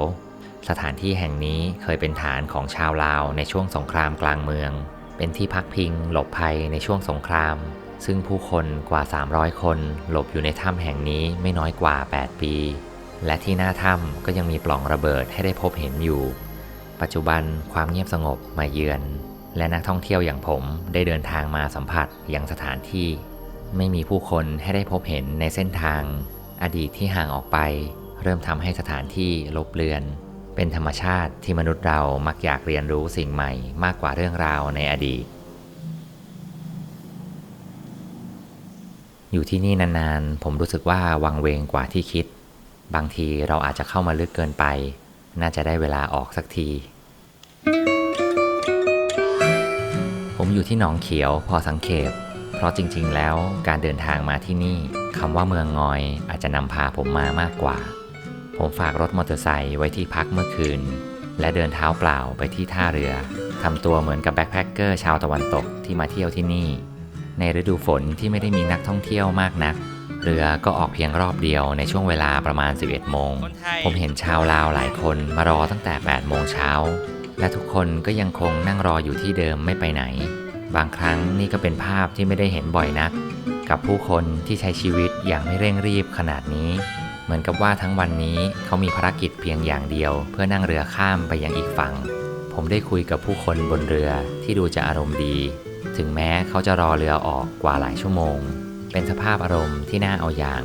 เพราะทุกวันนี้ผู้คนมักจะรออะไรกันได้น้อยมาก ผมจดจำและพยายามคิดว่าถ้าสักวันหนึ่งต้องรออะไรที่นาน การควบคุมอารมณ์ของคนที่นี่คงจะเป็นตัวอย่างที่ดีไม่น้อย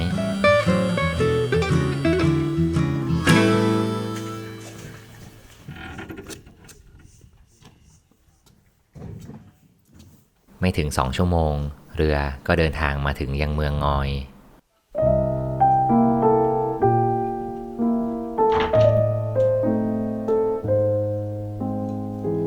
ผมเดินขึ้นมาตามหาที่พักที่ชื่อว่าหนิงหนิงเป็นที่พักที่ผมตั้งใจมาเพราะพี่ทองคูณเป็นคนแนะนำในเวลานี้แดดเริ่มร้อนกว่าที่คิดผมเดินออกมาริมระเบียงและมองออกไปยังลำน้ำอูเพื่อมองหาร้านอาหารสักร้านแต่สิ่งที่เห็นกลายเป็นกลุ่มหมาที่วิ่งลงน้ำเพื่อคลายร้อนในช่วงบ่ายของวันคอยอยากไปศพแจมอ๋อให้ไปถามเขาตรงนั้นนะอ๋อได้เดี๋ยวคอยไปกินเสร็จแล้วไปถามโอเค ที่ร้านอาหารแนะนำให้ไปถามบริษัทท่องเที่ยวที่อยู่บนเกาะซึ่งที่หน้าออฟฟิศก็เต็มไปด้วยลูกระเบิดสมัยสงครามที่ด้านแล้วประดับประดาแทนวัตถุโบราณในพื้นที่บ่งบอกว่าที่แห่งนี้เคยเจอระเบิดอยู่ไม่น้อยเป็นครั้งแรกที่ผมเห็นผู้คนสะสมของลักษณะนี้ไว้ซึ่งก็เป็นเครื่องเตือนใจว่าพี่น้องที่นี่เคยต้องผ่านอะไรมาบ้าง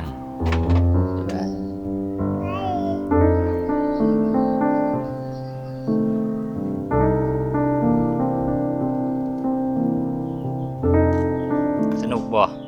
ม่วนบ่ม่วน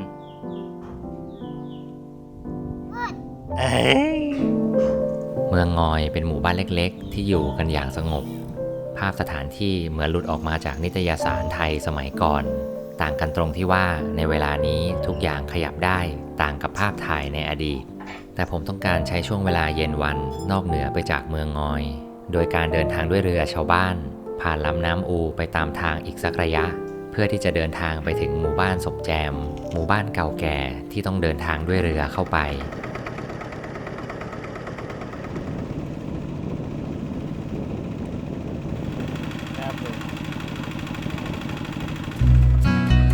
ฝนยังทำท่าเหมือนจะตกอยู่ตลอดชาวบ้านให้งอบผมติดมาด้วยเผื่อไว้กันฝนผมถามชาวบ้านว่าจะเปียกหรือเปล่า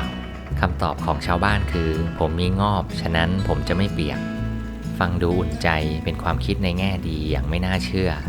สงสัยผมจะเคยอยู่สบายมากเกินไปเลยมาใส่ใจกับแค่เรื่องฟ้าฝนคนที่นี่ทำให้ผมรู้สึกเล็กลงไปอีกในความต้องการทางวัตถุ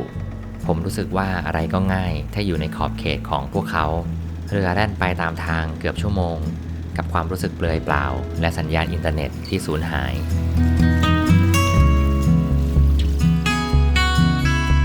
ถึงแล้วเหรอลุงถึงแล้ว ถ้าภาษาลาวต้องเว้าฮอดแล้วเนาะฮอดแล้วสุดเที่ยวซบแจมลุงจะรอผมอยู่ที่นี่เด้อโอเค ถ้าเป็นภาษาลาวต้องโดยเอาโดยนะเพิ่งจะเห็นหน้าไงเมื่อกี้ไม่ได้เห็นหน้าเรียกลุงได้ไงต้องเรียกพี่ดีกว่าพี่แบบนี้เรียกพี่พี่ได้ขอโทษเด้อหมวกมันบังความเท่ แล้วตรงนี้ถนนเข้าถึงบ่มีทางนั้นแต่ว่ามันตุกขึ้นมันจะมายากหน่อยใช่ป่ะโอ้ทุกวันนี้สบายแล้วด้วยสบายอันจีนเขาให้ขึ้นแล้วเขามาทะลุทางมาเอาเอาทรายนี่เขาให้ทางขึ้นเมื่อหักขึ้นแล้วหมู่บ้านนี้เขามาทำอะไรกันนะพี่มาทำให้ทำนาเลยทำนาแล้วก็เขามีของขายอะไรอย่างนี้เหรอมีพระผ้าเบี้ยงผ้าได้นะผ้าโอเคมีผ้าขายน้องเมื่อจะเห็นเขายึงอยู่ต่ำค่อนทางงั้นคอยไปเบิ่งก่อนเด้อพี่รอคอยอยู่นี่นะ ดย อย่าไปก่อนเด้อ ไม่ไปโอเคขึ้นเหมือนอันนั้นบนปลายนี้ ขึ้นนี้เนาะ ปลายตัวนี้อ๋อปลายตัวนี้โอ้นี้จะไม่เห็นพักสำเนียงผมนี่ พยายามจะเว้าลาวพยายามจะเว้าลาวง่ายเนาะไม่บ่ง่ายคนบ่เคยเว้าโอเคเดี๋ยวค่อยกลับมาเด้อไม่ง่ายนะ อยากจะเป็นคนลาวมันบ่คือเด้อและผมก็เดินขึ้นมายังหมู่บ้านศพแจมแหล่งท่องเที่ยวลับอีกจุดของประเทศลาวที่ณเวลานี้เสียงเล่นกันของเด็กๆก็ลอยมาเข้าหูผมเป็นช่วงเวลายามเย็นของหมู่บ้านที่บริสุทธิ์โทรศัพท์ไม่ได้อยู่ในมือเด็กๆที่เป็นภาพคุ้นตาในปัจจุบันนักท่องเที่ยวยังคงเป็นสิ่งที่เรียกความสุขจากเด็กๆทุกคนได้ในเวลานี้นะครับที่นี่มีห้องพักเหมือนกันใช่บอกมีอยู่10 ห้องมี10 ห้องก็เยอะเหมือนกันเนาะแต่ว่าเขาส่วนใหญ่ที่นี่เขาขายผ้ากันใช่ไหมเขาเรียกผ้าอะไรอันนั้นผ้าดีมัน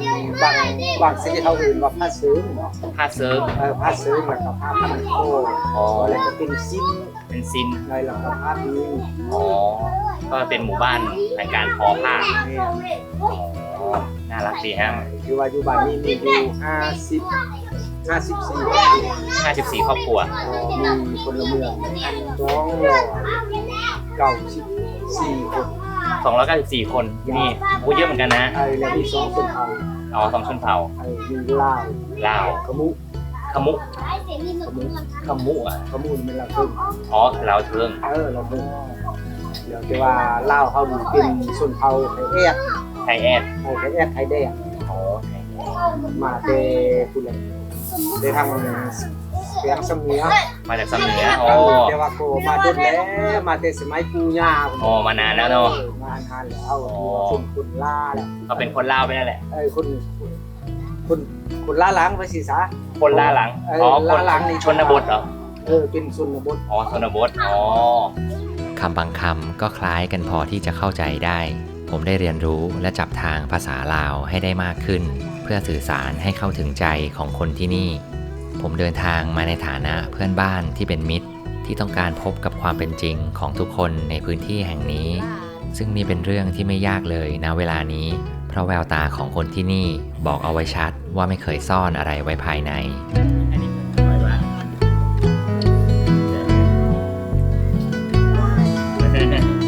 งามโอเคเอาใจจับงาม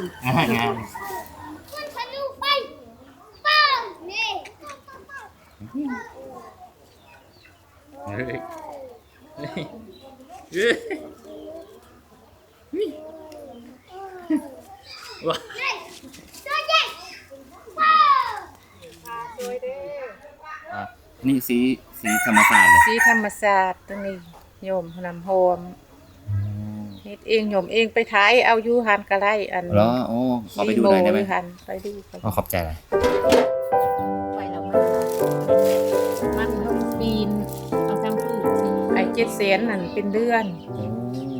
แล้วไอ้5 เซนนั่นก็10 มื้อ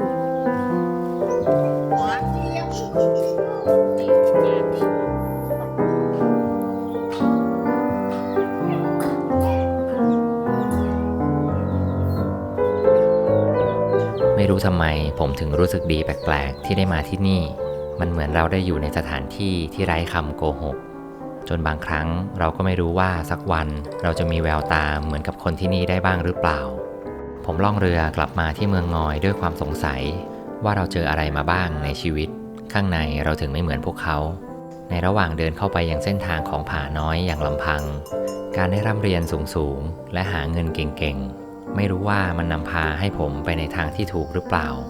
สิ่งที่ไม่เคยมีพอได้มีสักวันก็กลายเป็นว่าจะรู้สึกขาดมันไม่ได้อีกหรือเราอาจจะมีข้อมูลมากในสมองจนทำให้เครื่องช้าและสุดท้ายก็แบกรับมากไปกว่าผู้คนที่เรียนรู้ทางโลกเพียงหยิบมือ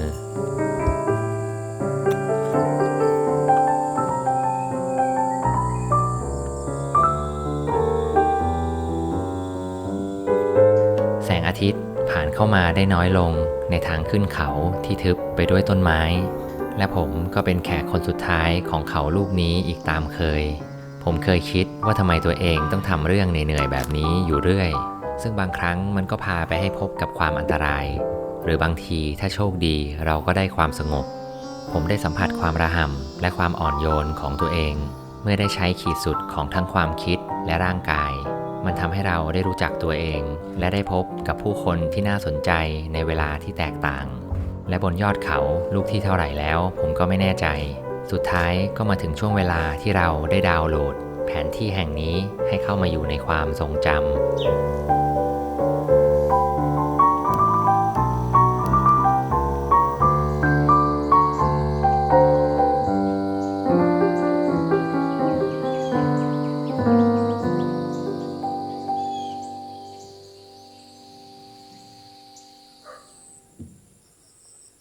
ผมคิดว่าตัวเองประมาทขาลงไปสักหน่อยการเดินลงเขาในช่วงเวลาไร้แสงอาทิตย์ค่อนข้างน่ากลัวผมบอกกับตัวเองว่าจะไม่พยายามทำแบบนี้อีกเป็นครั้งที่3ในขณะที่เฝ้ามองยามค่ำคืนของเมืองงอย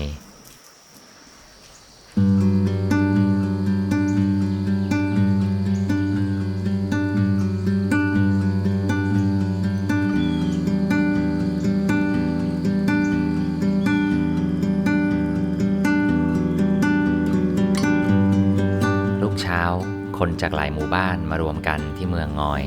เพื่อตั้งตลาดที่10 วันจะมีครั้งชาวบ้านมาตั้งเต็นท์นอนรอตั้งแต่เมื่อค่ำคืนแต่ฝนที่ยังตกลงมาก็ทำให้ตลาดยังคงต้องตั้งไปเก็บไปผมตื่นเช้าขึ้นมาเดินเล่นที่ตลาดและเฝ้ารอการตักบาตรเช้าที่กำลังจะเกิดขึ้นกับภาพการตักบาตรข้าวเหนียวที่พบเห็นได้ที่ประเทศลาว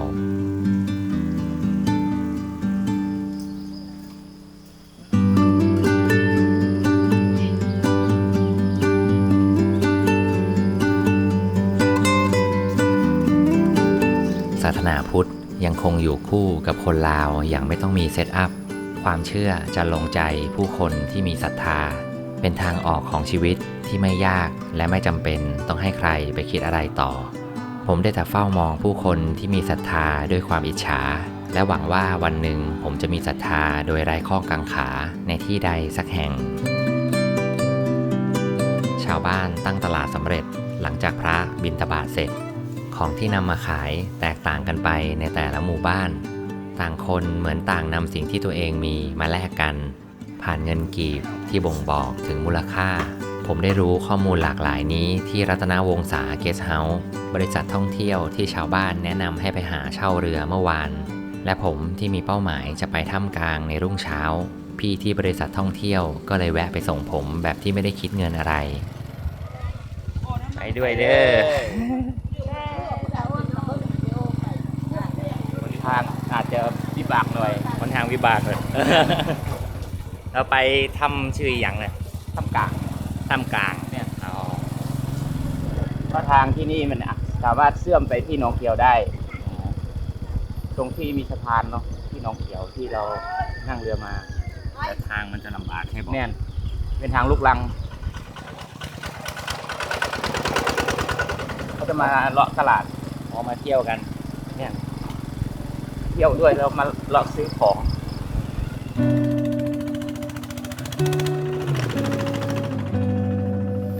นี่เป็นป้ายบอกที่สถานที่ท่องเที่ยว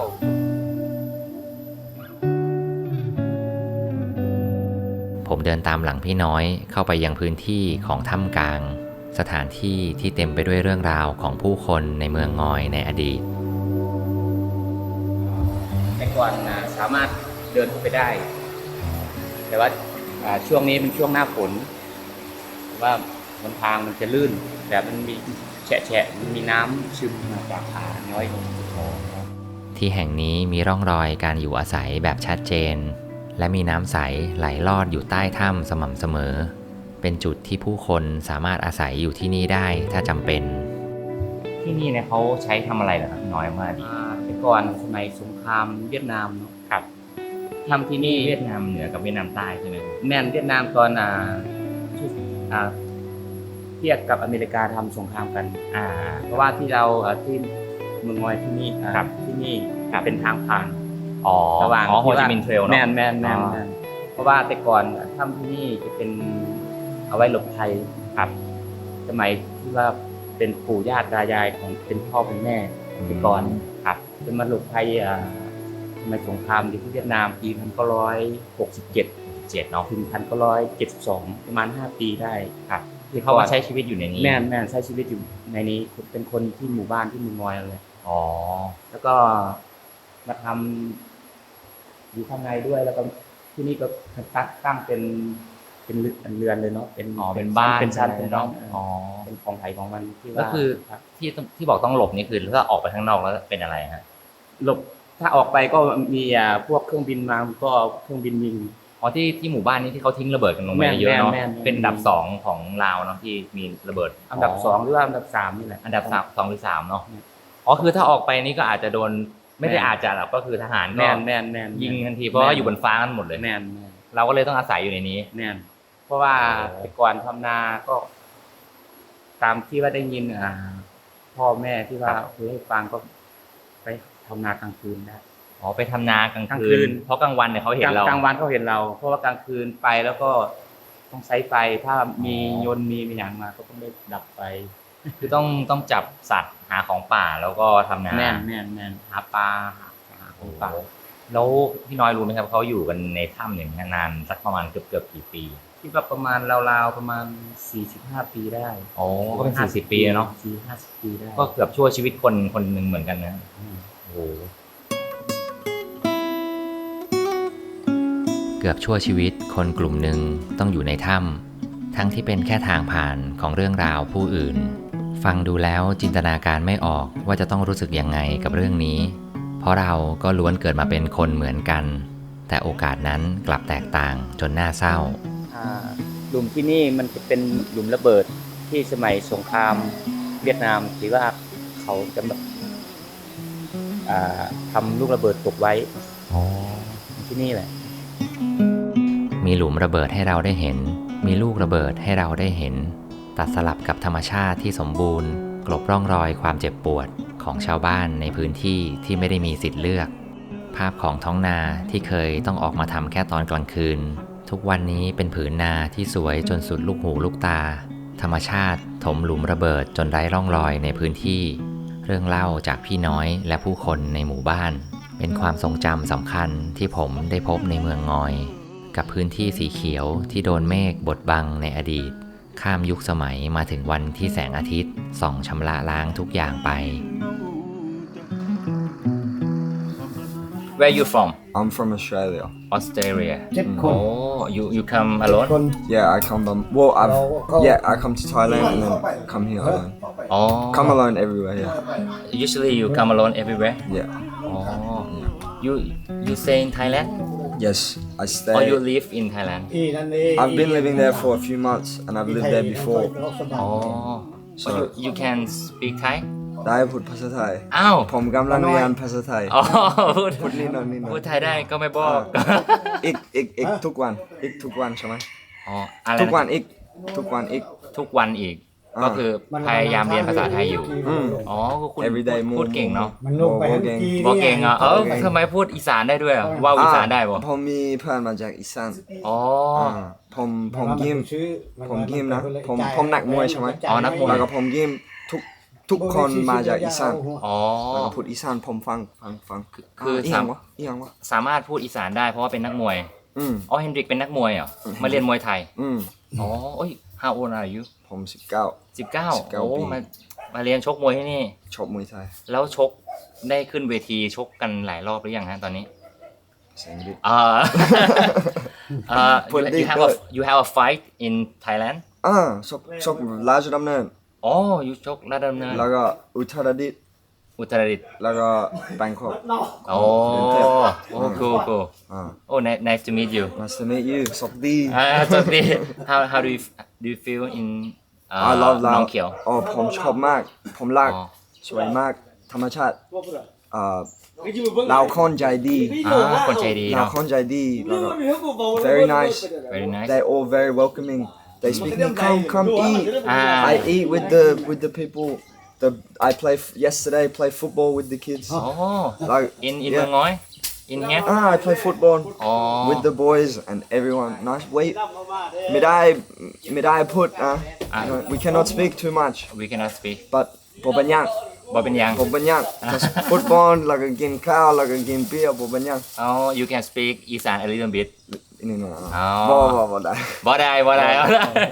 ผมเอาพูดอีสาน อ๋อว่าวอีสานนะ อยากผมอยากพูด อ๋ออยากพูดอีสานได้อ๋อ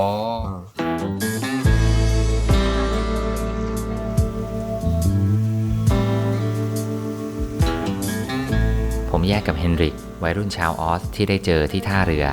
ไม่ต้องสงสัยว่าเขาชอบที่นี่ขนาดไหนผมคิดว่าความรู้สึกนั้นคงไม่ได้แตกต่างจากผมมากเท่าไหร่นักได้เวลาเดินทางกลับไปที่เกสต์เฮาส์เดิมเพื่อปลุกรถมอเตอร์ไซค์ขึ้นมาอีกครั้ง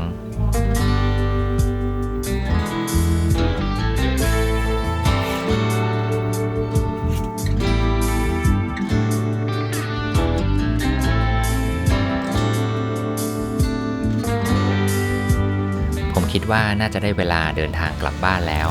ซึ่งในขากลับนี้ผมตั้งใจจะเดินทางไปยังด่านห้วยโกนผ่านเข้าประเทศไทยมายังจังหวัดน่านต่างกับขามาที่ผมเดินทางเข้ามายังจังหวัดหนองคายเพื่อข้ามสะพานมิตรภาพไทยลาวมายังเวียงจันทร์ซึ่งแน่นอนว่าเอกสารต้องทำเรื่องไว้อย่างเรียบร้อยต้องขอบคุณพี่ทองคูณที่จัดการทุกอย่างไว้ให้นักท่องเที่ยวอย่างผมสักวันผมต้องกลับมาพบพี่ๆในกลุ่มที่ได้ร่วมทางกันมาซึ่งแต่ละคนก็อาศัยอยู่ทั้งลาวใต้และลาวเหนือถือเป็นเรื่องดีที่ผมจะได้กลับมาที่นี่บ่อยๆเพื่อพบกับเรื่องราวข้างหน้าที่เราไม่อาจรู้ได้ในดินแดนที่ผู้คนมีชีวิตชีวามากกว่าที่ไหนๆ